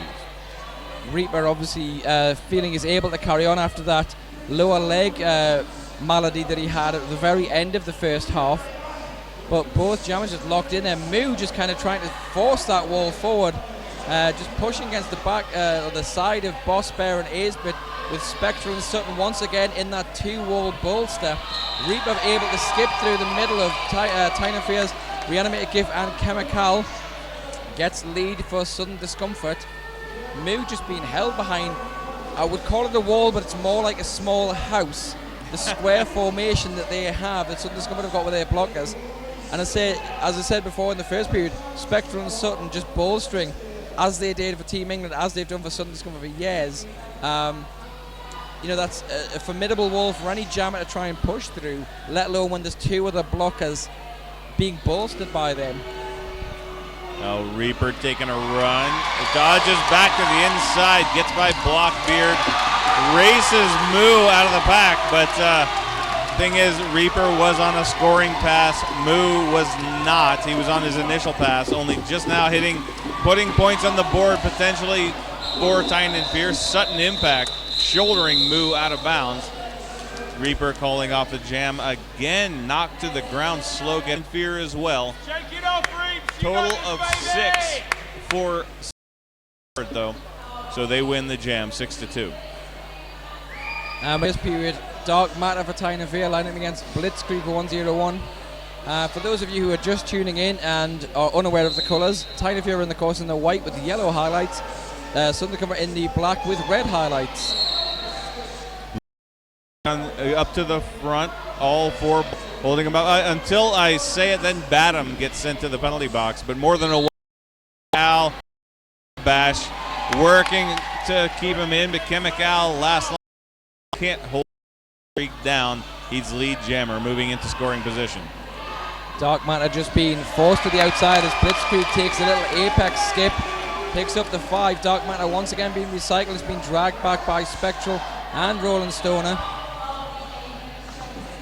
Blitzkrieg fighting his way between More Than a Woman, tries to do a little juke past Chemical, does the head fake and manages to skip past Chemical. That 5 points makes it 10 for the jam. Dark Matter getting by Boss Bear, completing his initial pass. Blitzkrieg gets in the third time. Again, chased out of the pack by Chemical, but gets out clean. 4 points on the third scoring pass. He calls it off, cutting off scoring for Tyne and Fear. 14-0 in favor of Southern Discomfort. I'm going to put the announcer curse on it and say that our Rydell penalty box is currently empty again. But it gives me a good time to say Rydell Skater are sponsoring our penalty box. Unmatched quality, unmatched performance.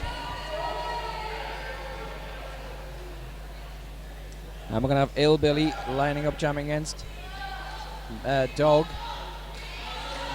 I was going to say Man-Shaped Dog, which is the name he went with for years, but he just prefers Dog now. You can maybe hear the Be More Dog chant that started, I believe, at the Men's World Cup when he picked up the star at the end and took the jammer position after the star pass right at the end. He's never considered taking up bounty hunting or anything, huh? No. I got the gag. Now Illbilly getting pushed to the outside by Bull, then getting recycled and held up by Gay Fawkes. Reanimated Gifts just trying to do a bit of defensive blocking, sorry, to get Dog through, just now rolling around on the front of Sutton Impact, who once again has Spectral Aberration just joined at the hip, in the back just bolstering.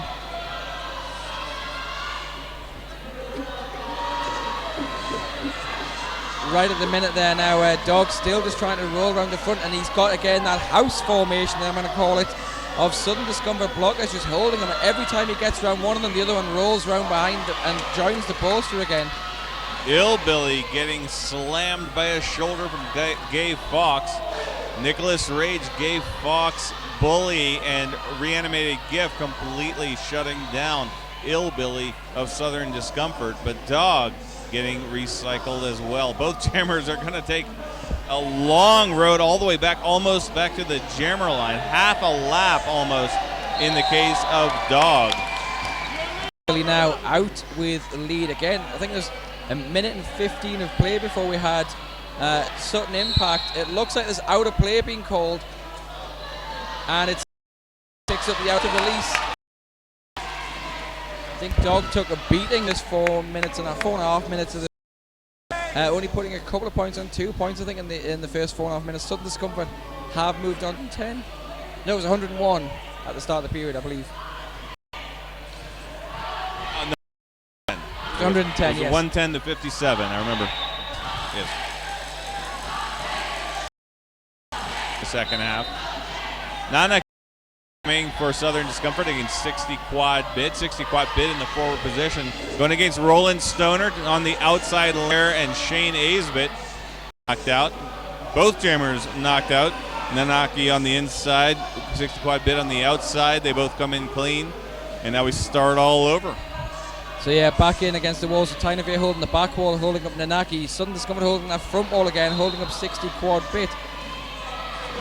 All teams now trying to do a mix of offensive and defensive blocking. Chemical picks up the multiplayer though. Roland Stoner rolls in and knocks 60 quad bit to the outside, but 60 quad bit is back out.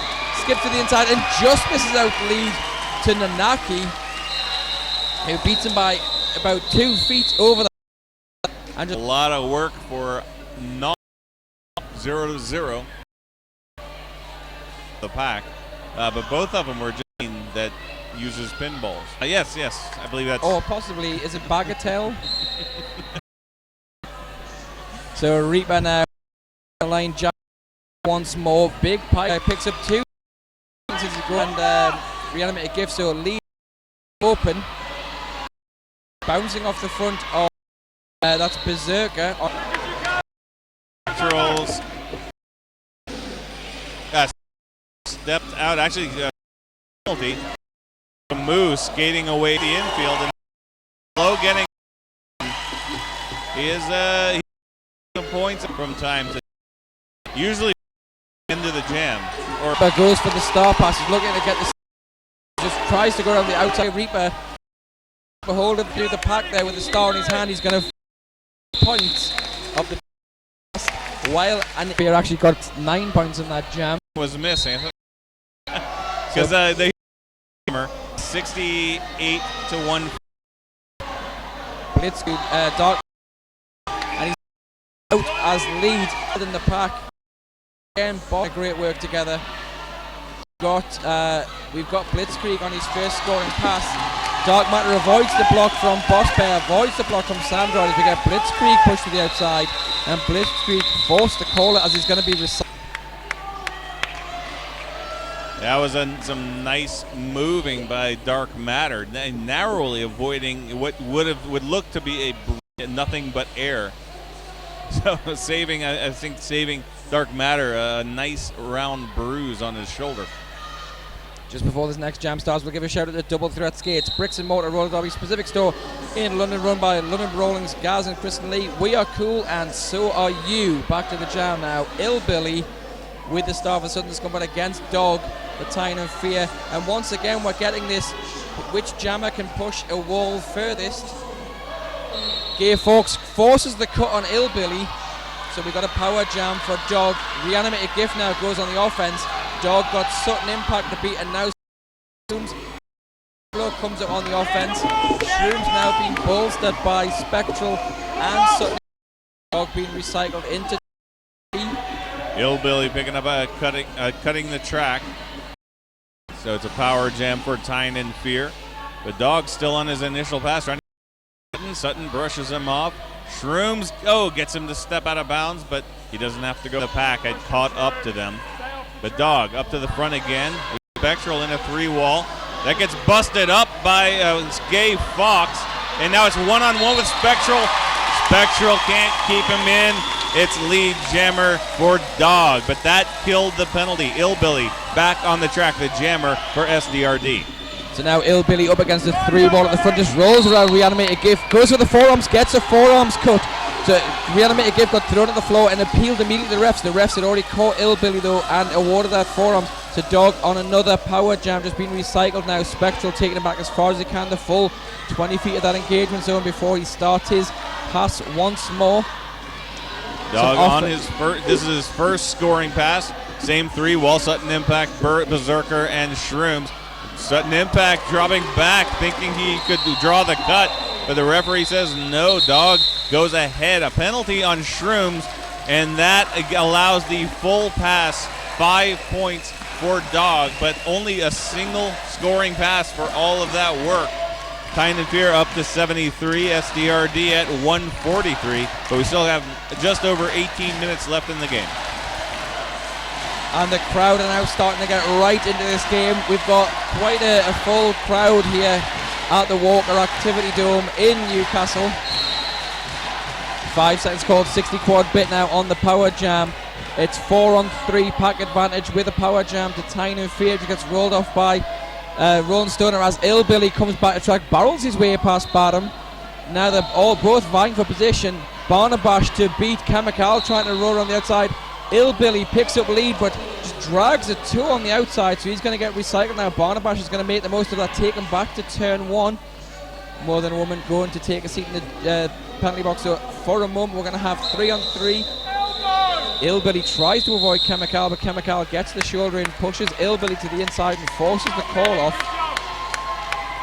And that's a no score. 143 to 73 is still the score. We just lost about a minute off the clock.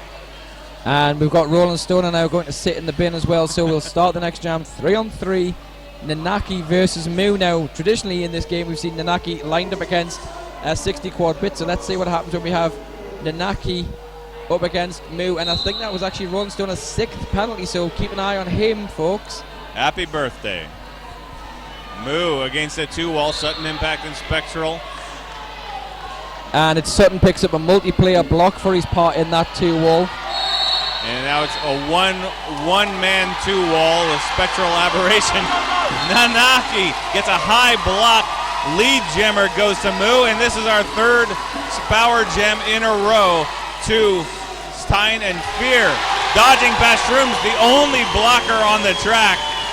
Now Roland Stoner just released from the penalty box and gets there in time just to deflect Moo to the infield. Nice work by Roland Stoner. Moo had to do a tactical splat in order to avoid a cut. I think he saw the line coming, but it only right as he crossed it, or was about to cross it, did he filter through that he had to avoid the cut. Tyne and Fear picking up 2 forearms penalties. Gay Fox and More Than a Woman coming as Nanaki's back to track, and he slides round turn 4 with such speed that I don't think Bull even saw him coming. Moo now starting another scoring pass. There's a 3-wall back on track now for Sutton Discomfort, and it looks like Shrooms just managed to put a shoulder in, which puts Moo down onto his back and forces that call off. 3 go up for Tyne and Fear. A 13-point jam in toto. So it's now we have a 57-point game. That's math. Once again, if you want to see more of these players doing their thing, but this time wearing the red and white of England's men's roller derby, why don't you get yourself along to Four Nations? Four Nations, 2 days, 1 winner. 27th to 20th of November in Birmingham, England. Seeing England, Wales, France and Scotland's national men's squads battled out in 2 days of intense roller derby action. Search Four Nations on Facebook for details. Reaper dodging past Chemical. Barnabash getting a penalty.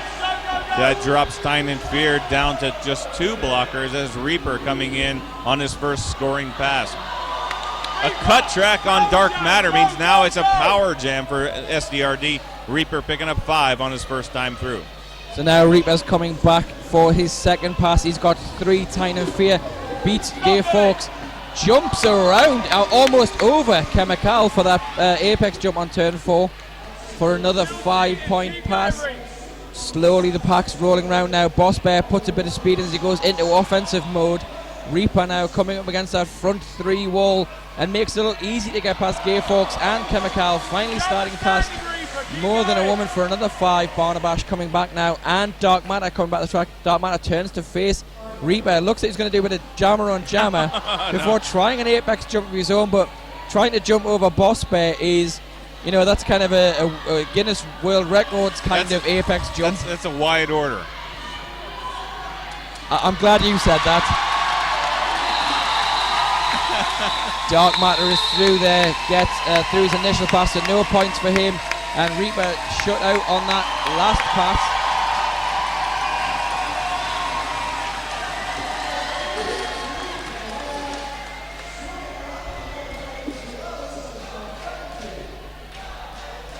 So score standing 86 to Tyne and Fear, 158 to Sudden Discomfort, 13.5 minutes of period 2 remaining in your MEC 2015 final here in the Walker Activity Dome in Newcastle. Horndog, first time on the jam line we've seen him in this game against Blockbeard, who we haven't seen very much in the first period when he was jogged with penalty trouble. It's 5-on-5 on the track, though, all hands on deck. Bull, last line of defense. Can't stop Horndog. He gets out for lead. Nicholas Ray's sent to the penalty box, so only 3 blockers meets Horndog when he returns to the pack for his first scoring pass. Chemical and Reanimated GIF working together. They're backed by Bull. Those are the 3 blockers for Tyne and Fear. But now it's Bull and Chemical. Horndog in the front position. Blockbeard just struggling again, trying to knock the house down at the back of the pack and not getting very far with it. So Blockbeard just being held up. He's now got Shrooms just keeping him in place. Shrooms tries to push him to the outside but has to release. Blockbeard now gets round Sutton. He's going through. Horndog takes a bit of a slide out of the front of the pack there for another 5-point Grand Slam pass on Blockbeard. Resetting 4-on-4. Blockbeard starts another attempt at getting through this pack on his initial pass. Once again into that devastating embrace of Spectral and Sutton impact. Reanimated GIF in amongst now, just trying to break up that 3 wall, but now I think that they're going to rely on Blockbeard to push him out of play, and out of play is called Sutton impact, holds him in place.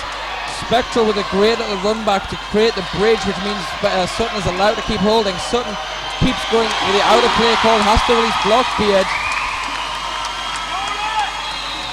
Crowd very happy to see Blockbeard get out of the pack, but doesn't get anywhere. Horndog calling off the jam. 2 more points for SDRD in that last scoring pass. Total of 7. Nothing for Tyne and Fear.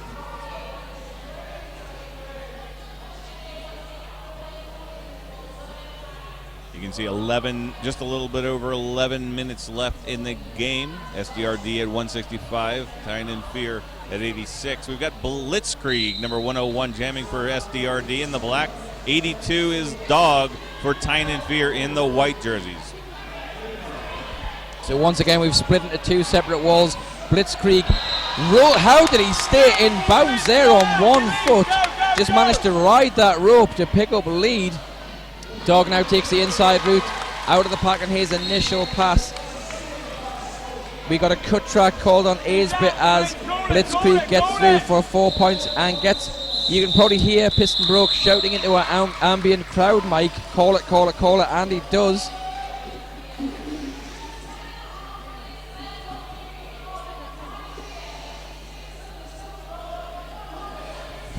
We'll give a little shout out now to Roller Derby City, the official merch sponsor, and proud of it, supplying tees for the crew, the NSOs, and the official MEC 2015 merchandise. If you see any of the guys in blue or any of the crew in yellow, those shirts were provided by Roller Derby City. Back to the action now with Nanaki stepping up against Moo again.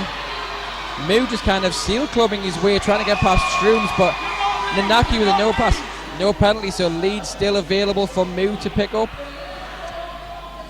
But Shrooms recycling Moo back out of turn 1. Nanaki on his first scoring pass, knocked out of bounds. Looking around, he's one of those quandaries. He doesn't know if he can come back in or if he's going to get a trip to the penalty box for that. And of course, as always, referees not giving any clues. Only way you find out is to step back in, but he's going to play it safe and takes another trip through. It pays off. 4 points on that scoring pass. And meanwhile, we've got Gay Fox picked up an elbows. Pablo Diablo picks up a multiplayer block. That's not going to help Tyne and Fear now, because once again it seems that we've got Sutton and Spectral just doing their job, holding Moo back, recycling back as far as they can, making him do all that extra mileage.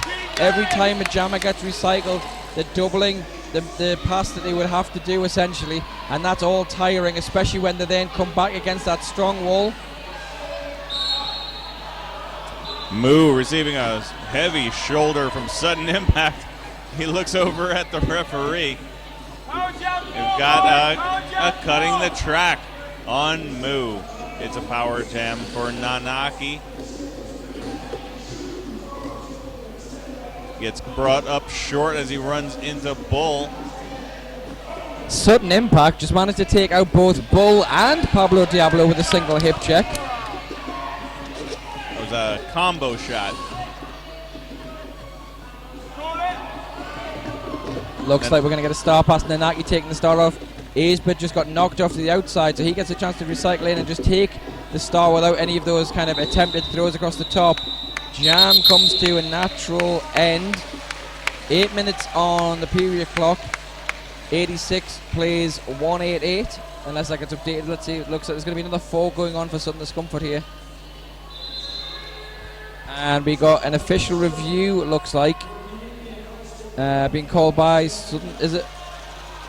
No, it looks like it's being called by Tyne and Fear. I'm speculation mode again, speculation mode engaged.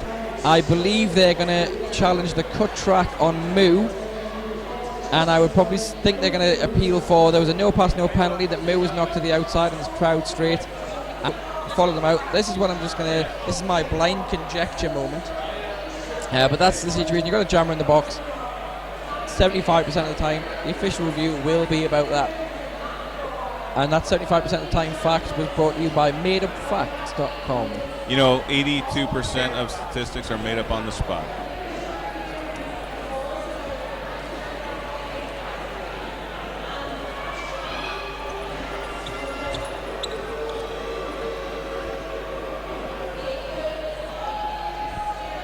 So just after this, while we changed the Walker Dome from a roller derby track into an awards venue, we will bring you the closing ceremony and the trophy awards, and of course we will be bringing you our all-star team of the weekend. If you don't know what this is happening, what this little dance is Moo's dance from Squad earlier in the year when he was there as line-up for Newcastle Roller Girls, and in one of the final jams of, I believe, the semi-final game, he was standing on the spot just marching up and down with his arms crossed. And this has now become the classic Moo dance. There's actually quite a few steps to the dance. It's almost like a slow motion or a version of the Macarena. Got the arms crossed and then the hands waving, along with some marching rhythm with your feet. And there are also some vocalizations. I'm not going to call them words. There's some, or were they just saying moo? I'm guessing they were saying moo. Yeah.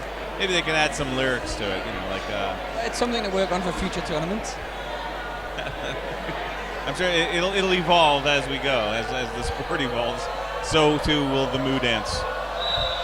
Well, I'm reading the hand signals that the call on the track, whatever it was, or the official review wasn't awarded, but didn't go the way of Tyne and Fear, because I saw the official review thumbs down, which has been signalled at the scoreboard to let them know what it was.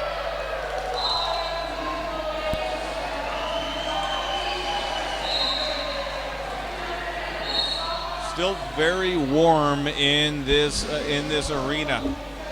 But we've got Moo back on the track, completing his penalty. But Reaper getting away from Badham. Last line of defense. Chemical going to the box. So only 3 blockers to beat Reaper, but none of them make contact. 5 points for Reaper. Moo is up against the front of Rolling Stoner. Just been pushed forward. Manages to get out now on his initial pass out. And we've got Sam Droid picks up the low block. Just the result of that official review as we get the jam called by Reaper. That official review was to try and get the penalty on Moo overturned. As you can see, because Moo started in the box, it wasn't given. As I said, I saw the signal from the NSOs in the centre show the official review followed by the thumbs down, which is their way of telling the scoreboard that the official review is not retained. So we knew at least which way it had gone, and as we were right, our conjecture was correct that it was to try and get Moo released.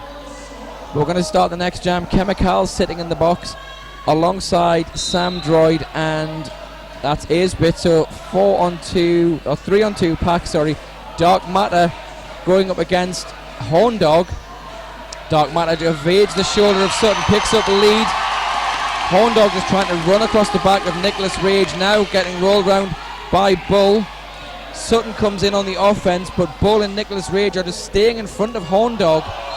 Massive pile up. Dark Matter picks up the low block as he managed to wipe out Reanimated Gift, Sutton and Spectral in the ensuing falls. And Bull picks up an out of play block, so again reduced pack on track here.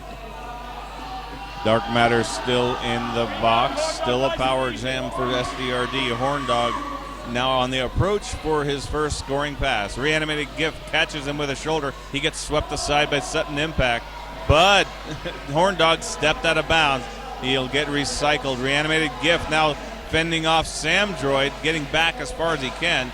But Horn Dog now slams into Nicholas Rage, but Reanimated Gift comes across the track and knocks Horn Dog out again. He gets recycled, still at the back of the pack, and the penalty has been killed. Dark Matter back on the track. So Dark Matter now rolling around the outside of Aisbit, who just throws the hip and pushes him to the outside.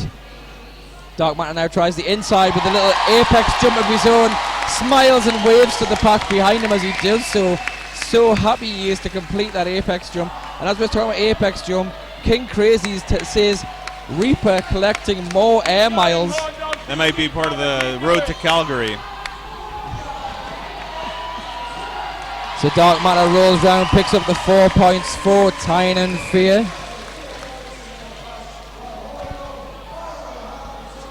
Horn Dog in a battle in the center of the pack. Reanimating Nicholas short, though. He's not going to complete the pass, but 3-2 for Dark Matter on that last scoring pass. Total. Waiting for the scoreboard to update. I don't think that's been updated with those last scores yet. There it is. 3 more points for SDRD. Puts them at 8 points for the jam.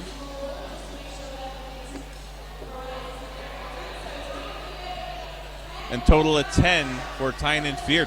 Dark Matter actually winning the jam against Horn Dog. And we are into an official review called by Sudden Discomfort. Again, we don't have a jammer in the box, which makes our speculation a little difficult. And the only thing I can see on track that I thought it could be, I'm not going to speculate about. So I'm going to let's wait until we get the official verdict and see what happens. In the meantime, let's just go give a shout out to Fifth Block Escape sponsoring our track this weekend. Our track has been maintained lovingly by our track crew in the yellow shirts, and Fifth Blocker have made sure that we had all the supplies we need to get that track down. As we see on your camera and on your screen now, Deliverance just doing, it looks he's going to do a full lap. He's Mexican wave. Trying to get some of the officials and even the team benches involved. The irrepressible Deliverance. What was amusing there was as he went past the sin bin, I think Crystal Weiss, the penalty box manager, leaned forward to see what the deal was, and Deliverance nearly slapped her in the face as he was going for the high five. I think that could have been the first announcer expulsion if that had happened. That's right. That is a penalty. He entered the penalty box and endangered one of the officials. So that official review, SDRD were claiming that Dark Matter was blocking with the head when he was going through, but the refs have said the no call stands, so they're not going to award any extra penalties. We've got Pablo Diablo now jamming for the first time in this tournament now for Tyne and Fear. And we've got him going against Blitzkrieg. The one thing about Pablo is he is a very powerful jammer, and he can just push a wall along. So he's just going to push and push and push and try and bounce through Boss Bear. Listen to that crowd go wild as Pablo picks up lead jammer for Tyne and Fear. Boss Bear picks up the out of play penalty, so he's going to go in the box alongside Samdroid. So as he rolls round his bit, out of play given to Rowan for Pablo Diablo. That was a penalty against Roland Stoner, the birthday boy. We went on our unofficial tally. We can't see the penalty board from here, but Roland Stoner actually waved off of the penalty box, so returns to play. Pablo Diablo making now on his third scoring pass. I might be right in saying I think this may be one of Tyne and Fear's highest scoring jams so far. To the relative newcomer, and as I say, Pablo Diablo is just such a powerhouse that he can just push past these SDRD walls. Maybe Tyne and Fear should have been jamming him earlier as he hits the 20-point mark now. Make that 25. The scoreboard a little bit behind. Updating. Another 5 the game so far, and this is by Pablo Diablo making his debut on the jammer line for Tyne and Fear. And he goes through again. Krieg and Samdroid can't stop him. He just brushes them aside and comes back to his bench. Tackled. A huge jam for Tyne and Fear. The crowd is absolutely right now. Jam. So that we decided that was a golden unicorn about MERDC 2012.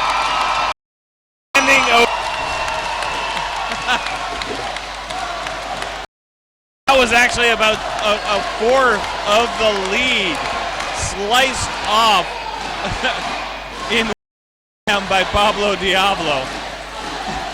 Is now thinking, why hasn't he been jamming Pablo this entire game, other than the fact that Pablo may have had a coronary, given of how tired he looked after that 30-point call by sudden discomfort. Right, no more official reviews remaining. We only have timeouts left. But what a fantastic jam out of nowhere. Pablo Diablo. For a second, I didn't see him at the bench. I was worried that you were talking about a truth. Yeah, he's just bypassed the actual team bench. He's just taken over behind the scoreboard. I think that's him done now. He's fine. He's sitting as far away from the on-deck lineup. Take a couple of jams off. But I do. I complain. I saw me Mike, a sniper, said, "You get on there and jam again." He was, he did for that 30 points.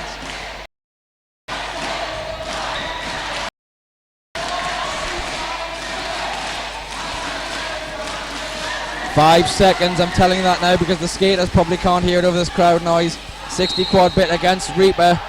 2 minutes left. Gets through his own knock to the inside. Picks up a lead for Tyne. Bring this back now. Reaper picks up a lead outfield while 60 quad back. Another 5. 10 jam so far. So Nick multiplayer power jam still ongoing, but 3 on 4. On the power jam side, we've got Reaper standing round. Spectral reanimated gift is holding up. Reaper back to track now, still on his initial pass, remember. So Reaper now on his scoring pass after breaking the pack. Really easy. Cut track called. 60 quad bits of this jam is going to go its natural conclusion. Oh, a low block on Reaper. That was almost a high block with his quadriceps, knocking down reanimated gift. So we have a swap out. Oh, a misca. Thank you. From that angle, I only saw the hand going up. I didn't see it being drawn across the chest. So it was the blocking while airborne. Yes, it was a misconduct. It was an airborne hip check. But Reaper out now, and this is his scoring. Now that was a scoring pass, so there's going to go 4 up on the board for him. He doesn't get 60 quad bits point because he is not in lapping position. There's only 7 seconds left on the clock. Are we going to get a timeout call by one of the teams, or are they going to leave it there? It looks like that's unofficial final. Tyne and Fear take silver. Southern Discomfort for the 2nd year in a row take the gold at the Men's European Cup, the undefeated champions at the Men's European Cup.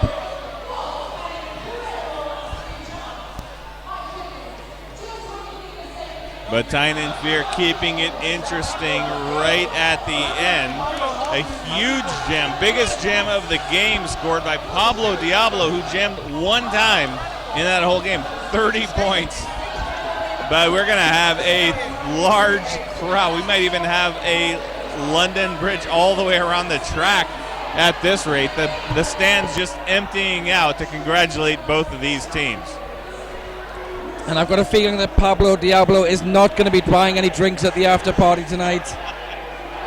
In fact, I don't think he's going to have to walk anywhere for a bit because he will be carried on the shoulders of his team for that performance. So we're going to get the official final locked in. But at the moment of standing, Tyne and Fear 139, SDRD 2 and 11. And remember, with the current rule set, it's only the last jam that can be changed. So unless there was a points difference in the last jam or a points error, the score is pretty much going to be unchanged. I don't think there's going to be enough of an error in there that makes Tyne and Fear win. So we can pretty much soundly say that Southern Discomfort have taken the title again. And we've got this this bridge almost lapping the entire track, ready to accept the skaters.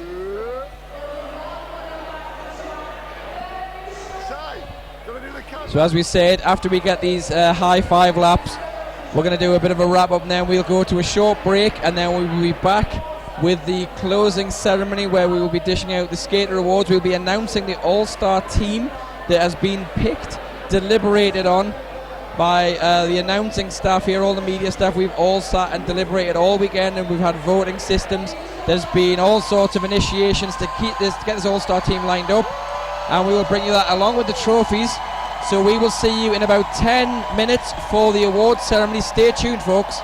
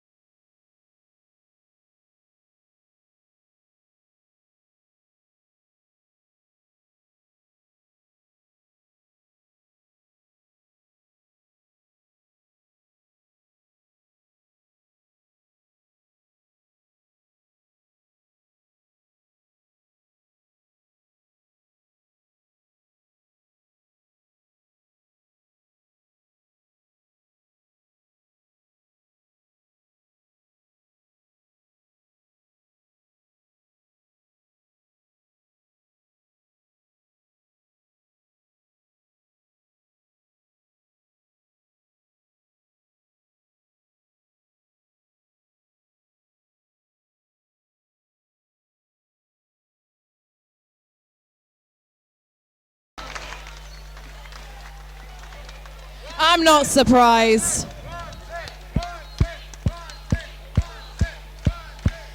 We're going to have several photographs where it's spot who wasn't there. And then, oh no, this is the full lineup. And they're going to have Bulldog in the back as well. What an incredible officiating crew we have this weekend. I think we've got, we have one more? Who's missing? Cherry Fury! We're not waiting for Cherry. Here she comes! Dun dun dun!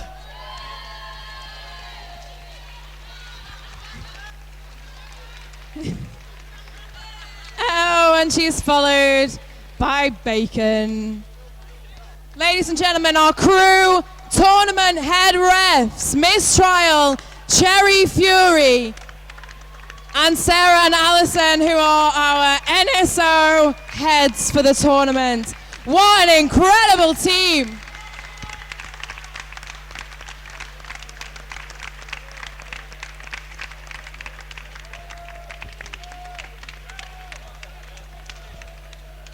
All right, very nearly ready to get down to business for the awards. If you are not a skater, please make your way back behind the boundary lines, the green and white tape behind the suicide seats. We're going to have the skaters and the teams on the track and on the inside of the track. We're going to be getting ready to give out the awards very shortly.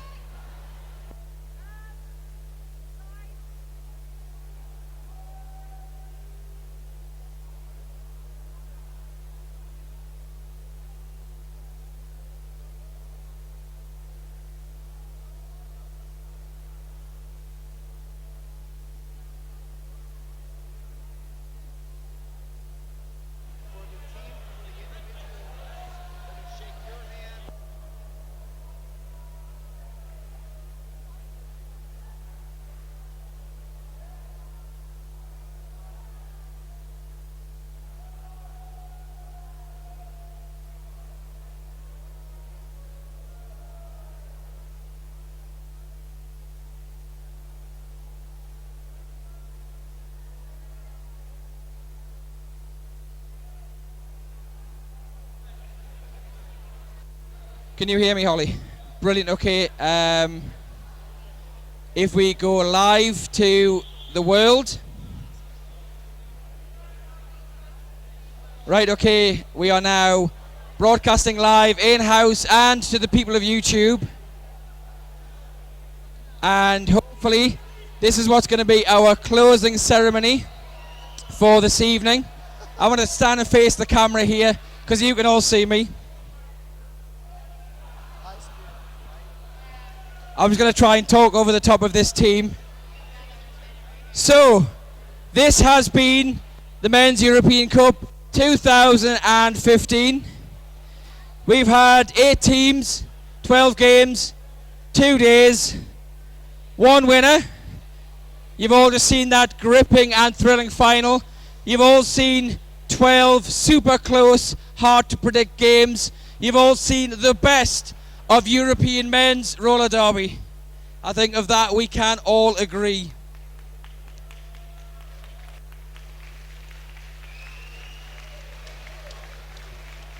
We've also smashed and set records, or set and then smashed records. In consecutive jams. We had Reaper picked up 45 points in one of the top 10 highest jams ever recorded. But then minutes later, we had Nanaki picked up a 49-point jam. And 49 points, we've checked and double-checked, is the highest scoring jam in the history of men's roller derby.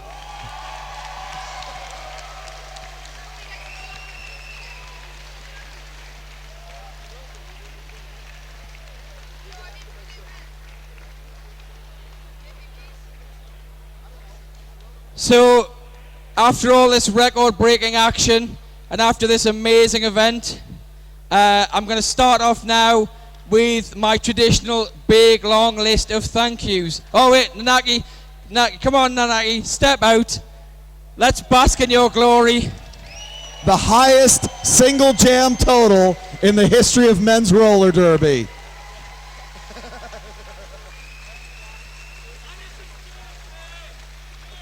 And the blockers, he says. And it's his birthday. So, I mean, let's not say the other team gave it as a present. So yeah, let's get back to my traditional long list of thank yous.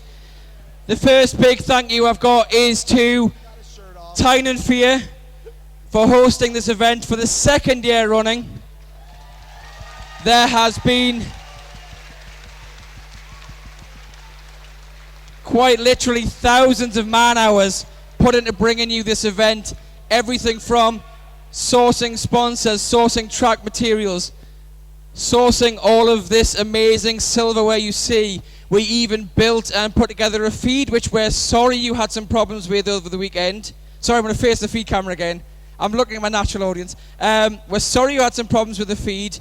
All these games will be archived to YouTube, so you will see them in all their 1080p glory. And that's for all of you here as well.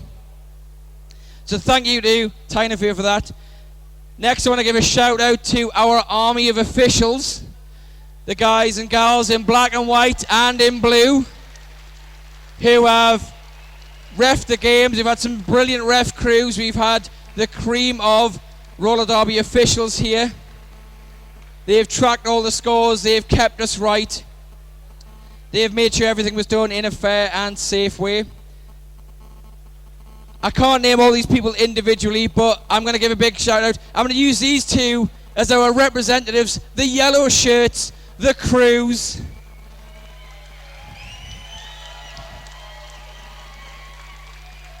Once again, the volunteers from Tyne and Fear and their sister league, Newcastle Roller Girls, have devoted their time to running around, doing all the horrible jobs that no one wants, like mopping up after sweaty skaters and fetching water, and generally being there just to make sure that nobody walks out of a fire escape and into an old folks' home.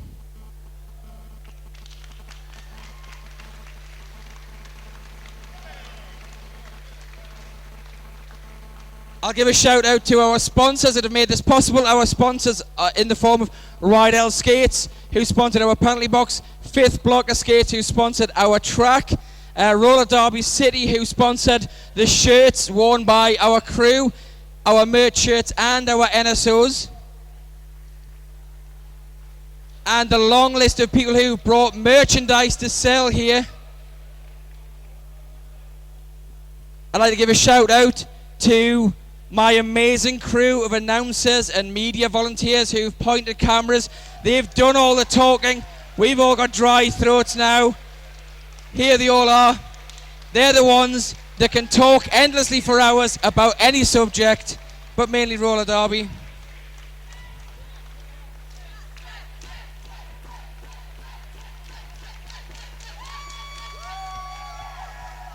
Let's give a big thank you to all the teams who basically travelled here bringing fans, kit, merch, and have played their hearts out all weekend. We're going to be thanking you all individually in a second, probably with the official rundown. But mainly let's thank the crowd who have given voice and applause to this competition right until this last game, when you actually raised the roof slightly to the point where the Walker Dome is now 2 foot higher.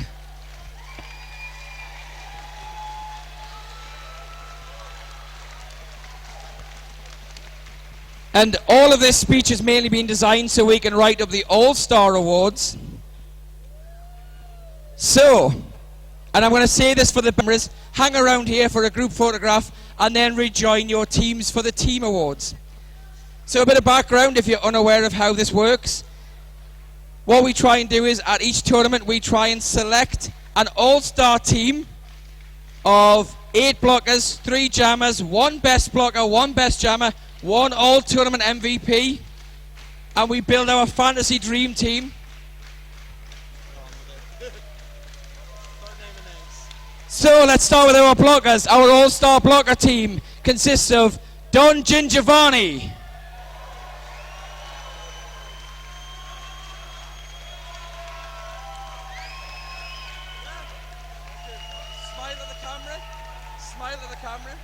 Boss Bear,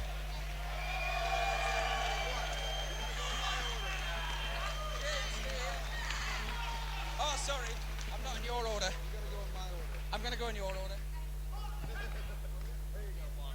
Hang on, just stay here for a second.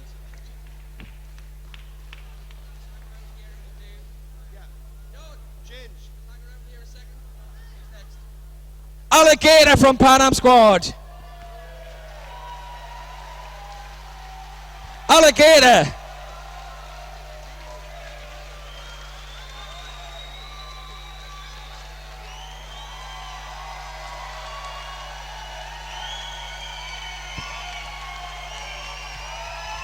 Smile. And then.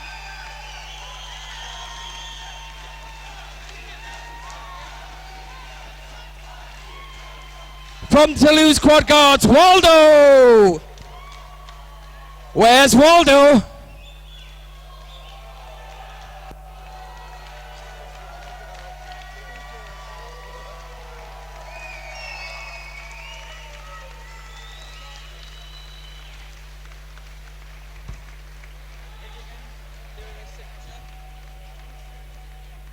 Also from the Quad Guards, Angry Bear!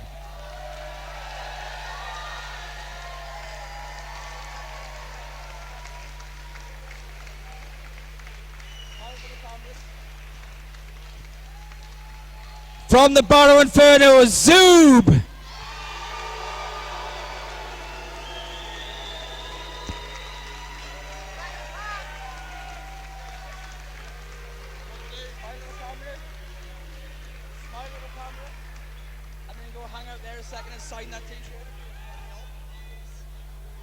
Sully!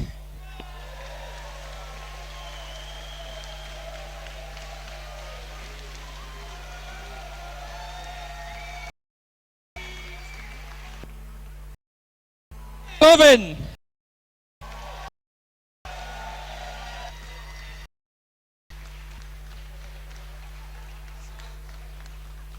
And then go hang out with your all-star teammates. And for every group of blockers, they need some jammers to make look good. And so our first star jammer lineup is Dog.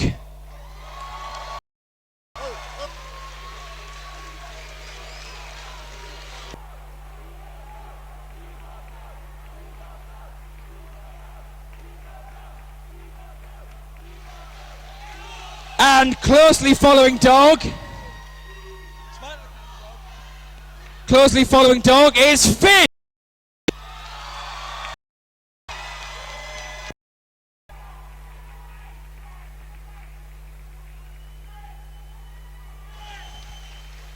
As Lieutenant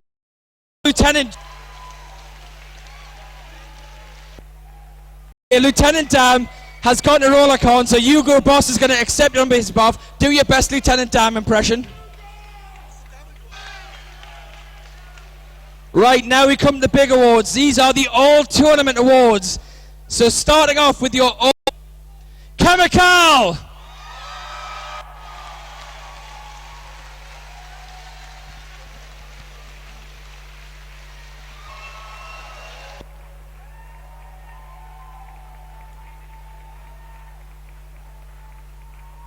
Tournament Best Jammer. Ah, yes. Please check out our all-tournament all-stars. Our all-tournament Best Jammer, Reaper.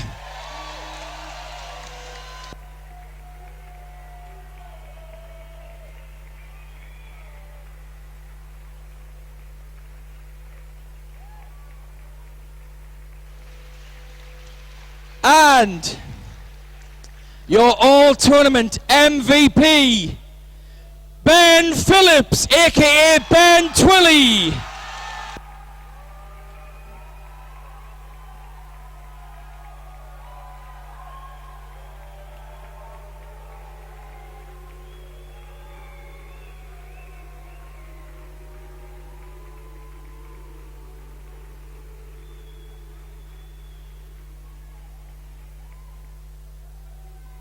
So, I'll get all the all-star team, if you can all gather here please in front of the cameras and do a big team photograph to keep the sponsors happy. I should also mention as well, our all-star best blocker, jammer and MVP will get a custom shirt made for them by Queens of the Sin Bin. So we will get those shirts to you as soon as they are made up.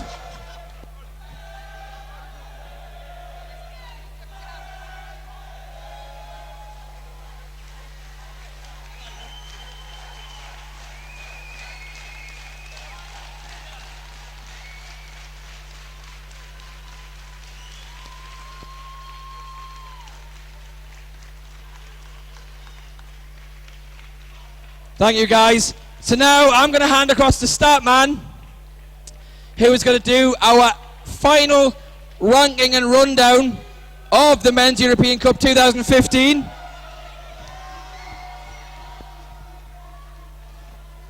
All right, ladies and gentlemen.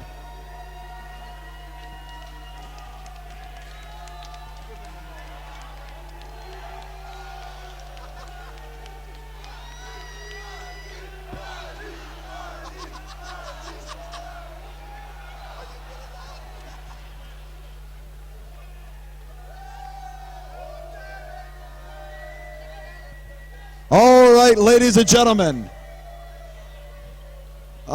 All right, ladies and gentlemen. The scores have been checked and double checked. And we have the final standings.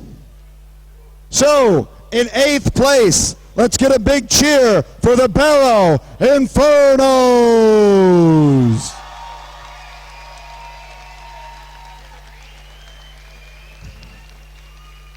No. In the Panam Squad.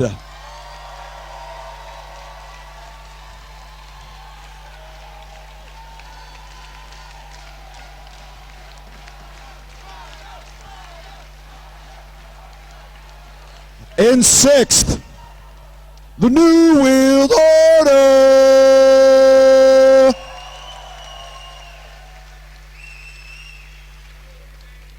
In 5th, Le Quadga.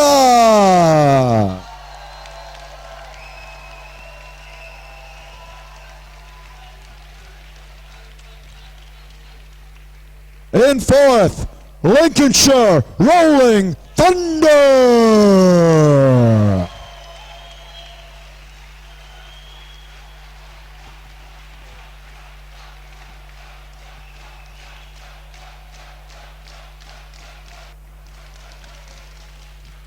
And now we're going to read off the top 3. I'm going to read off every name.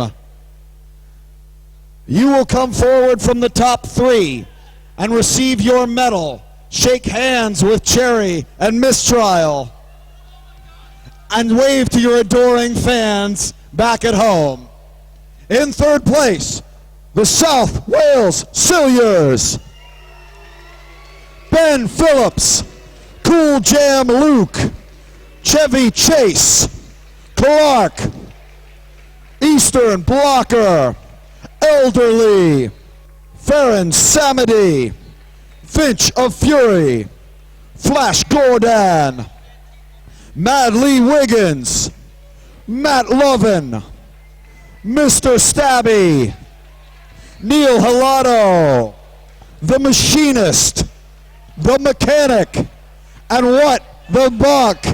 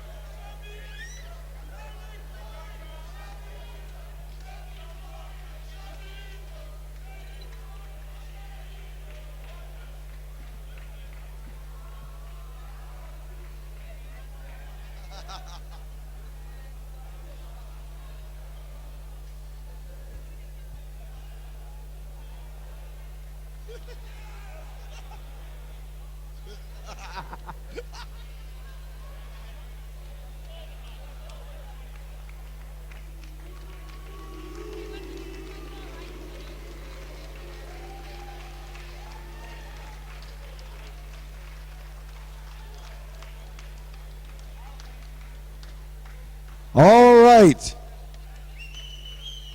In 2nd place, the team of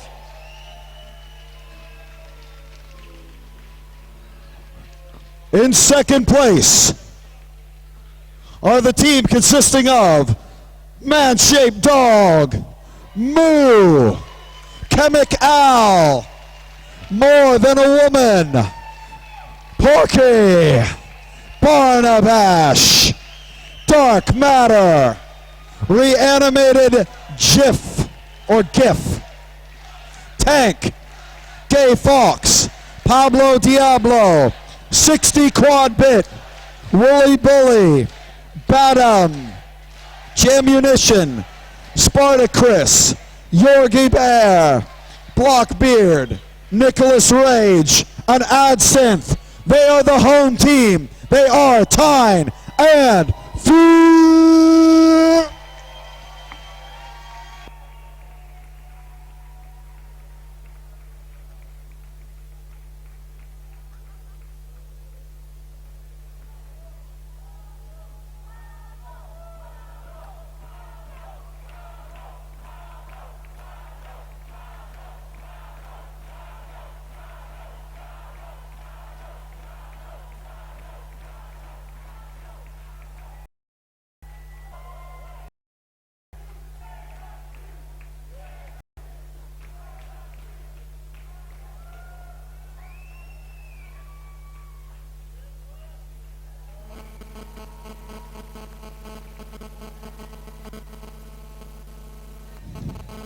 And the winners of the 2015 Men's European Cup, the team of Blitzkrieg, Roland Stoner, Brains, Flyboy, Noli Noli, Piston Broke, Reaper.